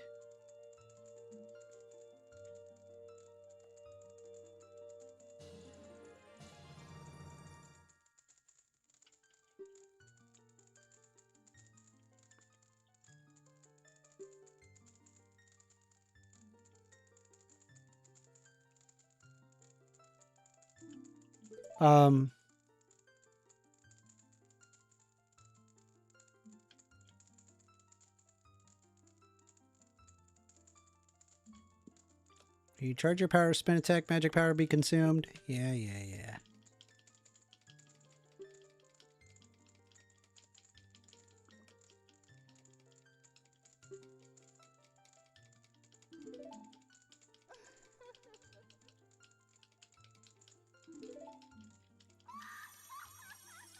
Bye-bye.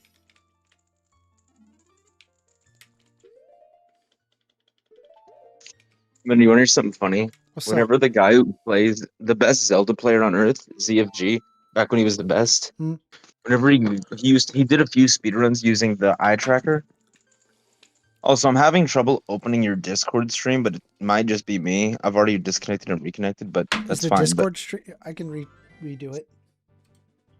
Yeah, but okay, thanks. But whenever he went to the Great Fairy Temple, That should work. he would turn the eye tracker off so people wouldn't see if he looked at the woman's body, which I thought was funny, even though it's fucking pixels.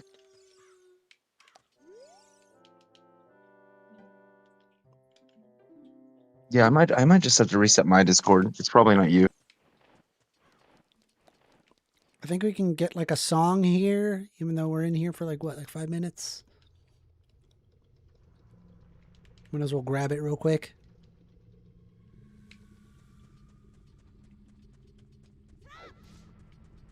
Oh wow, 40 seconds. We need to leave. Yeah. Never mind. Hey, do you know about the hidden heart piece up here though that you can climb down to get right now? Yeah. Awesome. Okay, Where the hell good. is the exit?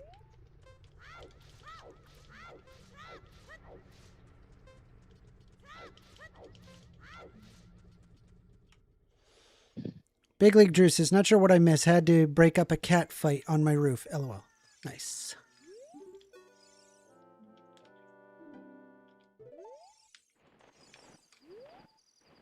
I love that owl. You do? I mean, except for when when you're trying to go somewhere, but I love him here whenever he actually helps. Yeah. He's kind of annoying.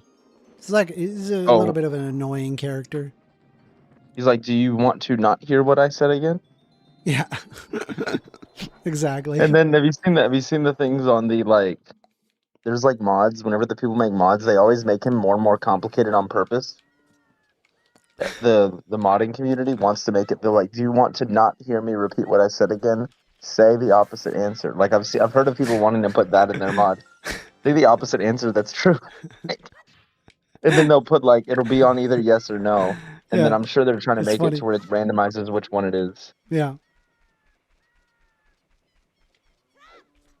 That's funny. There's another thing. They actually did one where they knew that speedrunners were excited to play it, so they made it to where do you know about the infinite sword glitch? No. It's like a glitch that makes your sword infinitely active. It's actually one of the easiest glitches around. And whenever you would try to use it inside of a temple, it would like make Navi say something, and everyone was so bad, and they did it just to troll speedrunners, and it was funny.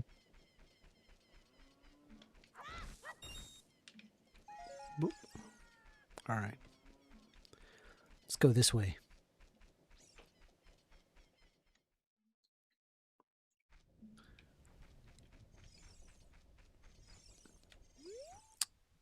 Rip. Here lie the souls of those who swore fealty to the royal family of Hyrule. The Sheikah, the guardians of the royal family, founders of Kakariko, watch over the spirits of eternal slumber. Hello, Dampy.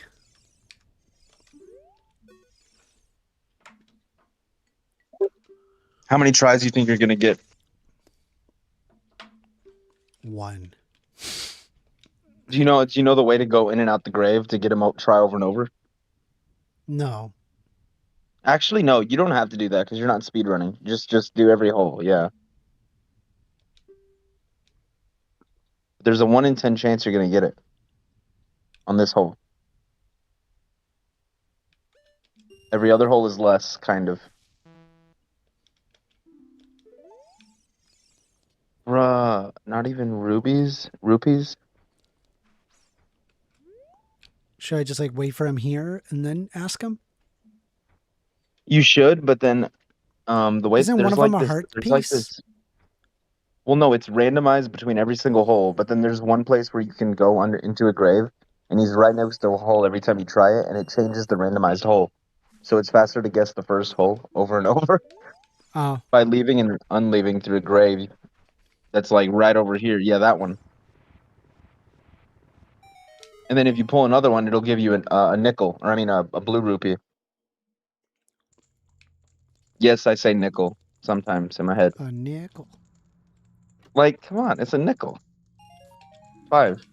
That, and I forgot about that too. Great, yeah. And you got an extra Hylian shield back there. I'm sure you might remember that. Don't open it. Yeah, I do not remember it. I don't think that's a heart piece. I'm like 90% sure that. Wait a minute. That's another hole then. Over here.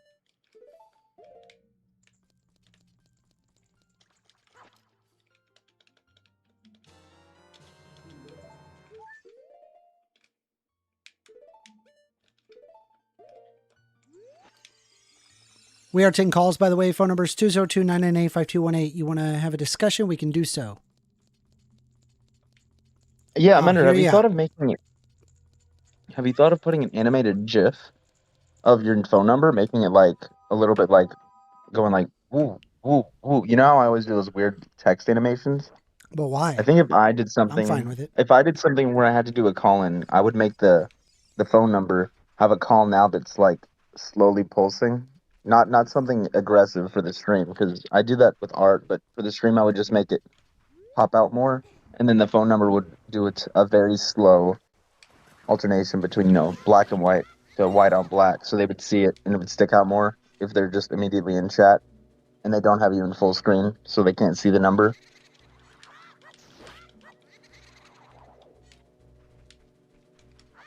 Come on. Ow. Is my restream like not working? Let me see here. Hold on. I swear sometimes restream just takes a giant shit.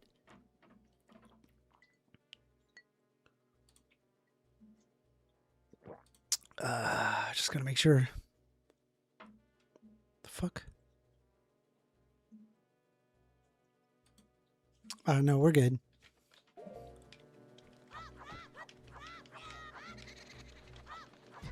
Bruh. Come on up here.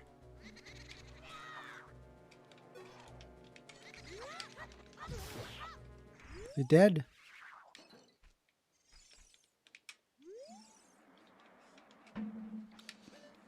Nope.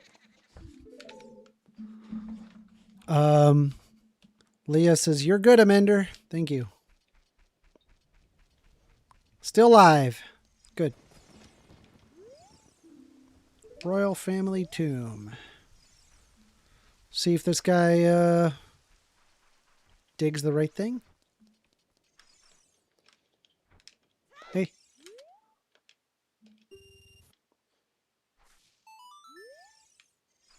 One rupee.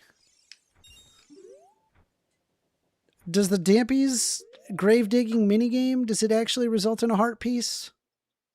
Yes, it does. It's one of those holes. Also, if you do make the heart piece appear and it shows up and then you leave the place without getting it, you'll be locked out of it forever. So be careful with that. What? But I'm sure you'll notice it. I'm saying if you play the game with him and he makes it spawn and you leave, then it's like, Why would I leave no, without the heart it'll be piece? gone. I know, but it's a 1 in a million that you do by mistake. Like one time I did that when I was a kid. I was like, oh, it looks good right there. I'll just leave it. And then I couldn't get it ever again. And I was like, why am I missing one heart?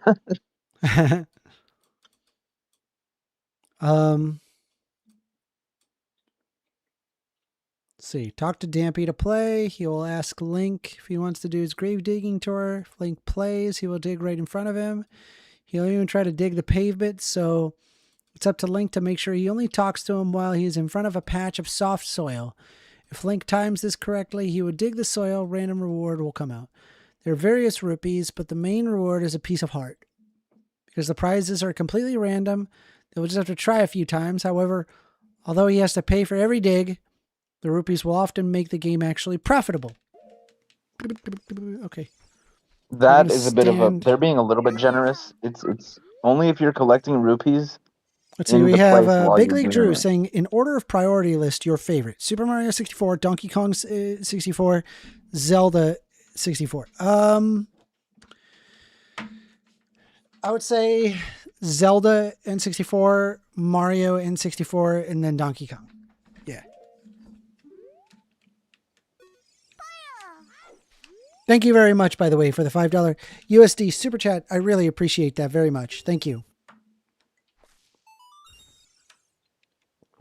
I got one.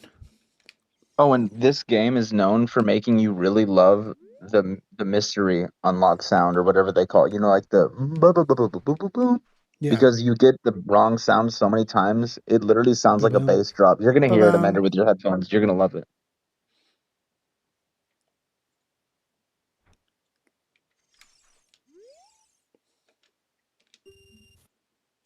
Heart piece? Dang.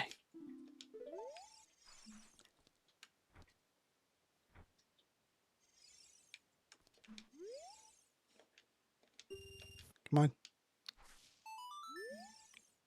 A rupee? How is this profitable? You got to make sure that you're pulling some of the. If you pull some of the graves, it'll actually make a blue rupee come out, and that's how you keep up with it.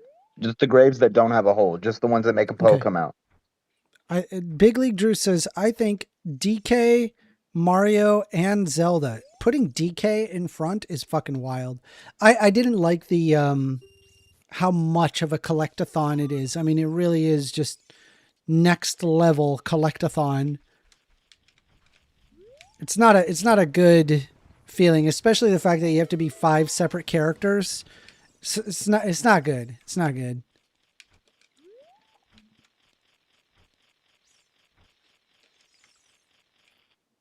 I hear a gold skull Tulla. Want me to dig here? Yeah. Heart piece? That's 20 rupees. It's fabulous. I could try 2 more times. Yeah, I promise not to backseat with another input, but yeah, you tried like 4 times now. If I was you, I wouldn't leave just until you I would try just until you're broke in here at least, because you're just too much close to it now. Too much close to it now. You're too much close to it now. Whenever they were talking crap about Daniel in the side chat earlier, or in the chat on your stream, I wanted to go like, this is Daniel's brother, and like I don't appreciate you like talking about it. Like, he's not here, you should be happy, you know? No. Dig. Does that count? Fuck. I don't think that counted. Damn, that's like my fault. Fuck. It's okay.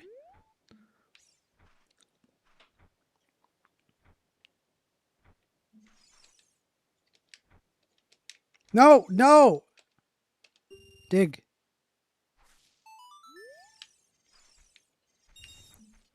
I don't have enough rupees. Gotta go get more rupees. We'll be back. Well, damn, never wait.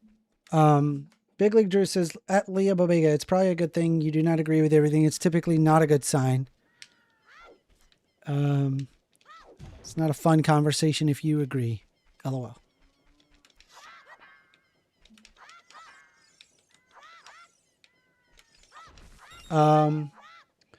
I would say first must like you, Leah, because he did not ban you. LOL, does he ban people? I've actually not seen him do that a lot. Yeah, basically, Bobro's right. Basically, they have to be like super racist, where I have a really hard time with people like that. I just don't like platforming people like that. I think it's harmful to like give them a voice. I just don't think that they deserve a voice, I guess. Like, I need money. Give me the money. Have you got the 10 sculpture list yet? The first 10? Do I have 10? Let me look. Bro, have you got the 200 upgrade yet? 7. The wallet? I have 7. I need 10. You're right. All right. Yeah, just roll into every tree, brother. Like, roll into every tree? Okay. Yes, there's gonna be sculptures falling out of them. I don't know. I'm aware of a really nasty glitch. Where apparently you can basically get infinite skulltullas. Wait. Oh, yeah, you're right. I never see those glitches because the speedruns I watch are a source requirement. Yeah. Yeah, they wouldn't do that. I remember it as a kid. I was like, oh, yeah, you could just do that. And I was like, hell yeah, let's do it. Yeah, you could get infinite hearts on the 3DS remake too. Because I'm at the perfect age where I have a split. That's wild.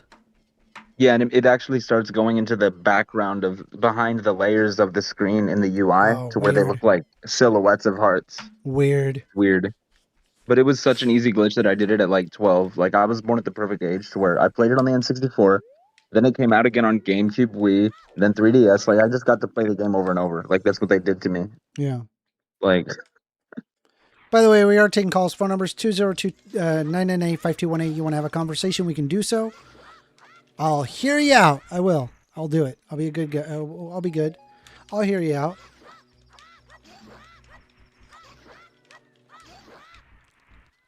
Amender has to admit, I'm likely one of the only people who argues abortion that doesn't use religious arguments. I don't feel it's helpful because it's another point of contention. Actually, I find that people who argue abortion likely try not to show how religious they are because they know it actually hurts their arguments to bring up a religious standpoint. So they often don't bring up religious arguments. But ultimately, more often than not, it is because of a religious argument, despite their desire to even mention it.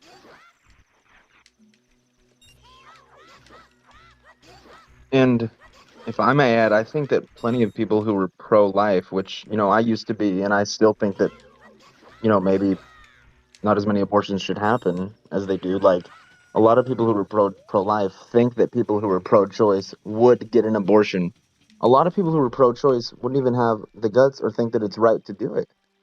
Like, because they're actually probably just whatever. Like, they would still, the point is that, like, nobody likes that abortions happen. They just have to happen sometimes.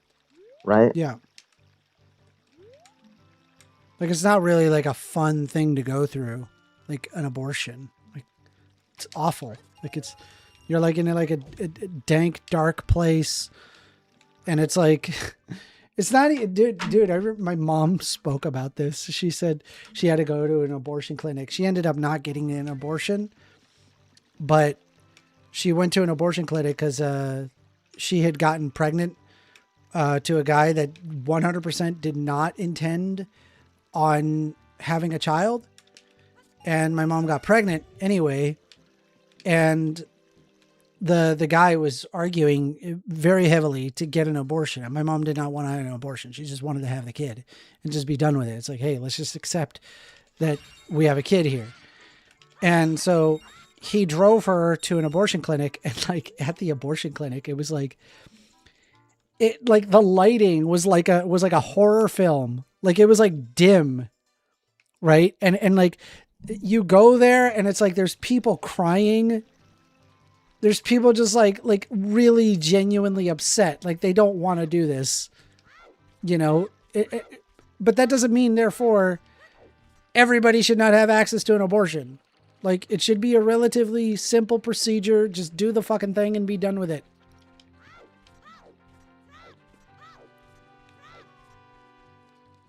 Let's see. I believe abortion is wrong for many reasons, not just my beliefs.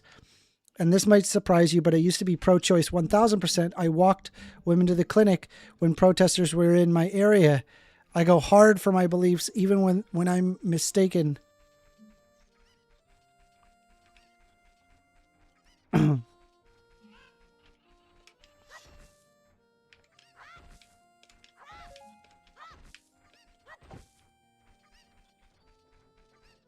I just think that the abortion argument, it's not up to me. I think individuals can make that decision for themselves. It shouldn't be up to a guy like me or other people or Supreme Court people or politicians. It should be up to the individual that has to go through that.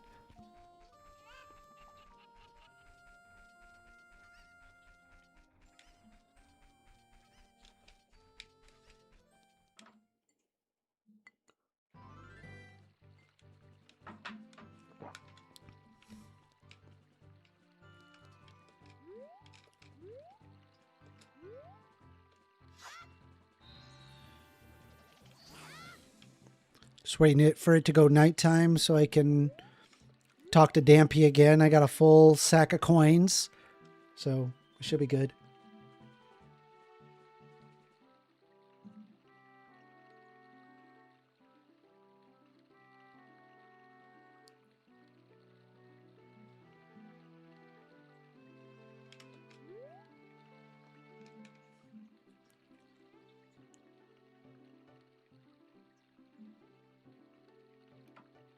Come on, nighttime.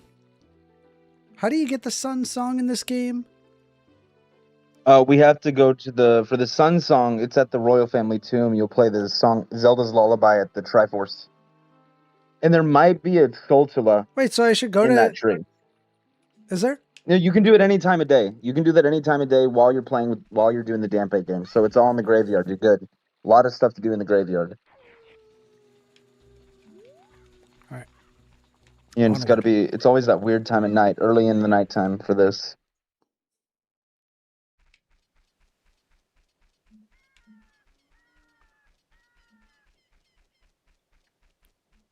We got Bobro arguing with everybody. In chat, by the way, we are taking calls. Phone number is 202-998-5218. You want to have a call, we can do it. I'll hear you out. We'll have a convo. It'll be cool. It's fun. How long have we been streaming? 4 hours, 30 minutes. Not bad. Not a bad stream. Yeah. I'm quite enjoying this. I quite literally took a nap in the midst of your stream, and then I woke up, and then you and somebody were yelling a lot. Like you and somebody were really yelling at each other earlier. Yeah. Actually. Dang. Like, and you were going, "Hey, shut up! I'm talking. Hello." Like I was like, "Oh my god." Does he dig in front of him or right below? Make sure him? his foot. Make sure one of his feet are touching the dirt, and like in front of it, like that. Like that's the safest way. Yeah. Yes. Oh my god. Second try. See, that's good right there. Sick. All right, that's what I wanted. Cheers to that. But awesome. there is going to be... We're going to 100% this game. There's going to be a big chest in one of these Graves Amender, and you don't need to click it yet because you don't need to open that chest because it has a Hylian shield, and you can use it if you lose your shield again. I don't think I can reach that. Yeah, it's a boomerang one. Is it? Yeah. Yeah.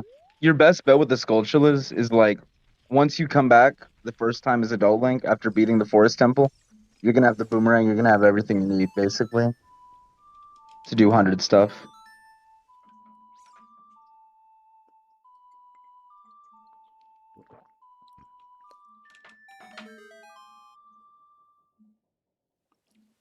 Big League Drew says he's got to go. Got to take my wife to the mall. That's nice. That's nice. J.R. Carroll says, what's wrong with the world today is that they want to help people, but they didn't know that Pepsi is worse than beer for you nutritionally. Hold on. I acknowledged it. I didn't know it. When I don't know something and then I realize something, I'm like, okay, fair enough. But also, it's the same thing. There's a little bit more than just like the nutritional benefit, right?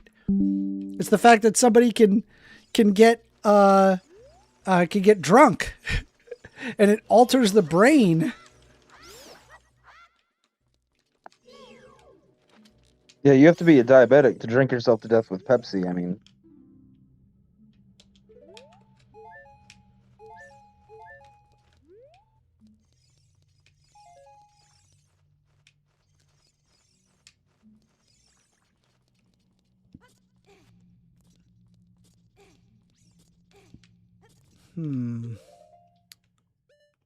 I don't have the Bolero of Fire yet.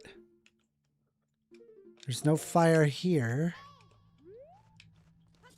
Yeah, we need the Bolero of Fire. Unless, do bombs work? Do bombs make fire? I don't think they do.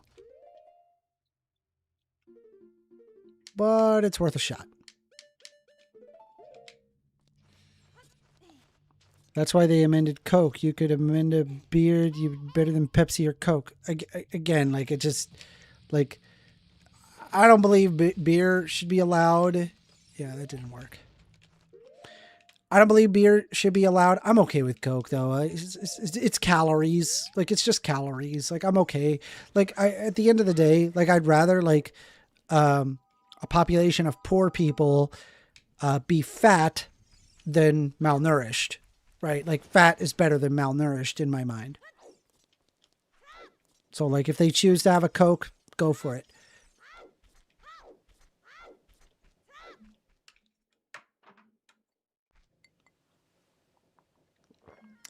Which reminds me, like there was somebody that was arguing that very same argument. And like he was sitting there saying that poor people should not be, they shouldn't be buying Cokes with their food stamps, with their SNAP benefits. It shouldn't be allowed. Meanwhile, he himself was overweight. I just thought that that was like really hypocritical. I'm like, who are you to tell people who are poor whether or not that if they can have things that they like? See, Cowcrapper says, why do people love punishing poor people? I don't understand that. Me neither. I don't get it. It doesn't make any sense. It's just like, there should be any tax money that makes you happy. If you have tax money that makes you happy, it's bad. Let's go check out that one fairy. We're going to go talk to the one fairy at Hyrule Castle. Because I think they said, they talked about that. I also would very much like the Sun Song, but we can't get it yet. C7A1 says, First Amendment, when it comes to people and their choices, do you believe that people can sign their rights away for money, or do you believe some things are inherent and cannot be stripped?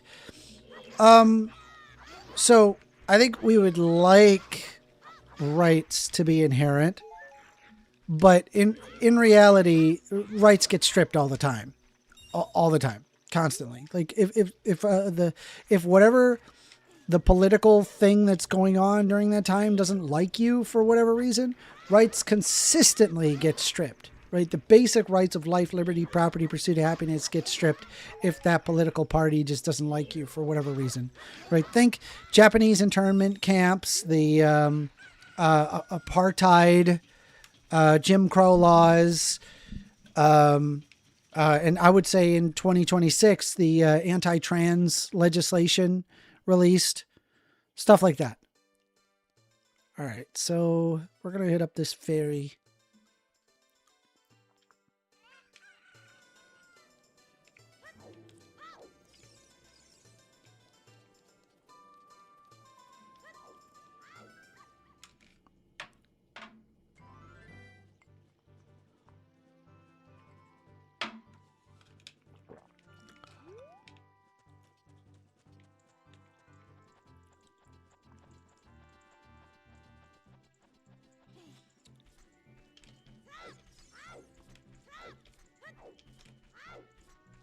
All right, let's see here.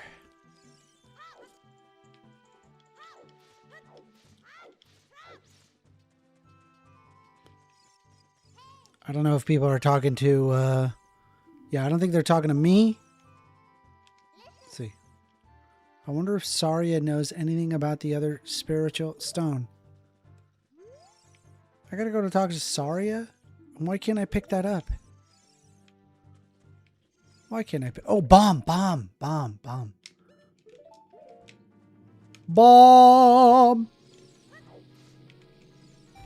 Yeah, bomb. In.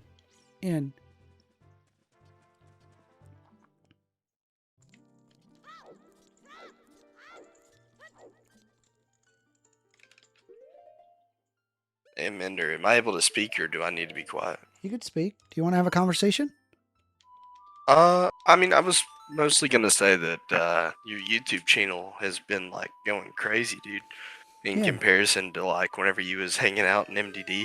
Yeah. Your shit has grown. You'll see. I'm proud of you, dude. It'll get bigger and bigger. Just watch me. So what's up? Did you want to talk about anything, or? I mean, maybe debate a topic?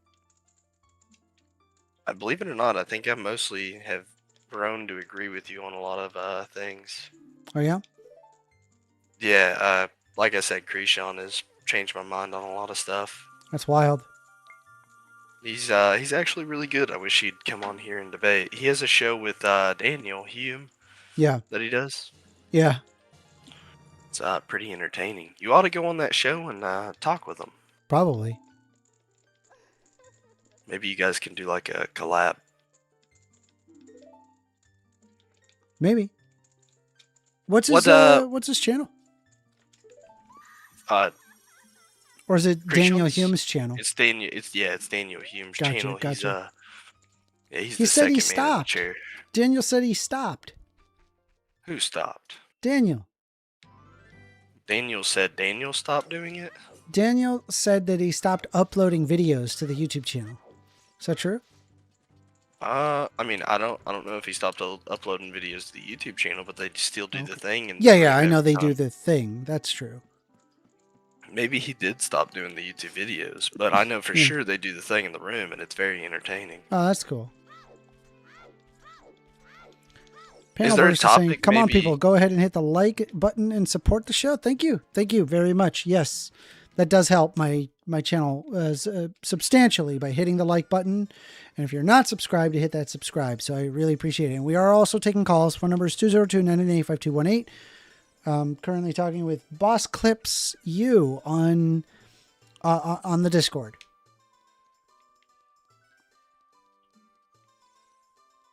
I want to see you debate Andrew Wilson again. Again? Yeah, guy's I want to such see you do it That again. guy's such a That was douchebag. yeah, but hear me out. Like you did get a decent amount of traction off that. I got 50. That's still decent compared to like where you was at the time. Yeah. I mean, I think I had like 50. 200 and something subscribers, got to 240. I mean, Exactly. Based on Yeah. like the percentage of subscribers you had and gained, like that was a lot. Like if you got the same amount percentage of subscribers this time around as you did last time, you'd be sitting pretty. yeah, well, I think it, I'll be honest with you. What happened with, Andrew Wilson is that shortly thereafter having a debate with the guy, I was probably harassed day in and day out by Andrew Wilson supporters, for weeks on end. And it's not just me that has reported this issue or pointed out this issue. Others have also experienced it from, I know like, what is his name? Peterson, Planet Peterson. Yeah. He also dealt with it, right? 2 weeks worth of just people harassing them day in and day out. And it's like, that's just kind of what Andrew Wilson does, is that he foments people against somebody or an idea. And it's like, it makes it seem like that his ideas are legitimately credible, when the reality is like people are just getting harassed like crazy. And so after having been harassed, they wise up and then they go, okay, I'm not going to have a discussion with this person. Like, why would I have a discussion with somebody, which results in their fan base just completely like trying to mog one individual when they're just trying to live their life? Your stuff is still in his server. I'm sure if I joined his server, wouldn't be able I'd probably get banned. No, you wouldn't be able to. It's closed off. Yeah, I'm good. I don't want to talk to the fucking, to the theocrat douchebag. I'll be honest with you. I'm good. He has it closed off because some of the shit that they like do in there is pretty rough. I would Like, imagine. you're not allowed to. You're not allowed to like gather up a hate group and say, "Hey, let's go like harass these people," you know, for the next 2 months. You're not allowed to do that. Well, that is what happens. No, I know that's what happens. I'm in his Discord server. I Well, it's not still even see like your- Discord. It's like, it's specifically like just being on YouTube. You just get hated on with so much of the bullshit. And it's like, dude, this is fucking wild. I think what happened to you is though he posted your stuff in his shit list, like all your stuff, like your YouTube, your I think it was just your YouTube at the time, Okay. and your Discord account on your server, Okay. and that's what You're- blew it up. You're on his channel? Or Yeah, on his Discord? I'm on his. Yeah, I'm Jesus. on his Discord. I don't go in there, but I'm on it. Like I have it. It's called the Crucible. Yep. I got invited by the editor for his videos, or whatever you want to call him. He was in MDD debating, and he was drinking, and I was like, "Hey, you should let me in the server." And he's like, "Yeah, but you got to go through like so many verifications." And I was like, "Just slide me in there." And he's like, "You know what? Okay." And he threw me in there, and I've just kind of been sitting silent since.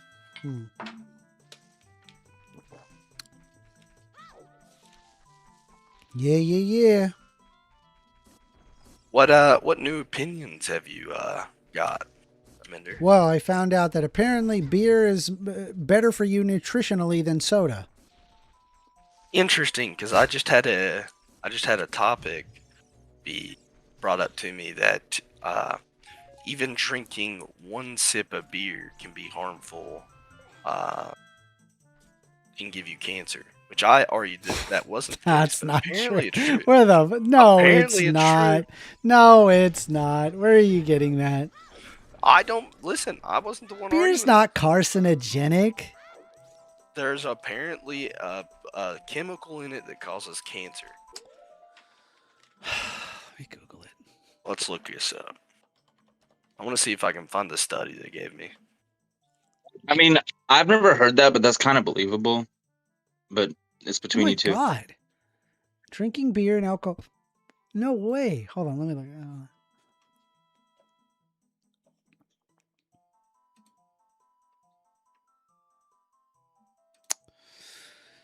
The study he showed me said very What is specifically. alcohol? Does alcohol cause cancer? There's strong scientific evidence that alcohol drinking can cause cancer. The International Agency classified alcohol as a Group 1 carcinogen, cancer-causing substance, in 1987 due to the sufficient evidence that it causes cancers of oral cavity, pharynx, larynx, esophagus, and liver in people. The National Toxicology Program has listed consumption of alcoholic beverages as a known carcinogen in its report on carcinogens since its 9th edition in 2000. Epidemiologic studies have shown that people who drink alcohol have a higher risk of certain cancers than those who do not drink alcohol. Then those the more someone drinks, the higher the risk of these cancers. Ooh, phone call.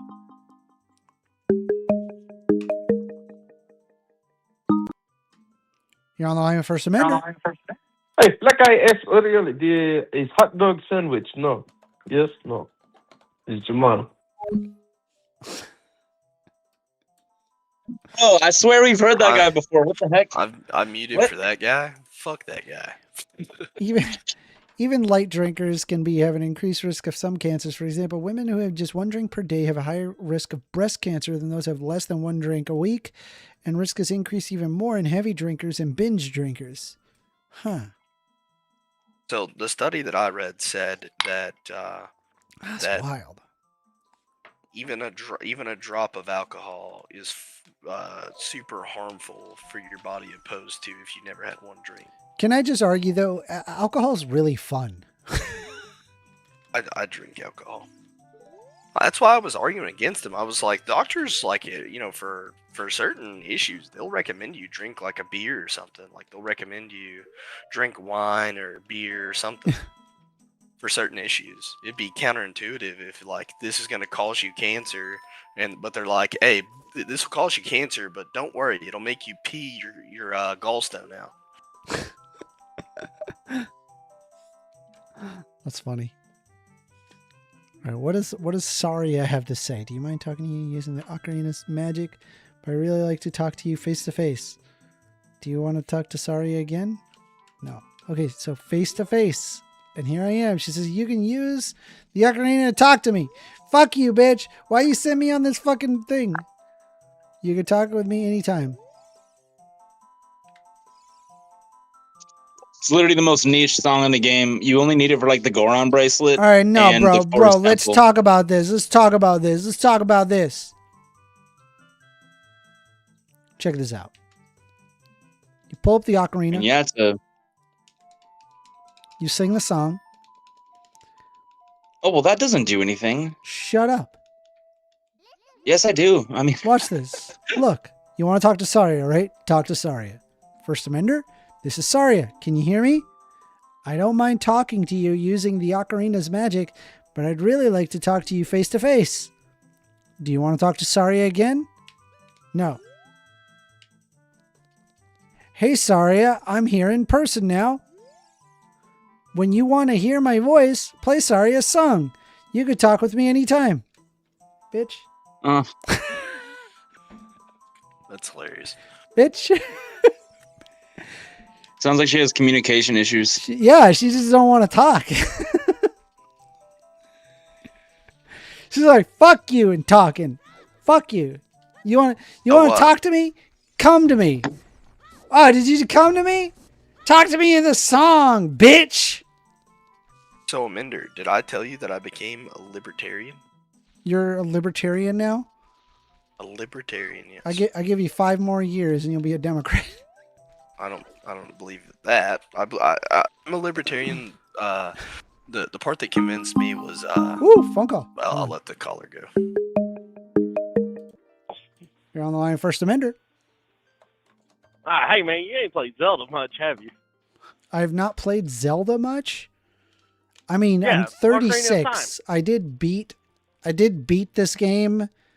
Can I ask your name real quick before we talk about this? David. David. Sorry, let me write you down, David. Well, if it makes you feel better, David, I'm not a speed runner. I'm not like ultra skilled at the game. No.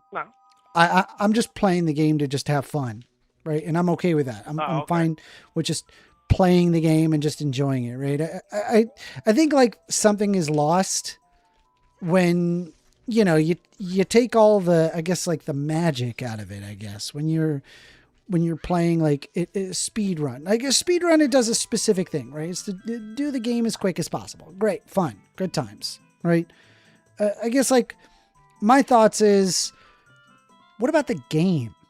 What about just slow down and just play the game as is? Like, you don't got to do any item randomizers or any kind of crazy stuff. Why not just play it? Just enjoy the game, you know? No, I 100% agree with you. It's like the part that you're stuck with Soraya right there. It's like. Oh, I'm not stuck. Either. I have to go to Zora. I have to go to the Zora temple. I already know. I got to go to the Zora temple. I'm aware. Oh, okay. I was just looking around, right? Because like I pulled up Navi and Navi was like, "Hey, you should talk to Saria," and I was like, "Okay, sure, why not? I'll talk to Saria." Oh, okay. And so I use the you know, I go to her to talk to her. She's like, "Oh, you can use Saria's song." I pull up Saria's song and she's like, "Oh, you could talk to me in person." And I just thought it was funny. Yeah, although you're like 5 feet away. Yeah, I'm just enjoying the song. Okay. That's it. No. Or I'm enjoying the game. I'm not. And tell you the truth, I've never speed run it or randomized it. I play it through for its enjoyment, 100% of it. I was just curious, like is this something that you've actually played a lot and like you definitively know, or yeah, I know the game. I'm curious, are you still at the point where you're learning? No, I know the game. I know the game. Okay. Yeah, I played it. Right, because I like number one, like I know I need a bunch of magic beans because that gets you a bunch of hearts. So I'm gonna buy some of these beans. Okay. You know what I mean? Also, we gotta talk to this fucking owl. This fucking bitch owl. Fuck this owl. You understand what I said? Wait, you know, on the Fat King and his oink oink oink oink for like 32 seconds as he slides to the side. Anyway, was there anything you wanted to talk about or just Zelda? I was just talking about Zelda. I guess the one question I do have, all right, and I'm trying to understand the logic here. Earlier in... Bro, why do you hang up? Por favor. I mean, that was a mixed up troll, but hey, just real quick, you better buy some magic beans. Just saying. How many do I buy? Just buy buy one buy one to save yourself some time here at Zora's River. I know. But then get one in the graveyard because that's the last thing you need in that graveyard to 100% the place is the other heart piece and the skull tuba and the hook shot and then the heart piece hook shot, of course. We'll get it. Because you got to do that twice. I'm not really that worried. How old is this game? How old is this game? When did this game release? Like 1994, I think? It's November 98, I think. 98? It's that late. Huh. Yeah. Okay. I'll buy some. And then it doubles every time you buy? Yeah, it just adds, it reverse decimates. No, it doubles. Watch. No, it's magic beans. No, it increases by 10. How about 20 rupees? Yeah. No, the next one will be 40. Watch. It'll be 30. I bet you $50. What? I will give you a $50 super chat when I get scheduled at my job again. I'm not betting anything. Oh, it is 30. Look at you. Ah, you stole from me. Good work. You're Well, lucky. I said you good said for you. you're not betting. You're lucky. You said. I said I'm not betting. I was like, I don't have enough confidence. I don't have enough confidence to say. Now, boss, get your debate before the next troll calls him. Or convo. Talking about? Oh, libertarian. Yeah, I think I'm I was convinced of libertarian right. Yeah, I mean, I used to be libertarian right as well, and what pulled me out of it was the common sense regulations that ought be there and preserved beyond just simply the police, the firemen, the roads, the courts. Yeah. I realize there's more than just that. Interesting. Okay. So you think that me, out of all people, could be a lefty? I think so. Yeah. I don't know. I think there might be just as much likelihood if I do that American could. Americans lost. That dude is in his 30s. He's gone. His brain is cooked. I don't know what. I have a feeling that there might be something wrong with his head. Bald. I don't know. I'm saying like medically, I think like, not just being bald.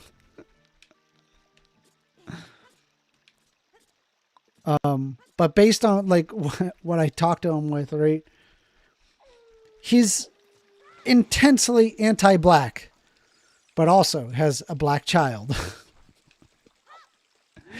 I don't understand the logic, I guess, right? Like, I mean, I'm anti-redhead, and then when it comes to dating only, I'm anti, blue eyes, blonde hair, and redhead woman. But it's because when I dated them, I felt like I was going the most insane. But that's probably what he's talking about. But then he expanded it to like all black women and all black.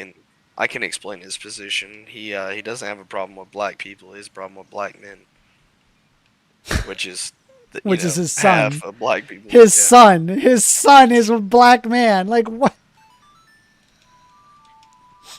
What? That's crazy for the soundboard. That's crazy.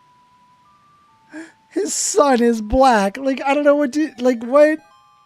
Why would you be anti-black when you have a black son? It's just wild to me. It's such a weird He's thing. not anti-black.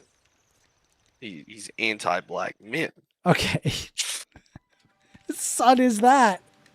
They're a black man. Like, what? Well, no, what I always found interesting, and I brought it up to him, and he got mad at me. He's like, I care about what the Bible says, and if you don't follow the Bible, then you're a bad person. And I was like, okay, got you. And then he went at me because I'm a Protestant, right? And he's like, you guys don't care about what the Bible say, even though that you guys are solo scriptorial. And then I brought up how he had a kid out of wedlock, and suddenly I killed someone, apparently. It's like, he got so pissed. I was like, I waited to get married to have a child. I mean, he did have a kid out of wedlock. It's a good point. Exactly. But also, pissed. also, just FYI, right? The Bible doesn't say dick about the marriage thing. Just FYI. But he's going to take that personally because he makes an argument. But like, if you look at the Bible, it does talk about like a union between man and woman, but it doesn't explicitly say marriage. That's fair, but we're talking about his interpretation. Yeah, I know. It's just, yeah. He interprets that it's bad, yet does it. Yet gets mad at other people for being gay and trans, which doesn't make sense. He's like, you cannot be gay and trans because that's anti-Bible, but I'm gonna, continuously have children out of wedlock, and then, I'm okay. That's a good point. Also, like, there's all sorts of like rules in the Bible that are actively, openly ignored. We eat shellfish, for example, or pig. The Bible is very explicitly against shellfish and pig. So, I know that this isn't, going to go with you. Like you don't care because it's religion, but we think that Jesus had fulfilled those rules. Yep. In the Old Testament. Yep. But also in the Old Testament, it has the condemnation of gay people. I don't have a problem But with that's gay people. But I'm saying like his interpretation, like that's what I'm saying. Like they only say that the Old Testament counts under certain conditions, like regarding gay people. But I think it's right beside it. It talks about not eating. No. It's don't be gay. And then right beside it is don't wear clothes of different fabrics. yeah, that's another one. The different fabric thing. Nobody ever takes that seriously. Like 0 people look at that and go, "Oh, I can't." Some people Yeah. make the argument up until you mentioned their underwear. No underwear is made of the same fabric. Also, do not cook a baby goat in its mother's milk. I don't know why that specifically is a problem, but it's a problem. Well, That's what got it to be says. a metaphor for something. No, so it's not a metaphor. It's a literal rule alongside all of these other rules that we're mentioning. To not cook a baby goat in its mother's milk. Again, no clue why that's a rule. Like why that has to be alongside the gay people abomination thing, But for whatever reason, no one even understands or references that. Also, there's a portion that says, do not have idols of anything that exists in the heavens above or the waters below. It specifically says that in the Bible.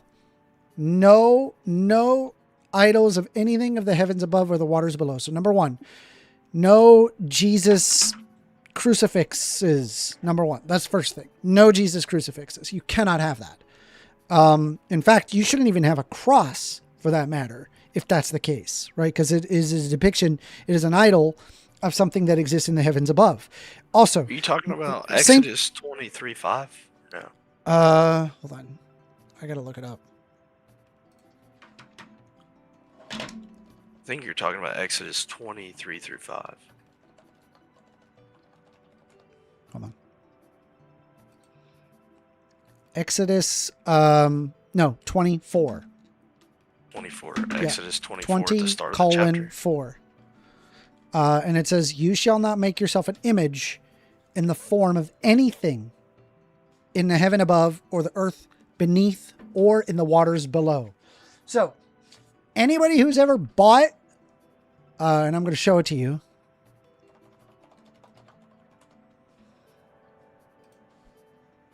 Anybody who's ever bought one of these, where's my image? Hold on. Copy, image, address. Anybody who's ever bought one of these,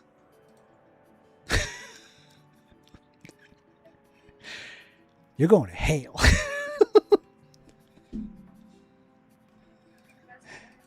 You see my stream? Yeah, that's hilarious. I haven't seen those in a long time. Again, it's something that exists. It is an idol of something that exists in the waters below. You're going to hell. All right. You're on the line with First Amendment.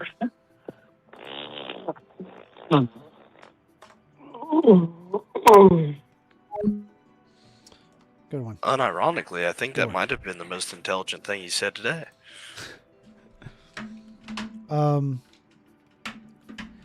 Also, FYI, if that verse, thou shalt not have anything in the heavens above or the waters below, Exodus 20:4. Exodus 24. Yeah, hold on. 20:4. Yeah, I'm looking Says, at it. you shall not make yourself an image in the form of anything in the heaven above or the earth below or in the waters below. If this verse is true, the entire Catholic Church is fucked. Well, I wish. The entire Catholic Church. Dude, hold on. Have you not heard me debate the Catholics? I have a hot take that Brother. the Catholics are not Christians. Brother, we can't look. Do you not see of all of the things they drew of the heavens above or the waters below?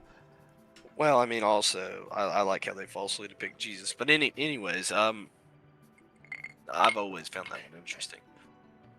Are you a liberal or a conservative? I am a libertarian. That's leans right. Let's see. The Sandwich Monster says Christians believe that throughout his life, death, and resurrection, Jesus Christ fulfilled the old. Yes, I'm aware of this argument, making the shift from the old covenant to a new covenant. I understand that. I do. I understand that. Learn basic Christian doctrine. I understand that. I know that argument. I'm saying, like, it's really, really common that Christians pull up Psalms, which is Old Testament, in their churches. It's also really, really common that Christians will often point to Old Testament verses, because let's be honest, right? If you pulled up your Bible, roughly about this much is the New Testament. Okay. A majority of the Bible is Old Testament. So if you throw out Old Testament, you're effectively throwing out kind of majority of the Bible. And there's a lot of verses that a lot of Christians would not throw out just because it is in Old Testament. So basically it's only convenient to where you can deny needing to follow one rule, but also wanting to follow another rule. I think it's contradictory, right? If you read your Bible, you will find problems like this riddled throughout the Bible. Excadriller says, I do not eat pigs or shellfish first. Good for you. Most Christians don't follow that doctrine at all. Speaking of which, I want to get some dinner, bro. Sausage tastes so good. Yeah, it does. Have you ever had sausage grounded? You know, like ground pork, like sausage grounded is just sausage is already grounded technically. If you no, like you have ground beef. Have you ever had ground pork, where you make pork like the sandwiches, like you make them into burgers? So I would just get, like, if I want to make, I wouldn't get sausages. I would just get ground beef. But I'll hear you out. Maybe it's not a thing. I don't know. Well, it's just because it's already grounded, right? Like, it's like if you no, want. I get what you're saying. You would just have ground. have ground beef. Okay, so hear me out. My papa raised pigs, and we would take them to the slaughterhouse, and we would get, what we want out of it, and we would tell them to make like a large portion of it into like ground pork and rolls, just like you would ground beef whenever you get it in those big rolls. And we would make hamburgers out of them. They was so good. So good. Well, I know, like, with sausage, it's already seasoned. So I guess there's that benefit. Whereas a regular, just ground beef, it's not seasoned. It tastes so amazing. Like, it's one of the best burgers, if you're willing to call it that I've ever had. Which is asking a very interesting question. Does the Bible have an age of consent? No, it does not have an age of consent. Basically, actually, I'm not sure if this is in a hadith or in the Bible. It's not in the hadith. I know that for sure. I've debated Muslims on it. There's instances of where they talk about when somebody is old enough to be a woman, and a lot is like during puberty, which is that's ew. Ew. Jesus. Where is my? Okay, I got my letter. I just need one more bottle. Would it be fair to say that is absolutely disgusting, and that it was normal in that time period, though? Is that a okay thing to say? Sure. Are you in what about like child marriage? I know child marriage is okay in a lot of states, and I'm like, why? Child marriage? Yeah. Depend on what you mean by child marriage. Like children under the age of 18 can get an arranged marriage or be married to one another. And I'm like, I'm just against that. Arranged marriage. Like if me, my like, babe, if me and you, whenever I was 17 and 18, would you don't think that'd be a big deal if we would have got married, do you? Yeah, I mean, I'm just saying, think like, I'd wait have a till problem with 18. that. Just wait till 18. I think that's true to an extent, yeah, but I mean, I don't know. I think marriage is less important than children. You have the ability to have children.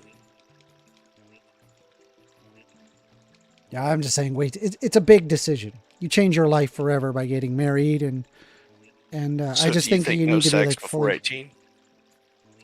I mean, as long as you practice safe sex, I don't really care. Like, do what you want to do. Like, Yeah, but I mean, you're aware that sometimes and fails. of Like, course, you can wear within your age group, please, Jesus, just FYI.